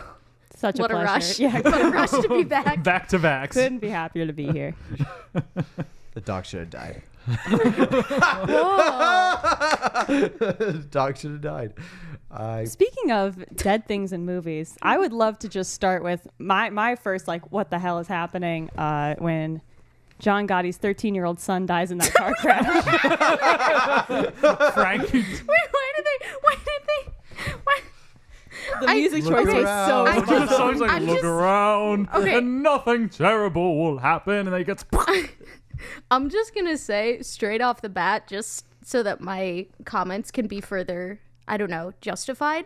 I did not know until maybe the last 10 minutes of the movie that this was based on a real guy. Dude, they had all of that footage at the beginning of obviously not John Travolta. Oh, see, I was not that into it yet. I was like, when's Pitbull gonna come in? And he comes in quick. And then it's the opposite. John Travolta's giving his little speech at the beginning, and then he turns away, and then you just hear Pitbull go, yeah! Mr. Worldwide! And I was like this, I'm ready. So yeah. So that's the opposite of watching those horror movies and being like, oh, this was real, and then learning it was fake. And was it better for you at the end when you found out it was real? I was like, oh, this explains a lot, but it also leaves me with so many more questions. Like, for the whole thing where his kid died, since I didn't know, again, I didn't know this was based on like a real guy. I was like, why would they put this in? I was like, this makes no sense in the character arc. Like, it does. Well, to be fair, the movie has no character arc, no story, no beginning, no middle, no end. My biggest thing is this is like, you can tell this is like a 2000s-esque sort of thing, even though I learned it was not early 2000s once I Googled it more. But it just screams early 2000s because it's just all of these little mini plot points and things happening just based around one person. Like, I feel like there's so many early 2000s movies that do that, and that's why I don't like early 2000s movies, because it's like, sorry, but they just like, they throw in all of these little mini things, but there's no overarching plot except for it's about this same person. And about Gotti finding himself in all these situations, about he's making his way to the top. It's about how he's so important to his community. He's a man of the community. My God, a man of the people. John Gotti. When John Gotti went to prison, these streets got worse. Yeah. And I mean, Gotti started getting the hoodlums in the street. And I mean, without John Gotti, they wouldn't have been able to have their 4th of July block party that he promptly told the cops, "You're going to tell these people they can't celebrate their country?" No. And then he turns around and the cops just leave. I'm like, that's my biggest question. Why you got did they the bail just money leave? with interest. I will say, for better or for worse, I feel like after working on Chicago PD and living in Chicago for a year, I know 7 men like John Gotti. It's like time a dozen. He is not special. I have 6 men in my contacts right now that I could call if I'm like, I'm trying to set up illegal fireworks and the police are not letting me, and they're like, hold on. They've got bail money with interest. No, but like that whole bit where it's like, they say that whole thing, "Oh, you got bail money? Yeah, with interest." And they walk away and the cops are like, "Well, that's it." You got bail money with interest, chief. Like, he's keeping the streets safe. We'll get you next time. It's like, wait, is that going to stop them from what? You know what my favorite aspects of that scene is with the fireworks? Is like, whenever, like, they clearly did not have a budget for real fireworks, because whenever you never see a character and the fireworks in the same shot. They look up and it's stock footage of fireworks. It's not even stock footage, it's archival footage. It's in the wrong aspect ratio. And if you look, the fireworks shot that they use is also in the opening credits of the movie amidst all the other archival footage. Flip it. It's the same fireworks shot. Oh my God, I've worked on enough movies and that have used archival footage and then tried to flip it or do whatever they have to do to make it work, or it's not shot in the right frame rate. I never thought I'd see John Travolta in a movie that does that. I never thought I'd see John Travolta in a movie like this. So I mean, if we want to talk about flipping, though, we got to talk about Sammy the Chin. I mean, wait, no, his name is not Sammy. It's Sammy the Bull. That's Sammy Jeff. the Bull. Who's the Chin? Not gas pipe. I need a picture of him. I'm sorry.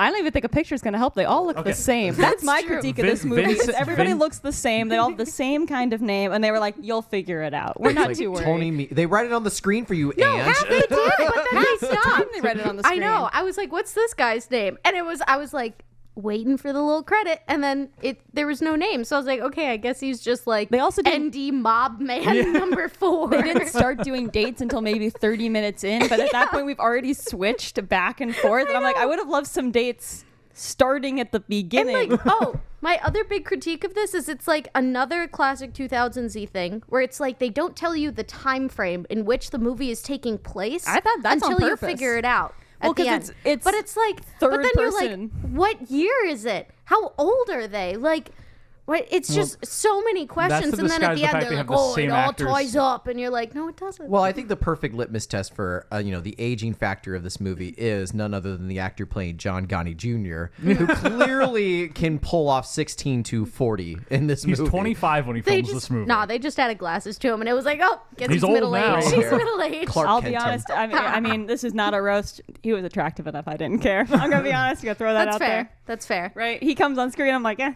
We like right Spencer LaFranco as John Gotti Jr. with the slick back hair. We like whatever that guy's whole deal Spencer is. LaFranco. Yeah, John Spencer Gotti. LaFranco. We love his John Gotti Jr., but we do not love John Gotti Jr. I've got to say it right now. I know this is a roast of John Gotti Sr., but we can't.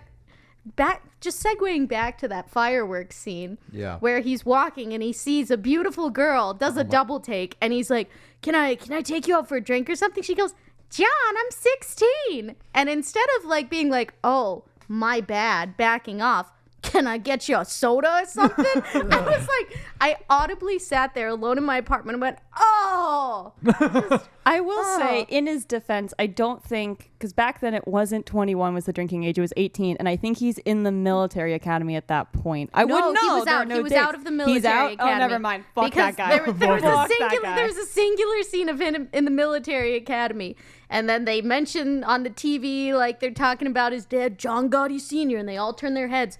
He closes whatever it is he's doing and storms off. And then from that point on, I've assumed he's left the academy.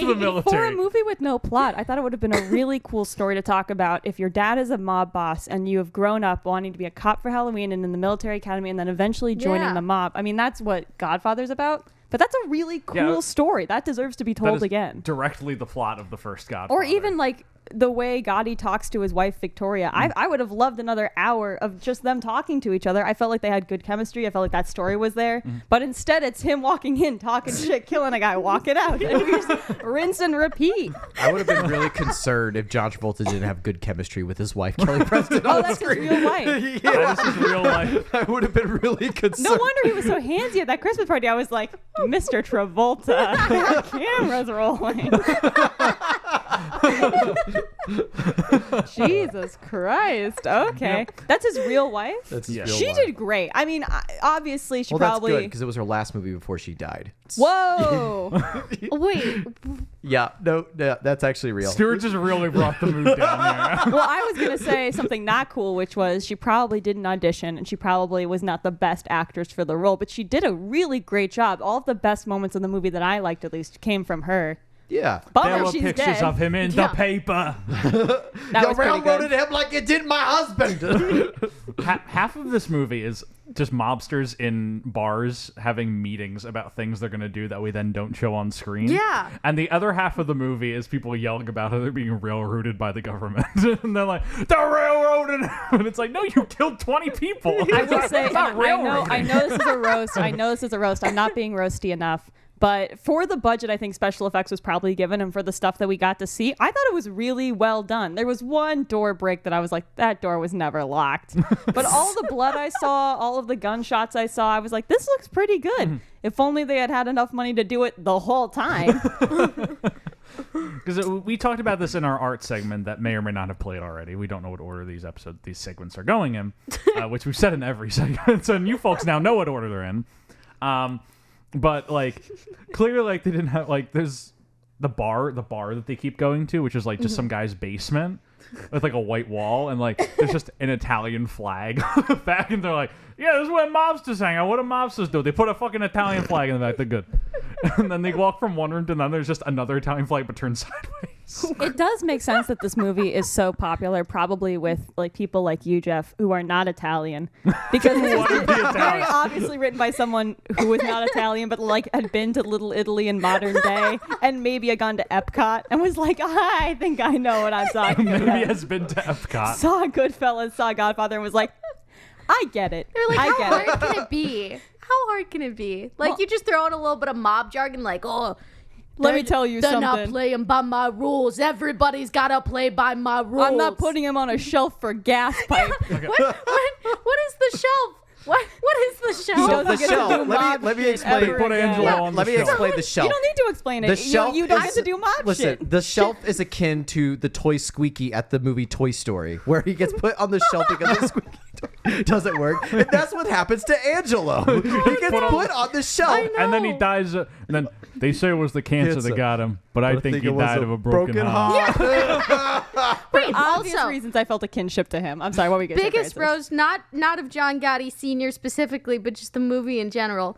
Why does every single mobster that we like get more than a couple lines of like backstory about get cancer? They all get cancer. And like John Gotti, I just like completely missed this, but at what point did he learn he had cancer? He doesn't. Other than We when don't he's talk just about that. bald in the in the prison They took dying. his chest muscle Like, out and what? put it in his cheek. I have to do one-handed push-ups. Another great topic of this movie, if they wanted to pick one, is like you fight all these battles and then cancer is what win. You lose against yourself and all these people inside your community who hurt you. Like it's not an attack from the outside, it's an attack from the inside. That would have been a really cool And that's plot. the fucking plot of The Irishman. That's a bummer. But Ange, remember, this movie doesn't have a plot. Its only plot is John Gotti Sr. That's the worst part. They could have had like 4 good plots, but then they said they were like, we walk in, we kill a guy, we walk out. We just killed that guy. We're gonna hit another. We're gonna whack him. And then they're gonna put him on the shelf. Also, is it apparently like the weird like tinted glass at that steakhouse where they whacked Paul so that guy couldn't see him from like 20 feet away? Wait. Because this is when they're whacking like the main mob boss, and one guy is like distracting the dude inside the steakhouse. Meanwhile, if you cut to an angle where it says like 20 feet outside the glass, they're just shooting this guy, and he can't hear the gunshots. These two guys are having a discussion. He's like, Paul will be here soon. In the background, and he's like, Paul's gonna be here soon. Not hearing these gunshots right outside the bar. In their defense, I do think it timed out where he was like, Paul will be here any second. The gunshots go off, and he's like, I believe he's here, but he won't make it to dinner. And you can see his reaction. Talk about a great line. Well, yeah, it was very cool. I think there were 2 writers, someone who was in charge of the overarching plot and someone who got to throw in a few lines and do some research. And whoever that second guy was, call me. I want to see more of your shit. Whoever the first guy was, there must have been some death in the family because you did not do anything. Some death in the family. You were not there. You did not turn in your rewrites. Yeah. There's that segues into another great line in this movie, where after they've whacked Paul and like another mobster's asking John Guy, he's like, so what have you found out about that other matter? You figured out who hit Paul yet? You figured out what happened at the steakhouse? And Travolta's just like, Gotti's just like, yeah, I learned at the steakhouse the Caesar salad is to die for. Honestly, the guy got whacked there. Get it? I feel like I kind of thought that was cool though. Maybe I'm just easily impressed, and I undersold this movie so badly. But it's just, and not to throw this word around, it's kind of camp. Like, no, that's what I think is the secret sauce of this movie. This is like if this was a clock, and 0 is the best movie. There's no 0 on a clock. Start over. All right, and 1 is the best movie ever, and 59 is the worst movie ever. The clock goes all the way around past 59 and loops back in to the next hour. Are you talking where it becomes about good a bell again. curve? You want to talk like a good to worse, and they're not that far Jeff's apart? reference kind of went over everyone's head, but I understand it was stupendous. Like that bullet I'm for getting gas that. pipe went over his head. Am I right, ladies and gentlemen? Am I right? Because it wasn't a successful hit. Okay, can we talk about Angelo in this movie? What about me? Number 1, dork doofus. Thank you, Francis. No, Uncle Angelo Ruggiero, number 1 doofus of this movie. Everything this guy does, like, goes horribly wrong. He's walking in the scene, he's like, Angelo, what the fuck are you doing? He's like, I thought I'd do it. But can we just talk about also, like, not only is he the biggest, like, dingus in this movie, but also, like, I'm gonna put something out there. I think John Gotti Sr. is the second biggest dingus in this movie. Given that, like, everything he says, he later goes on to contradict himself, opinion-based. Like, with Angelo, at first he's like, I'm not going to put Angelo on the shelf. He's my, he says some whole big thing. I can't remember who it is, but someone's like, you got to put Angelo on the shelf. And he's like, I'm not putting Angelo on the shelf. It would kill him. Might as well put a bullet through his heart. Exactly. And then, like, 3 scenes later, it's like Angelo's still, like, running the same shenanigans, just, like, a new one this time. And then he's like, Angelo, I'm putting you on the shelf. And like, well, this whole thing, and it's like, what happened? Not like, what on the happened shelf. there? And Angelo's like, oh God, it's worth the they pitch. bugged my daughter's phone. What kind of animals? Is the shelf just like you're no longer working for us anymore? Like you're gonna retire with a nice pension and some health insurance benefits. You do get kicked out of the mob and then get killed, right? So I think it's more of like, what is it? Honorable discharge. Like you're out. But we're not going to kill you, and that's enough. I think on the shelf is like, you're on the shelf in the sense like you're still getting mob protections, but you are not involved in day-to-day activity of the mob. Probably not getting any more money either. Yeah. It's like you are out respectfully. Wait, you get money in the mob? Oh my God, they get so much money, but not in this movie. We don't see them make in this movie, money. did you get any idea how John Gotti was making his money or what schemes he was pulling? No, Because aside from whacking other mobsters, that's it. That's all I got. Yeah. He just kind of kills people who don't play by his rules. his rule. First of all, we don't really know what his rules are. His rules per se, are so we never don't- back down, and it ended up with 5 consecutive life sentences and cancer in prison. Yeah. I want to talk about the part where John Gotti Jr. goes to a bar and he gets into a bar fight. Yeah. And then he goes back my God. and he's just And- talking shit with his friend. And then John Travolta comes, he storms up into the house. He's like, "You dumb one!" And he starts slapping his son And around. then who was Angelo. it? It was Angela's like- Angelo. That's what I was gonna say. he He just goes, starts slapping "Your his son. broke is hot." And then he's like, "You dumb motherfucker!" And then Travolta just walks out of the room, and then Angelo walks in. He's like, "You crushed him. You broke his heart." It's like, no shit.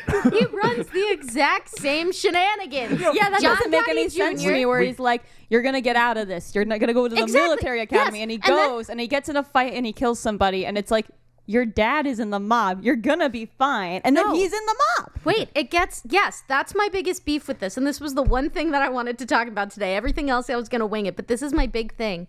This is like the biggest, in my opinion, the biggest instance in which John Gotti Sr.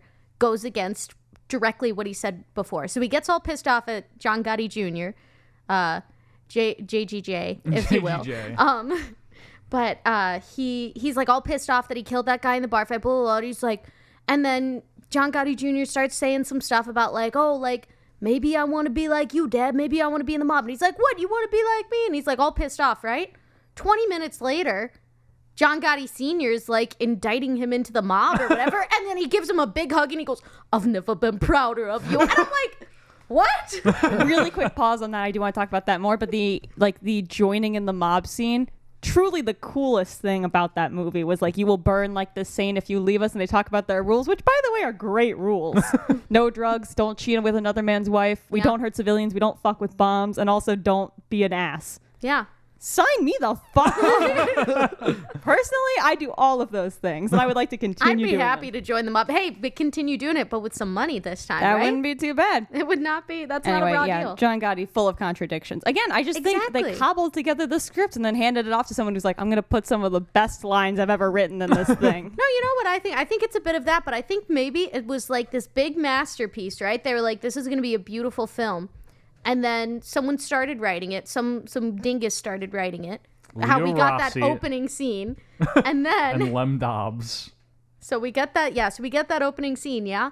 And they're like, this isn't the vibe we want, but we don't want to start from scratch. They get a new writer to write the next 20 minutes, and they're like, I don't know, it's not the direction we were hoping for. And they just have like 30 different writers because it feels like in like 20-minute increments, everything switches. Like the Yes. entire vibe switches. Because it's a flashback of a flashback told by a ghost. Yes. Yeah. The structure of this movie, as I've said a few times today, is that this is about the ghost of John Gotti telling the story to us of when he was old and in prison, telling his son about his younger life. Yeah, there's a lot of layers But to hey, them. there are the 5 boroughs, Jeff. Oh, we got to talk about that. We got to talk about the five boroughs. We got to talk Make about the a 5 boroughs. fist. When I tell you, I repeat that once a day to someone. Do I go up and I go, we've got the Staten Island, the Bronx. That's slow. All 5. I am insufferable in person. There's this sequence where Neil, played by Stacy Keach, and Gotti Travolta are just hanging out, and they're planning to whack Paul, and Gotti's like, so what do I need? Like, what do I got to do to get the approval to whack Paul? Because Paul's like the boss of bosses. Oh, mhm. And The intern of interns. And Stacy Keach is like, if you're gonna do this, you're gonna need the support of all 5 boroughs. And then these 2 men who have been in New York for their entire lives have lived amongst the boroughs. Stacy Keach is like, you're gonna need the support of all 5 boroughs: Queens, Brooklyn, Manhattan, Staten Island, the Bronx. That's a fist. And it's like, bro, you've lived in New York your whole life. You could have, like, the better version, you would need the support of all 5 boroughs, and that's a fist. That's the good version of that line. Honestly, I would have stopped, right? You need the support of 5 boroughs, and here are the 5 people who represent the boroughs, or and these are the people you need to talk to, because then we might have gotten some better name connections. Again, Or we everyone could have looks the done- same. Yeah, or we could have done one of those like classic Casino Royale sort of things. It's like, you're gonna need the 5 boroughs, and then it's like Staten Island, and it's like this guy from Staten Island. It does the little like name thing and like a slow-mo freeze frame turn sort of thing. We could do that. Add some snazzy Pitbull music behind it. Why don't you? That's my biggest critique. Not enough Pitbull. If No, Pitbull's the whole thing, dude. The whole thing is Pitbull. I know, but it's it's him playing a violin. I don't listen to Pitbull for the string quartet. I listen to Pitbull for the Mr. Worldwide. Can we circle back to the 4th of July party? Yes, where we they're can always playing, circle back. Where they're playing Every day it's a 4th of July. modern Pitbull song. Yes. Not something he wrote for this movie. Yeah. It's just like his hype song. I forgot what song was it. It's like, yeah. Oh, You don't know yeah, that, yeah, Jeff. I We don't gotcha. need- we don't No, need to I know know. exactly what he's talking about. Thank you. Just by that alone, Francis. Yeah, as we talked about last week, Francis knows Pitbull. Thank God. Thank God someone should. But like, you know, for the rest of the movie, Pitbull's either writing music or he's just doing an orchestral score. And the rest of the music, like, in the movie fits the time period it's being set in. Like, as with any movie set in 1979, it's contractually obligated to use Heart of Glass by Blondie to indicate that you were in 1979. But that's the one part where, like, they're at the 4th of July party in, like, 1984, and it's the diegetic noise of Pitbull. It's established that that's playing in the world. And I'm like, what the fuck? I think this movie would have been a lot stronger if it had just leaned a little bit farther into being wild. Like, I think they should have had Pitbull covering Heart of Glass. I think they should have had Pitbull doing the song they sang at the wedding. Yeah. I say I was lean in love, and it was a gas. Throw That's it not Pitbull. throw it That's not all at against but the it's wall, okay. right? Go hard. I think Pitbull should be rapping constantly in this movie, and the fact that he's not upsets me. Hot take. I think Pitbull should have been acting in this. Yes. He should have Mob played John number Gotti. 3. He should have been representing Queens. No, he should have played Sammy the Bull Gravano. No, Pitbull, but Pitbull Nah, couldn't Pitbull play. should He have been couldn't play. Angelo. I was just Big about to doofus. say that, and I was It's like, like, I can't do Pitbull. He died like of a that. broken heart. He died of a broken heart. Yeah.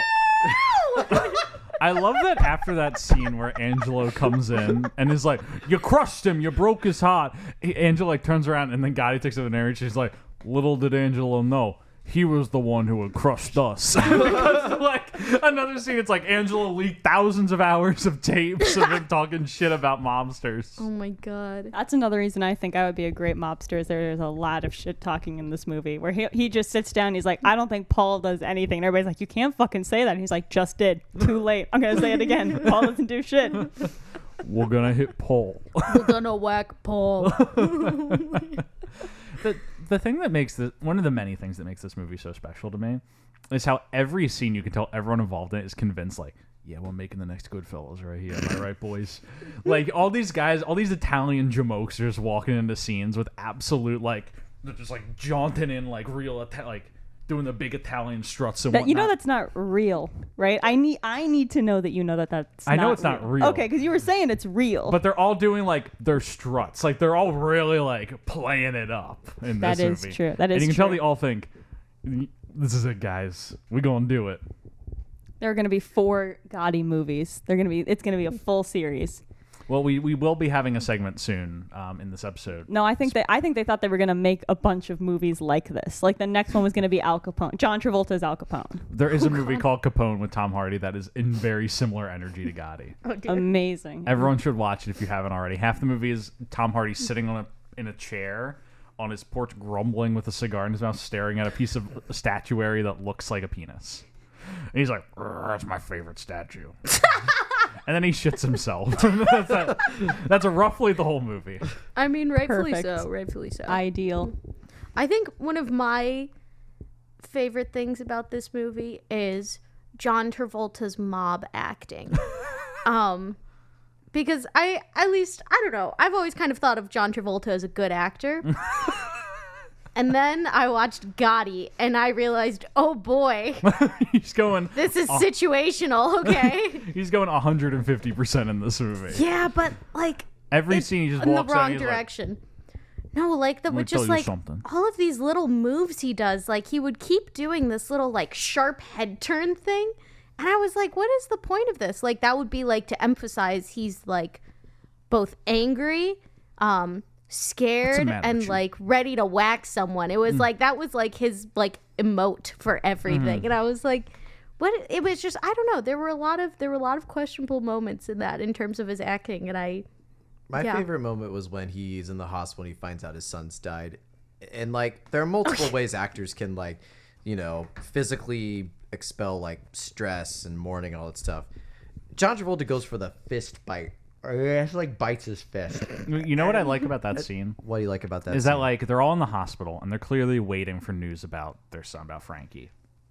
And Travolta's like, he's pacing up and down in the hallway and all his family's sitting on the bench to the side. And then this doctor just comes up, talks to John Travolta for like 5 seconds and then turns away. The only indication is that Travolta's just standing there, this doctor comes up and is like, hey, your son's dead. Walks away. It's the 80s. I think that's exactly he's how like, that works. hey, it didn't make it, buddy. He walks away. And then Travolta's just like, shoves his It's like a ixnay on the Anky Fay. And he comes back to his family. He's like, hey, guys, bad news. He's dead. Bad news. Travolta's They like, whacked him. That car whacked him. Well, the car whacked him. Also, I just realized that I've been making my John Travolta sound like your impression of Bells this whole time. I just thought I should point that out. Very good.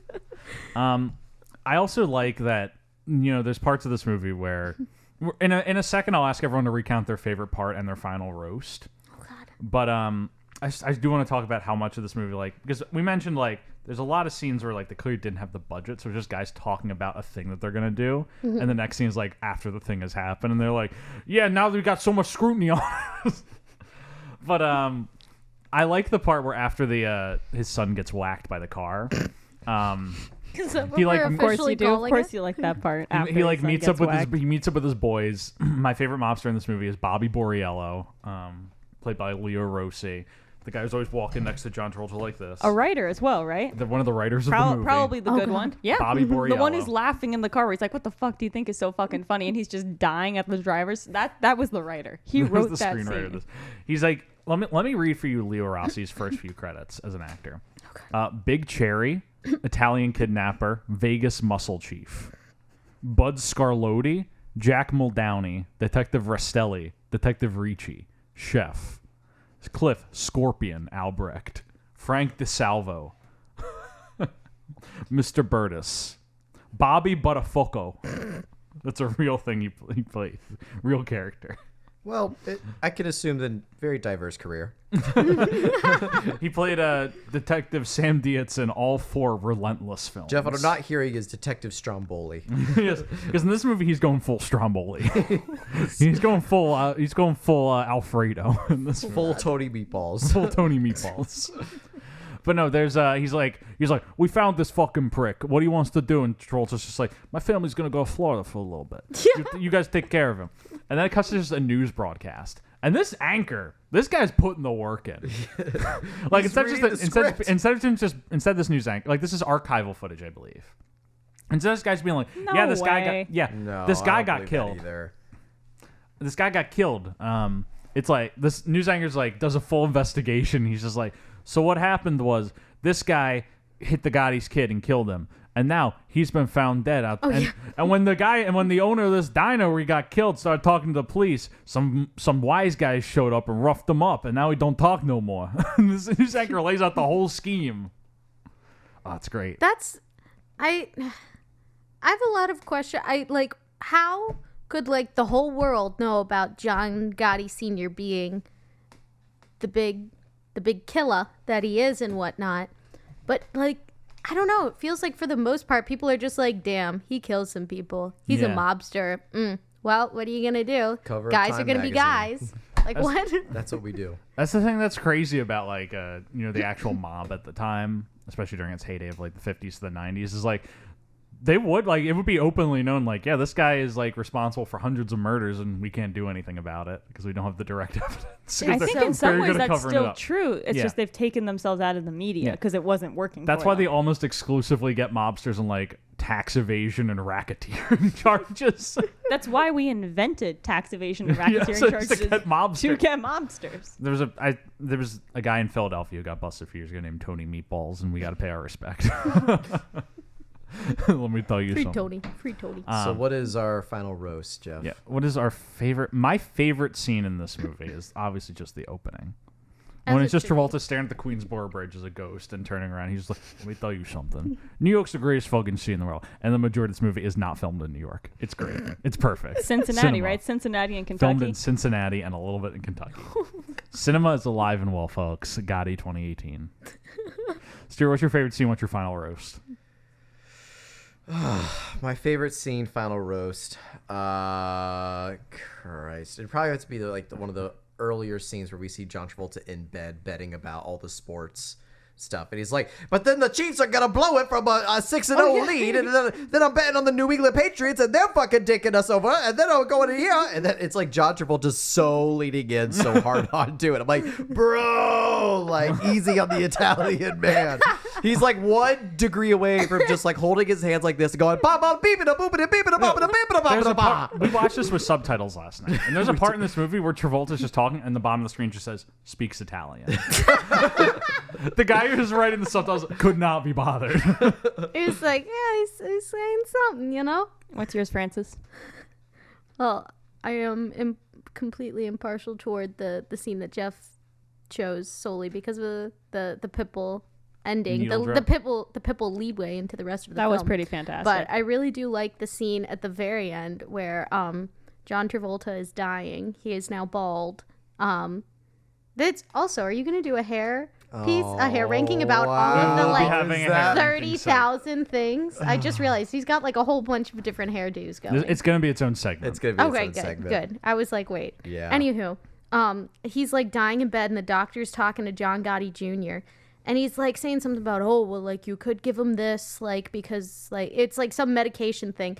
And from the bed, John Travolta says nothing. You just see his hand smack the side of the bed and just like wave like no.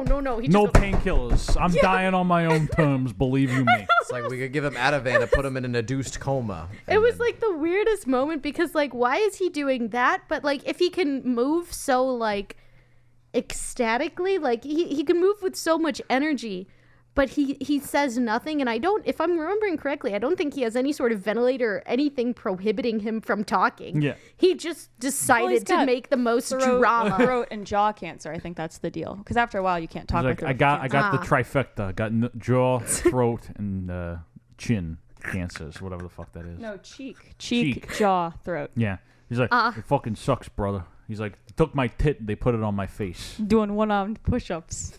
Doing one-arm push-ups. That's one of my favorite moments. And then the doctor just goes, consider it, and walks away. And like after that like big like dramatic moment of like hand flailing, singular hand flailing, mind you, the one hand that is like locked up in a handcuff, not the free hand that isn't locked up, because one of his hands was locked up but the other one wasn't. He chose to do the most dramatic possible hand, the most dramatic possible thing, and like everyone is just supposed to take him seriously, and they do, and I think that's beautiful. It's magic. I think that's the overall takeaway from Gotti. Everyone just has to pretend to take each other seriously.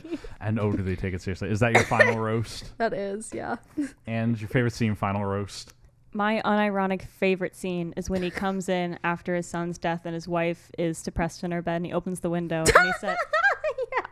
What are you laughing about? I loved that scene. I did too. Yeah, whatever. Apparently, I like that scene a lot. And then my roast was at the end of the movie, they're talking about how he's like known as a certain name because he wears all these double-breasted suits. Not once in the fucking movie did he wear a double-breasted suit. I don't know who did the script for the art department, but they did them so dirty. He should have been wearing a double-breasted suit in that opening and that last scene.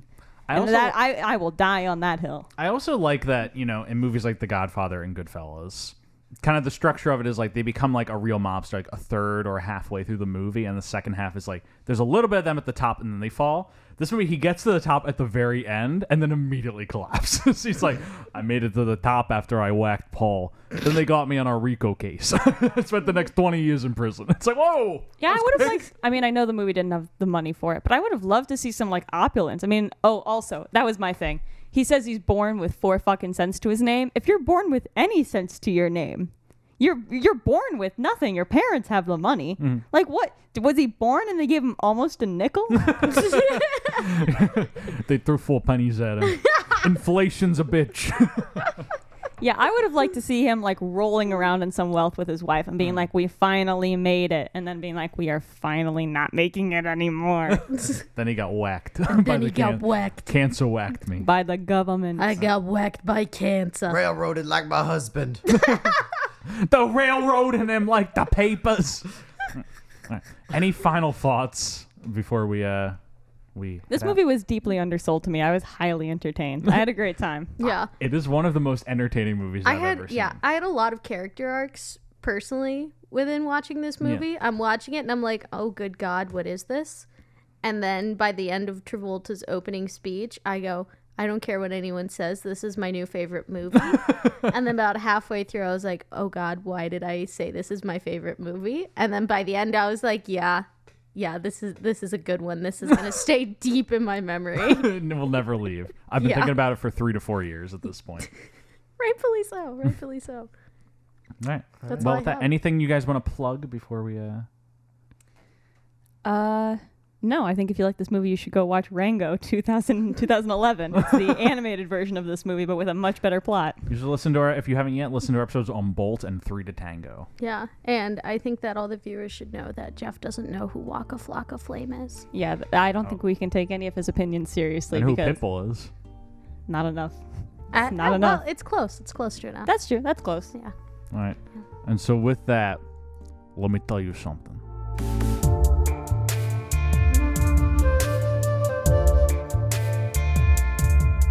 The Gotti franchise. With Dave Manzolo.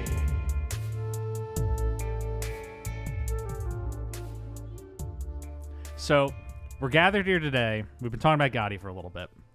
And it's time we look towards the future. Yeah. It's time we consider, where does Gotti go from here? Because we've talked about where he's been. We talked about where he's at right now. But I don't know, where does he go the next 10 years, the next 20 years? Wait a second. What, Jeff, what are we talking about on this segment? I think it's very clear, watching this motion picture, Gotti, that this was not intended to be a one-off. Oh, no. This was not intended to be a singular film. Oh, Dave, are you aware of this? Did he bring you on blind, or are you fully aware of what we're about to talk about? I am fully aware that there is a... Well, here, let me tell you a story here, okay? Wait. So, are you saying you're going to... Let me tell you something? let me Dave tell you something. Manzolo has left the chat. Fucking city in the world. I was just there this weekend. All 5 boroughs. Dave has left the chat. Yes, all 5 boroughs. Anyways, this fucking movie has me brain diseased. Jesus Christ. All right. So... All right. I think, like, what we're here today, it was not intended to be a one-off film. This was intended to be the start of a larger, grander franchise. And I think Kevin Connolly and John Travolta were very deliberate in this. And yet, in spite of that, there has not been a Gotti 2, no Gotti spin-offs in the past 4 years since this movie came out. Well, we have the sequel to the 1996 Gotti film. Yeah, that was the worst day of my life when I saw the headline said Gotti 2 announced, and I clicked on it. It was a different Gotti.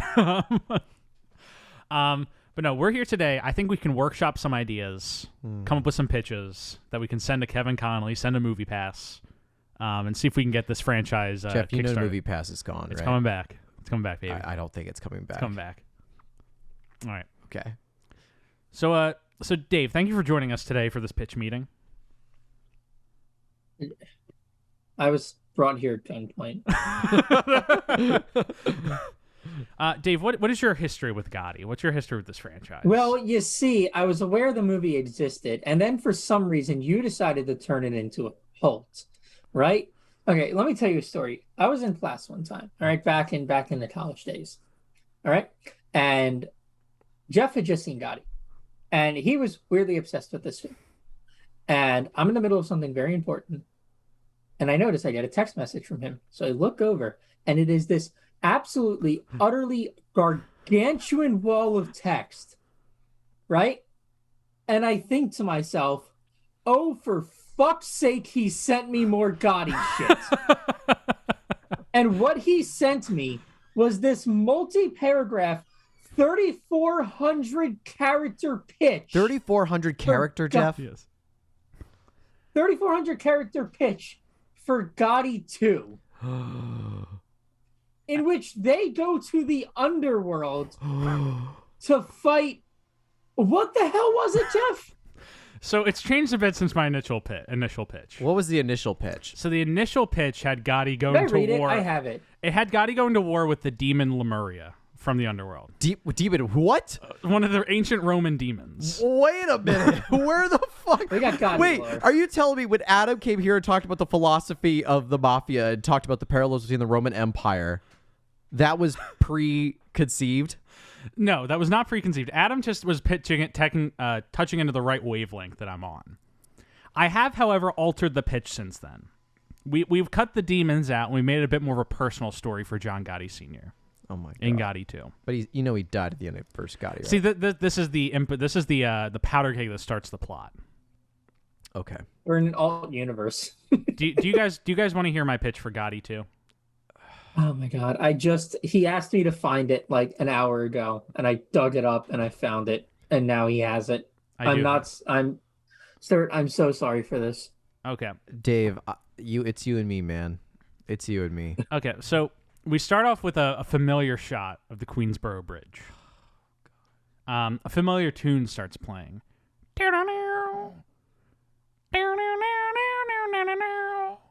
We pan down. We reveal John Gotti Sr. standing over the Hudson. He turns to the camera and he says, "They say New York is the city that never sleeps.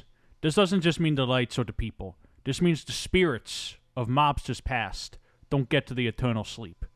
And so, you might say I'm back. But that's not true. I never left." And then he's like, snaps his finger. Gotti 2! Yeah, Pitbull! Once again. Worldwide 305 $. So Pitbull once again raps over an opening credits montage of stock footage of the real John Gotti. Right. Because we gotta. Right. But it's mostly stock footage of his funeral. Now, we come back, and John Gotti Jr., our favorite character, has been released from prison. Is this the same by the same 20-year-old actor? Yeah, same 20-year-old actor playing a 55-year-old man. Okay. Because Dave, as I'm sure you've noticed when you watch this movie, that there's a phenomenal makeup job on young John Gotti. Yeah, Jr. no, this when we first watched. By the way, I just want to know, Jeff made my dad and I watch this. I did. It wasn't just me. He roped my dad into this. Manzololo Sr. I did go to his house and make his family watch this movie. He held him up by gunpoint. This was a hit job. The hit was put out. Yes. Okay.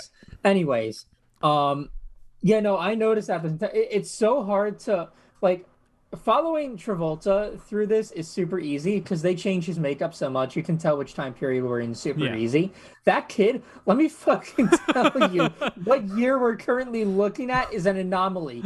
That shit is harder to follow than whatever time frame It Follows takes place in.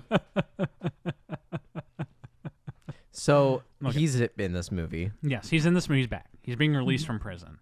We pan away from his release. And if you guys have any notes, feel free to jump in at any time. This is a workshop session. We pan over from him being released from prison. Are you talking to the audience? Or are you talking to us? To you guys. To you. Okay. Because I'm sure the audience can have a lot of thoughts about this. Yes, okay. So we pan over, and underneath a tree nearby, a slightly angelic tree, is the ghost of John Gotti Sr., once again played by John Travolta. Is this a tree in like Central Park, New York or something? This is right outside the prison where John Gotti Jr. is getting released from. Okay. And he's standing there, the spirit of John Gotti. Yeah. He's so proud of his son that he beat the charges and he got out. And he's in anguish because he can't breach the walls between the spirit world and the human world in order to, give his son a hug. It's something he never got to give him. So his spirit decides. Yes. They hug. They hug a few times. They hug Jeff. He wants to give him another hug. And then he slaps him, and then he's crushed. And then he's like, "You dumb motherfucker!" And then you crushed him. The ghost of Angelo comes back and says, "You're really disappointed." When he goes over and just slaps the other kid is probably the funniest feat in the entire fucking. You dumb. Okay, so the spirit, now that it's like it's among the world, it's seeing some. He decides to explore the city that he ruled once, and he sees that without his leadership, the city's starting to go by the wayside. There's new punks all over the place. And he ends up by going back to his house. Is this like following some type of historical nonfiction sense, or were you just like saying No, it's just his ghost is wandering around. Have you ever... It's like the... God, is that Ghost with Patrick Swayze? He's like just wandering the world, but he can't interact with it. Yeah. So He ends by going back to his home, his family home, and he says, "Hey, where's the house?" to no one in particular, just to, like, as a memory of times past. And he goes in, and his family's having a memorial dinner for him on the anniversary of his death. And he's just so touched by the love his family has for him that the love transcends time and space. And he pushes through the barriers between the spirit world and the mortal world and comes back into the physical realm. John Gotti's back, baby. Or you could say he never left. Question. Yes. Can we pause? Yes. Does he come back in like the body of his like 50-year-old self or cancer self? Does he have the cancer job on his face? No, he looks like he did in the Queensboro Bridge moments of the first movie, because that's his ghost. So that's like 50. Yeah, 50-something. 50-something. His prime. I don't know if I'd call that his prime, Jeff, but okay. So he gives his family a big old hug now that he's back. We smash cut to the underworld. Are they not freaked out by this at all? They're like, "Dad, you're back!" And they all have a big, Gambino hug. Okay. Okay, so we smash cut to the underworld. Not the literal underworld. We're talking about the hell underworld, like Hades. No, we're talking about the literal underworld, like Hades. Yeah, when I say literal underworld, I mean like the New York underworld. No, like the actual underworld. We're talking about fires and flames and chasms. Yeah, fires and flames and shit. Okay. Where the demonic spirit of Paul Castellano has taken control in the underworld. I thought Paul Castellano was never a leader. Dude, I'm gonna be real. I just watched this movie 30 minutes ago, and I don't know these characters. It's who Gotti put up the hit on. He put up the hit on Paul, The original head of the Gambino family. I'm gonna be real, dude. There's so many names flying by in that film. Okay, so the spirit of Paul Castellano, he detects that a gateway has opened between the spirit world and the physical world. He rises from his eternal slumber and begins to arouse his undead army of mobsters. It's like zombie Gambinos. Okay. Okay, so we're back in the physical world. Gotti and his son are walking along the Hudson together. And they talk about, their past together and like what the future could bring for their crime family and their real family. Gotti coaches Junior on how to be a real man. But, pause. Yes. When Gotti came back from the land of the dead to the land of the living and brought himself back to life, did he carry anything else over with him, like ghost powers, like Danny Phantom? Or is he just regular human Gotti? Just regular human Gotti. Okay, that's a little boring, but continue. But, it all comes together at the end. Sure. I'm sure it does. So the conversation is cut off by a portal opening. A portal? Yeah, portal opens, and a retching, zombified Gambino comes out of a portal and is like... I didn't quite hear that part. Can you do that one more time? And starts coming for... 1 second. There's a little bit of construction. Just for the audience... It's coming through. It's coming through just fine. But if you want to do it one more time. All right. We get zombie Gambino. Yeah, zombie Gambino comes out. It attacks Gotti and his son. They fight it, and they kill it by putting a 9mm to its head and popping it.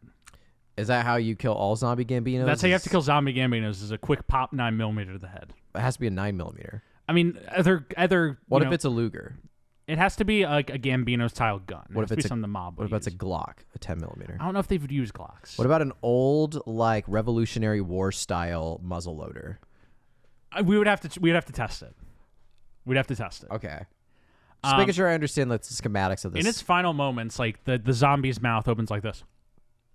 Well, the audience can't see that. It's just like it's a hung ajar open, and like it's like, "You have opened the portal. Paul Castellano will rise again." Okay. How are we feeling so far? Are we liking this? Well, so my thought is it's bold of you to assume that Paul Castellano, who is never good of a leader in the Gambino family of the living, would assume control in Land of the Dead. Well, this plays into the conclusion, into the finale. Because much like in real life, Paul Castellano rose to the top in spite of not being the best leader. Okay. He does the same in the underworld. Dave, how are you feeling about this pitch so far?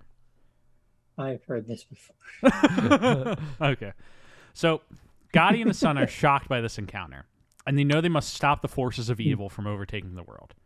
The main plot of the film begins here, as they must travel and secure the support of all 5 boroughs to battle the darkness coming from the underworld. No, Jeff, what are the 5 boroughs? Queens, Brooklyn, Manhattan, Staten Island, the Bronx. I just want to I just want to show That's a everybody fist.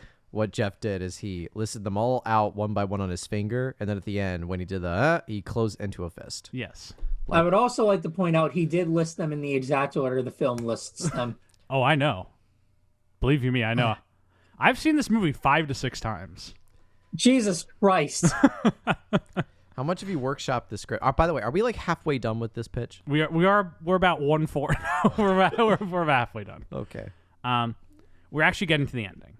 So the main meat of the film that I haven't really figured out exactly how it's going to work, maybe we can talk about it, is that it's a quest where they travel to the 5 boroughs to secure the support of the various crime families in war against the forces of the underworld, the army of zombie Gambinos.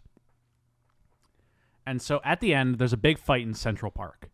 A portal opens and a bunch of zombies start coming out with Paul Castellano at the helm. Gotti stands alone against them.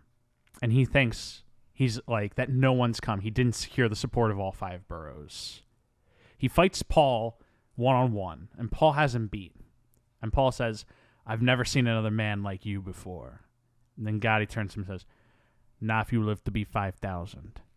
And then, behind him... Oh, wait, no. Gotti doesn't say that. He says, "I've never seen a man like you before." And then you just hear off the camera, "Not if you live to be 5,000. And then Paul looks up, and a bunch of portals start opening all around Central Park behind Gotti. And the combined forces of all 5 boroughs, the forces of all 5 boroughs emerge from the portals, along with, believe me, the ghosts of mobsters past. That's right, Al Capone comes out of a portal, probably played by Tom Hardy. Al Pacino reprises his role as ghost of Michael Corleone. All the mobsters are coming. Jimmy from Goodfellas is there. And they all come out of these portals. Do, do, do. Dun, dun, dun, dun. Dun. And the big moment at the end. Well, mobsters assemble. The big moment at the end of this. Well, the big moment at the end of this. Stacy Keach's Neil comes out. And he gives John Gotti a look. And he's like, "I'm proud of you."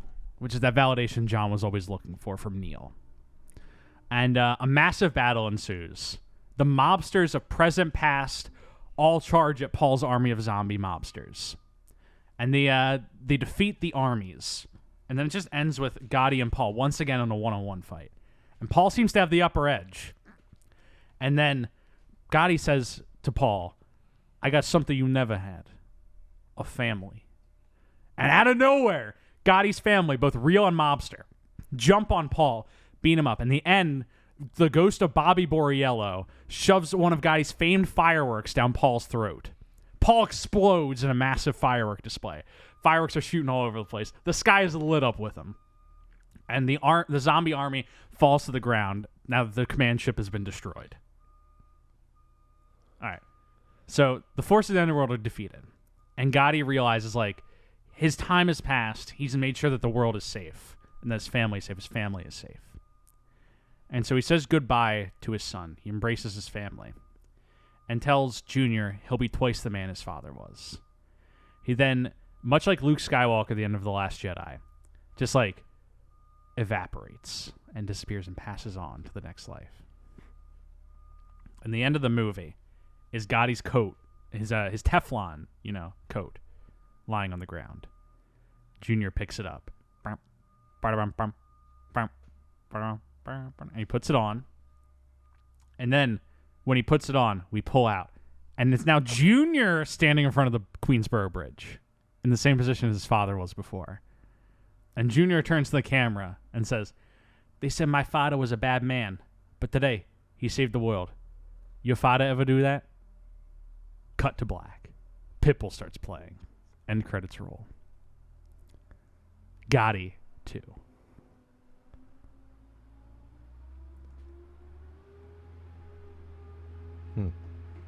Gentlemen, Yes, how do we for feel? This much longer than you have. How do we feel? Is any of this based on historical fact? No. Yes, it's entirely 100%. This actually factual. happened. We just got this is real. You we can just Google got it. we just got neuralized like Men in Black. okay, so one of my biggest beefs with this is that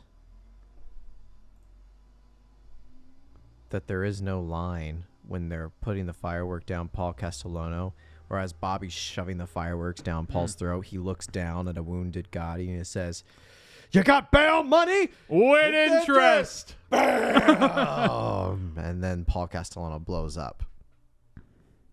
That's my one thing that I'm missing. Dave, any notes from you? I hate that you both can quote this movie. We've been talking about this movie for like 7 hours. Yeah, I hate that I could quote this movie. Okay. So now that we have my pitch for Gotti 2, I want to workshop a little bit. Want to workshop? What if? Because this is not just a one sequel franchise. This is the beginning of a cinematic universe. Where do we think it goes from here? Dave, do you have any ideas? Now, Jeff, I'm going to drop a bombshell on you. Go on. What if there was another Gotti sequel? Okay. A different Gotti 2. An alternative Gotti 2. Yes. And what if a friend of mine had been writing this for quite some time and is currently 6 chapters deep? What?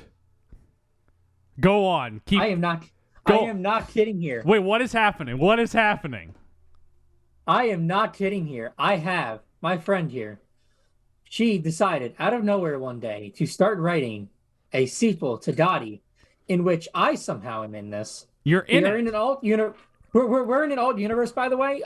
For reasons that are unexplained so far in Chapter 6, Neil Armstrong and Buzz Aldrin died on the moon, and Nixon gave that secondary speech that they had prepared. We are in an alt universe in which Gotti is currently out of jail at a time when he should be in jail. This isn't the life sentence. But apparently, as this story is still going on, and I am completely in the blind on it because I have told her I refuse to know what happens next until it is written, I am, for some reason, attempting to use a machine that I have invented to break Gotti out of jail through null space for reasons that have not been made clear yet. But I have some motives here that I have somehow tracked down where Gotti is being held in prison, because apparently this is secret information. And I have the chapters that are about Gotti here if you want to listen to at least one of them. Yes. Okay. So to contextualize for the audience, I had a pitch for Gotti too. Dave did not tell me he had a 6-chapter book of Gotti 2.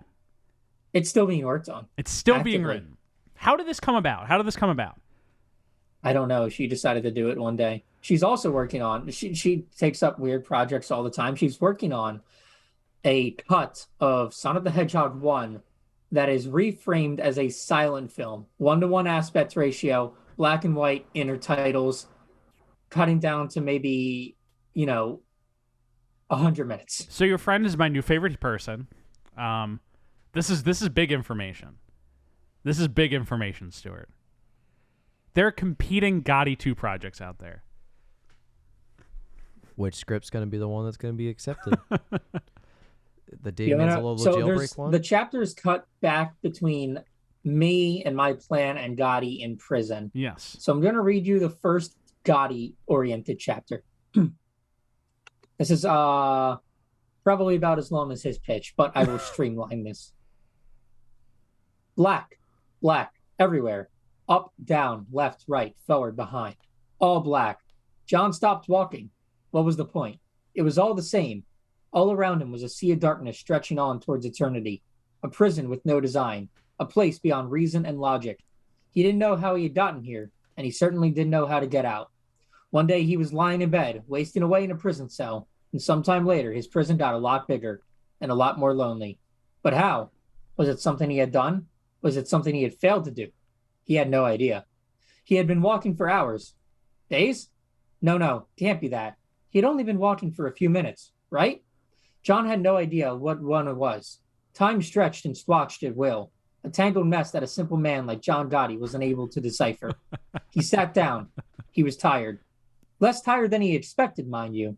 He thought maybe that he meant that he really wasn't walking for that long. Who knows?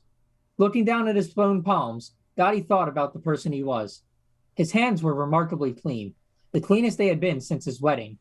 Prison wasn't exactly sanitary, and Gotti was never someone afraid to get his hands dirty. At heart, he was a working man. He wasn't a working man in the same way as someone on a construction site was, but he got out there and put in the work. He definitely had more in common with blue-collar workers than those yuppies who work in the skyscrapers, but Gotti was a different breed.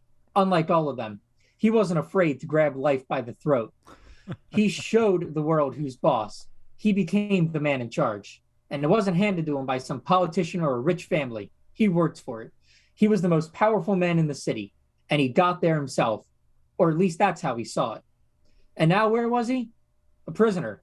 He was supposed to be the one who told the guards what to do, but he lost it all, and now he was in the prison of an entity much more powerful than him. There was no way out now. He couldn't bribe or fight his way out. The darkness was static, and he was powerless. His former prison made him feel emasculated enough, now how was he supposed to feel? What was he thinking? He was John fucking Gotti. Emasculation? Sadness? That wasn't for him. Even in here, he had his suit. No more prison uniform. He was the boss. Everyone knew it, even if they couldn't see him. There was no other reason why he could change his clothes. So what? He's lost in an endless sea of dust? But do you think that's going to stop him? Nothing stops John Gotti. What was he doing? Sitting down? Resting? There's no time for rest in this world. Only those who have the motivation to work will get what they need, what they deserve. So he stood up, straightened his suit, and walked forward. John Gotti never stops moving. If he couldn't run, he'd walk. If he couldn't walk, he'd crawl. That's the only way. It's the only logical conclusion to life. John Gotti had walked thousands of steps, and he was ready to walk thousands more. No matter what vast expanse lay ahead of him, Gotti was ready for it. Gotti walked a few seconds, or maybe hours, seeing nothing change. He considered the possibility that he hadn't moved at all. Perhaps he was just walking in place, trapped in the same spot for eternity like some cruel joke, but he dismissed it. No matter what was going on, he had to keep moving. And then, faintly, out of the corner of his eye, he saw a spot. He couldn't make out what it was. He wasn't even sure if it was real, but he could see something. Something that wasn't darkness. Gotti began to run. Dave, let me tell you something. That was the most beautiful fucking thing I've ever heard in my life. All right, Jeff. That delved into the psyche of John Gotti in a way that I was not prepared for, emotionally, physically, spiritually. Can you please send me this? Absolutely, 100%. Because I would like to read this. So, Jeff. Yes. This has been an awe-inspiring moment for me. Yes. Hearing you talk about your passionate Gotti 2-pitch, hearing Dave talk about his amazing Gotti 2-pitch. That's not me. This is full credit. It's your friend, yeah. Goes to your friend. His friend, quote unquote. I would like to give full credit to Saoirse Amore on this one. Copy that. Thank you, Saoirse Amore. And all this has made me sort of think. Yes. About my own Gotti 2-pitch. Well, you have a Gotti 2-pitch? No! What? What? Where are we? All right. Are we ready for the Stuart Elmore film? Gotti 2. Yes, I would like to hear this. So, no. The stage is set. Interior prison, hospital ward, day, 2002. We have a John Travolta playing John Gotti Sr. Old as fuck. Yeah. Riddled with cancer. On his last legs. They're putting like bandages around his neck, and the nurse asks him, it's like, why don't you just like go? And he says, any other day I'm alive is a fuck you to the government. Mm. And so we just have John Gotti there in pain, losing his senses, losing his ability to speak, losing all of his affirmations. Until then, Gotti starts hyperventilating, and you see like the moment drips from his eyes. The frame starts to crawl in black, and it all circles into a tunnel vision until eventually, right as it reaches the center, a flash of white light. And we just hear, Gotti. Yeah. And we see a young-looking Robert De Niro. What? Robert De Niro playing himself, Robert De Niro. Yes. They're in a room of pure white light. Gotti wakes up, and he's in his younger body when he was like in 40 or 50s. And he's in his like New York attire. He's got his hair back. He's got his tits back. His tits not on his face anymore. His tits are not on his face anymore. And we just see Robert De Niro. But Robert De Niro wearing an oddly familiar gangster attire. Yeah. Yeah. Like we've seen him before. Oh, no. Oh, no. Yeah. And he speaks with an Irish accent. Yeah, the Irishman, baby. And so then we are sat down with Gotti Sr., played by John Travolta, and Robert De Niro. Frank Sheeran. But it's Robert De Niro. Okay, yes, playing Robert De Niro, but he's in his Frank Sheeran attire. Yes. And so Robert and John sit down, and John asks Robert, it's like, where am I? What is this place? And he says, John, you're dead. And he's like, I am. He's like, yeah, you're dead. He's like, but where like all the time I spent trying to make New York a better place, the 5 boroughs, my son, and all of this, it's like the empire tried to build. And he says, John, when you die, you become a laughing stock in the gang mob history. He's like, how can that be? It's like, let me show you. And he reaches out his hand. They touch hands, and they travel back to the year.